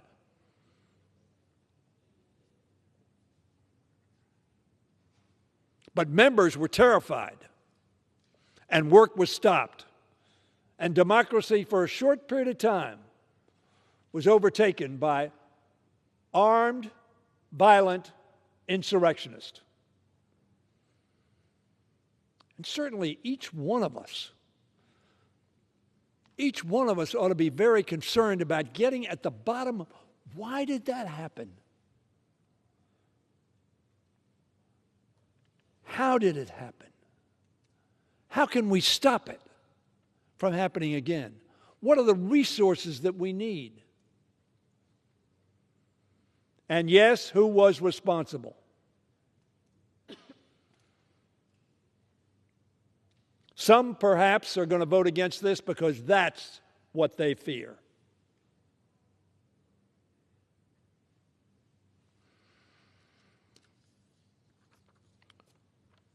The 9/11 Commission, as Mr. Katko pointed out, made America safer. It made this institution safer. It made our law enforcement more acutely aware of the failures that led to 9/11. I hope this commission does the same.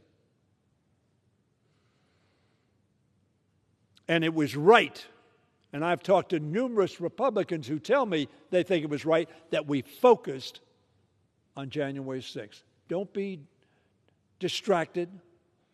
Don't cover up or make more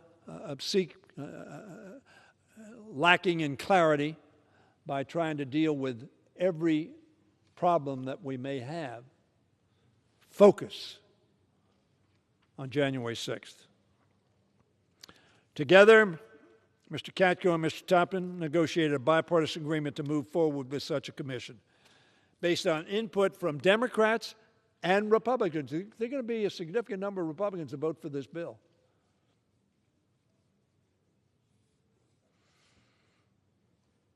Unfortunately, the truth has been a victim over the last couple of weeks. It was okay for Liz Cheney to tell the truth once. But when the former president of the United States kept telling a lie, and she said, "That's a lie," each time that he said it, well, that was not appropriate. And so she was removed. But the truth was removed with her. See no evil, hear no evil. The commission, as a result of the ranking member Katko's participation in these discussions, will be equally composed, as I said. It will have subpoena power that will be shared by both sides. And I was pleased that we reached a bipartisan agreement. And sad for this institution, for this country, for the American people, who must think, can't you agree on anything?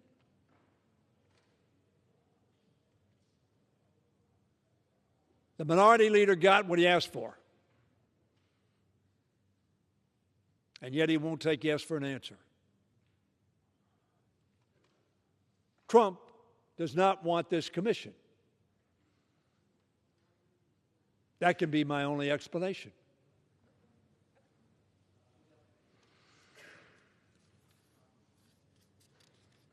Throughout my career, both in the state Senate for 12 years, as president of the Senate, and here in this body for 40,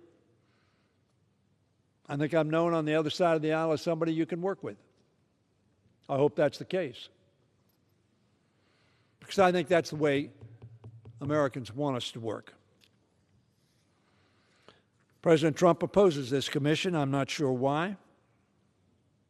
It's deeply disappointing that there is a division among Republicans about whether to support the ranking member who worked hard to get to this place and got what the minority leader asked for, except for the distraction, except for the dissembling. He didn't get that, but he got everything else. Mr. Speaker, I hope my Republican colleagues will think not about their politics, not about the former president, not about themselves. I hope they will think of the country, of this Congress, of this House. And as they do so, I hope they say to themselves, we will vote for this legislation. What if George Bush had said we shouldn't have a 9/11 commission? Perhaps out of fear that somehow the administration would have been perceived as being responsible for 9/11. They weren't.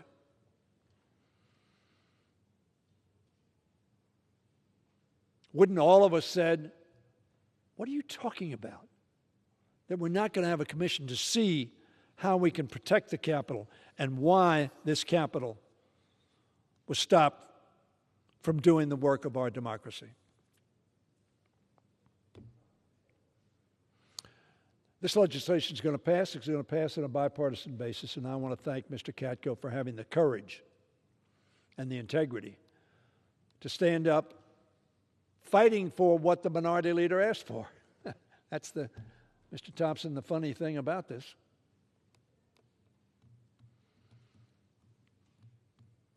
I hope senators will think long and hard about rejecting this bipartisan compromise to move forward to protect our democracy and to lift it up as the beacon that it has been and needs to be, not only for our own citizens, but for all the world. How sad that day was as the world watched as TV showed them America's citadel of democracy and of freedom invaded by its own citizens. Vote yes. It's the right thing to do. I yield back. Gentleman from Maryland yields back. Gentleman from Mississippi reserves. Gentleman from New York is recognized. Mr. Speaker, I yield 2 minutes to the gentleman from North Carolina, Mr. Bishop. Gentleman from North Carolina is recognized for 2 minutes. I thank the gentleman for yielding, and I had intended not to speak. But the careful mask of bipartisanship seems to have faltered here at the last, with the majority leader's attacks on the minority leader, who has not spoken, and the leader in the Senate, minority leader in the Senate, for comments he's made in public, but not in debate. And so what was an image of bipartisan cooperation has now become one more partisan attack. And it caused me to believe that it was important to stand up and say this. How can you have a bipartisan commission with an all-Democrat staff? How do you do that? And why is it that there is no willingness to look into all of the riots and the arson and the violence and the burning? If we're concerned about the danger that police officers were in on January 6th, and certainly they were, then why don't we have that concern for the dangers, the violence, the injuries, the deaths that have been faced by police officers across this country? Why is one form of political violence equivalent to 9/11 when a blind eye has been turned by this Congress, or at least by the majority in this Congress, to that same phenomenon across this country for a year? Where is the inquiry into that? When the images are raised, the lurid images about insurrection, let me just say this. If it was an insurrection, it was the worst example of an insurrection in the history of mankind. It was a riot, it was a mob, and it was significant, and it was troublesome. But this is not bipartisanship, and I fear that the gentleman from New York may find that he has been played. Gentleman's time has expired. Gentleman from New York reserves. Gentleman from Mississippi is recognized. Well, I'm not going to argue with the previous speaker. I just said read the bill. And if you read the bill, you'll understand it is a bipartisan bill. It's not a partisan bill. It's absolutely bipartisan. The staff will be picked just like the staff was picked for the 9/11 Commission. It's just like the earlier bill the ranking member talked about at the Rodney Davis bill. I mean, it's easy.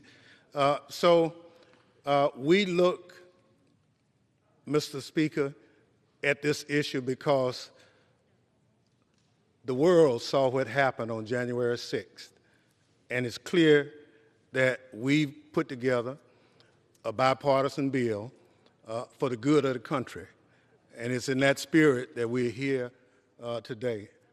Mr. Speaker, how much time do we have? Gentleman from Mississippi has 6 minutes remaining. Gentleman from New York has 15 minutes remaining.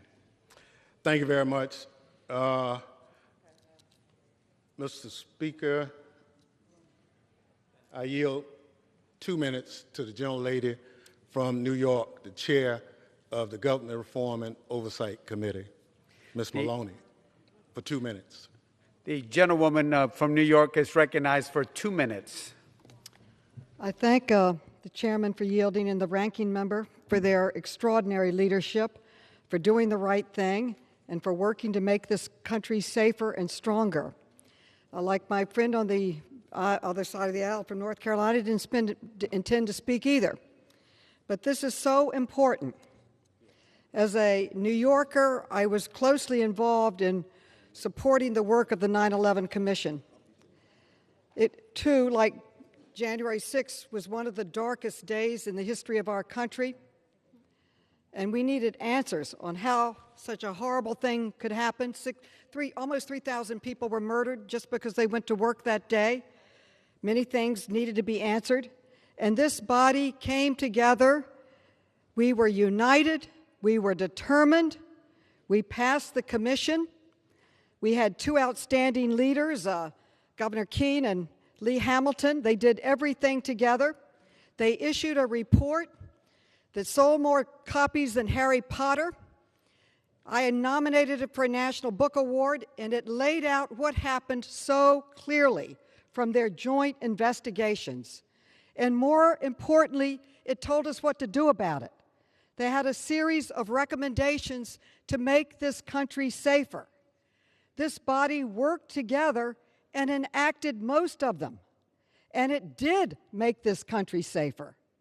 In fact, the law enforcement in my city, I get periodic reports on attempts to hurt us and how the reforms and the programs we put in place, how they're helping us, making us stronger, and protecting us better. We need this January 6th commission for the sake of America. Let's stop fighting long enough to work together to help our country understand what happened. Why did it take 4 hours for the National Guard to respond?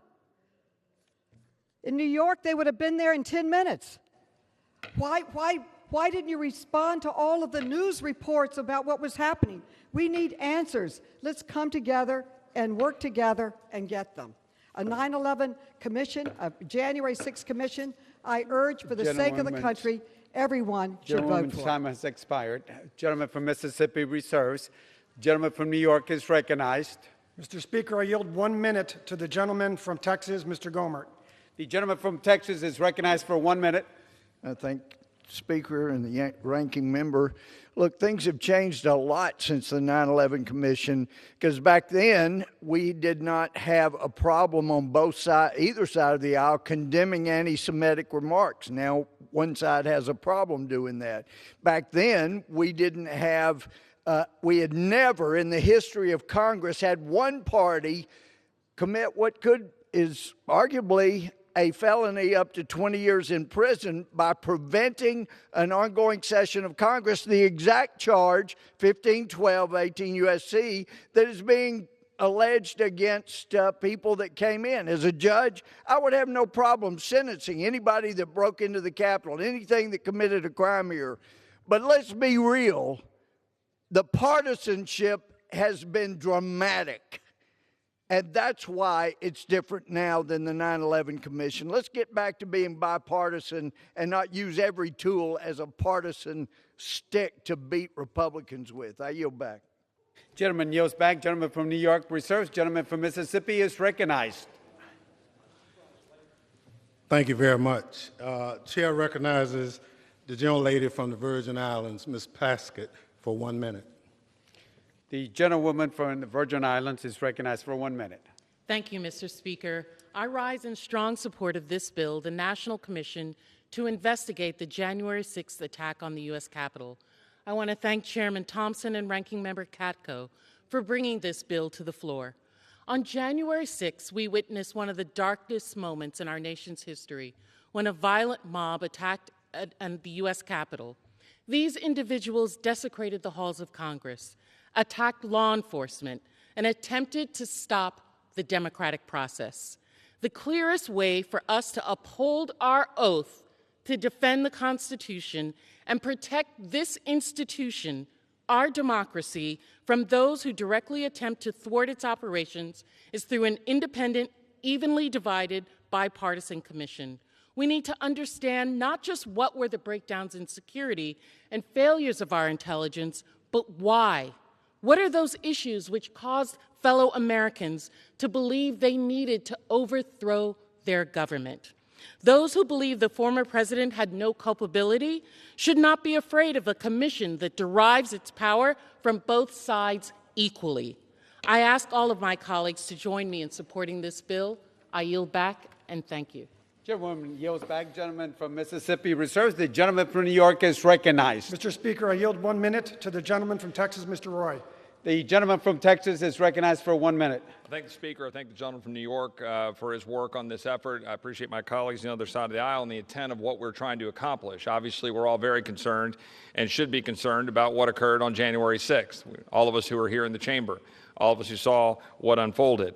My concern, and the reason that I'm opposing this legislation, is that I believe we've got a significant amount of power with our existing structures in place, with the committees and oversight, judiciary and otherwise, and well as investigations going on underway by the Department of Justice, that we ought to be looking at that and using those powers to do what we can now to seek the truth wherever it may lead. I have questions right now about Department of Justice, where we've got 450 Americans who've been arrested. I don't know for how long. I don't know how many of them are in jail for what period of time. We're trying to look into that. I've sent letters to DOJ to get those answers. I wish the gentlelady who spoke, the chair of the Oversight Committee, would afford us the ability to call people forward from the Department of Justice. Let's inquire as to what's going on. Let's inquire about the investigations. Let's inquire about the facts that have been found. Let's use the powers that we have and the powers of this body and the committees we have to seek the information and the truth wherever it may lead. I yield back. Gentleman from Texas yields back. Gentleman from New York reserves. The gentleman from Mississippi is recognized. Thank you, Mr. Speaker. Mr. Speaker, I yield 30 seconds to the gentlelady from Illinois, Ms. Schakowsky. The gentlewoman from Illinois is recognized for 30 seconds. I want to thank Chairman Thompson for his leadership. And while the events of January 6th were devastating and will stain our country's history forever, I have no doubt that democracy will prevail. This nation has fought back against hatred, authoritarianism, and fascism since the very founding. Yes, I stand proudly today to ask for a January 6th commission so that we can develop a full public record that will let us know how we can avoid this in the future. We should all vote yes. Thank you. I yield back. Gentleman yields back. Gentleman from Mississippi reserves. The gentleman from New York is recognized. Thank you, Mr. Speaker. And I just want to take a few moments to address some of the arguments that have been made here today. And some arguments have been made in opposition to this bill. One of them is talking about the scope of the commission being too narrow. I want to note that the commission is granted sufficient scope and flexibility to investigate targeted violence and domestic terrorism relevant to the January 6th attack. It will be up to the commission to decide how far they want to go with that imprimatur. Do I feel that the attack on the Capitol on April 2nd that killed a Capitol police officer is relevant? I do. I hope the commission does too. Do I feel that the June 17th attack on Republican members of Congress relevant to the January 6th attack is relevant? I do, and I hope the commission does. They have the flexibility to do so if they want. If there are other issues outside of this scope, we can look into them. We can have separate legislation, and I encourage my colleagues who are concerned about that to do that. And another charge I heard was that the commission could be controlled by partisan staff hired unilaterally by the commission chair. That is simply not true. Here's what the bill does. It requires consultation between the chair, appointed by the Democrats, and the vice chair, appointed by the Republicans, for any hiring of staff, and further requires that it be in accordance with rules agreed upon by the commission. The commission creates the rules as a team. Then they hire as a team. And lastly, there's been some concerns or arguments made about the criminal investigations. Make no mistake about it. This commission has nothing to do with the criminal investigations. This commission, by law, cannot interfere with criminal investigations. Criminal investigations alone won't get us what we need, like the 9/11 Commission concluded. It won't get us the recommendations, the insight, the expertise from the people on the commission who can come in, look at this Capitol security matrix and say, this is what needs fixing. A prosecutor can't tell you that. The commission can. And that's what we want to do. Second, the bill specifically requires the commission to respect ongoing investigations and build upon the investigations, learn from them, and avoid unnecessary duplication. This language, in that respect, goes further than the 9/11 Commission and H.R. 275 in granting deference to other ongoing investigations. So I just want to make sure people are clear about that going forward. I also want to make sure that at this time, I know for the record that I've reserved the balance of my time. Gentleman reserves the balance of his time. The gentleman from Mississippi is recognized. Thank you, Mr. Speaker. Mr. Speaker, I yield 30 seconds to the gentleman from Ohio, Mr. Ryan. Gentleman is recognized for 30 seconds. I want to thank the gentleman from New York and the other Republicans who are supporting this and thank them for their bipartisanship. To the other 90% of our friends on the other side of the aisle, holy cow. Incoherence. No idea what you're talking about. Benghazi, you guys chased the former Secretary of State all over the country, spent millions of dollars. We have people scaling the Capitol, hitting the Capitol Police with lead pipes across the head, and we can't get bipartisanship. What else has to happen in this country? Cops. This is a slap in the face to every rank and file cop in the United States. If we're going to take on China, if we're going to rebuild the country, if we're going to reverse climate change, we need two political parties in this country that are both living in reality, and you ain't one of them. I yield back the balance of my time. Back the balance of his time. Members are reminded to direct their comments to the chair. The gentleman from Mississippi reserves. The gentleman from New York is recognized. Mr. Speaker, I ask that we all take a deep breath right now. And everybody breathe for a minute. And everybody stop the theatrics. And everybody stop the arguments that are not relevant to this issue. This is a very solemn moment. We're here to talk about something that's very important to the entire of our government and the entire of our country.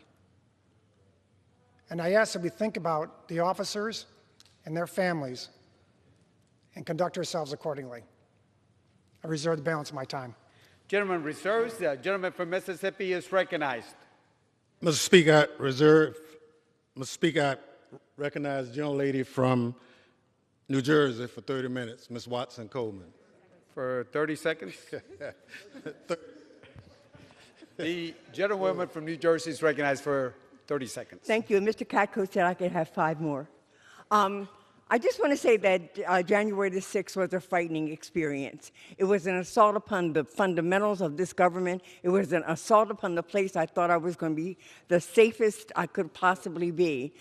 And we politicized this. This is an opportunity to bring this bipartisan commission into existence so that we can get out of the politics of it and look at the facts that happened, the evidence that happened, and the recommendations that will ensue from that effort.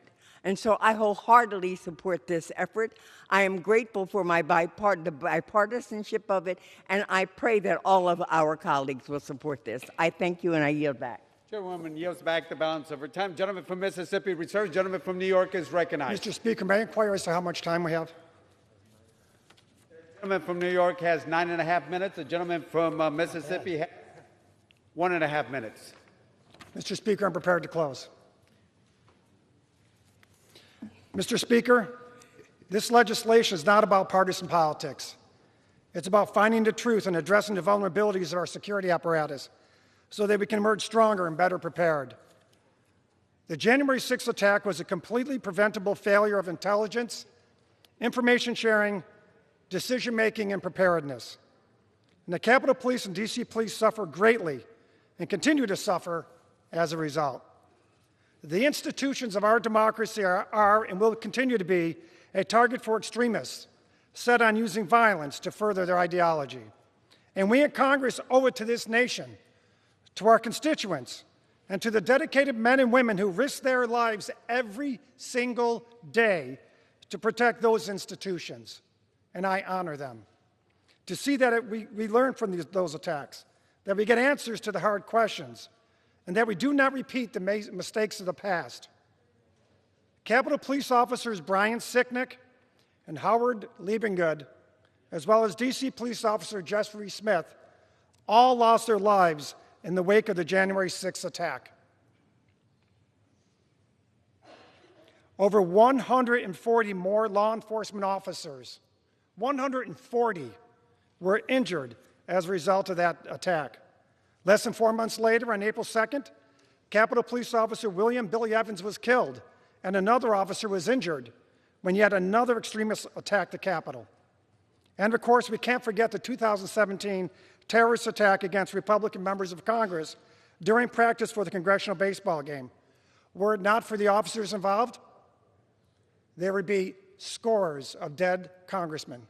That's the plain truth. I acknowledge the heroic efforts of Capitol Police Officers David Bailey and Crystal Griner.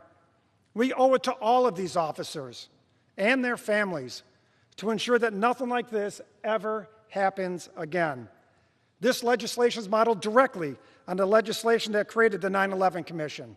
I sincerely believe that this commission, with strong support from this body, will embark on an objective, nonpartisan search for answers and solutions, just as the 9/11 Commission did. And again, I want to thank my friend, Chairman Thompson, for his partnership.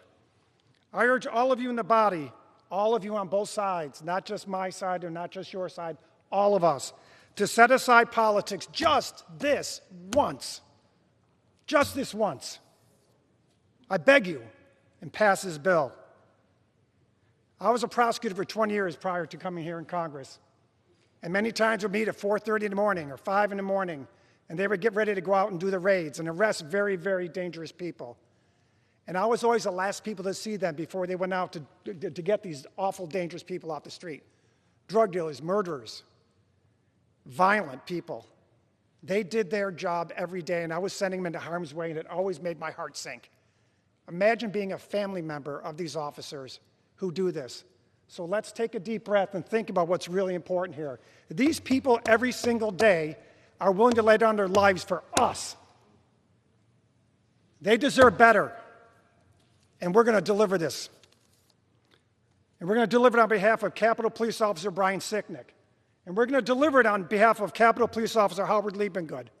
And we're going to deliver it on behalf of Capitol Police Officer William Billy Evans. And we're going to deliver it on behalf of D.C. Police Officer Jeffrey Smith. And we're going to deliver it on behalf of D.C. Officer Michael Fanone and so many others who struggled with the events of that day. And we do so on behalf of the people who risked their lives for us and continue, like Police Officer David Bailey and Capitol Police Officer Crystal Griner. I want these officers and their families to know that we are doing it not for us and not for politics. We are doing it for them. We're doing it for them. I urge my colleagues to support this legislation, and I yield back the balance of my time.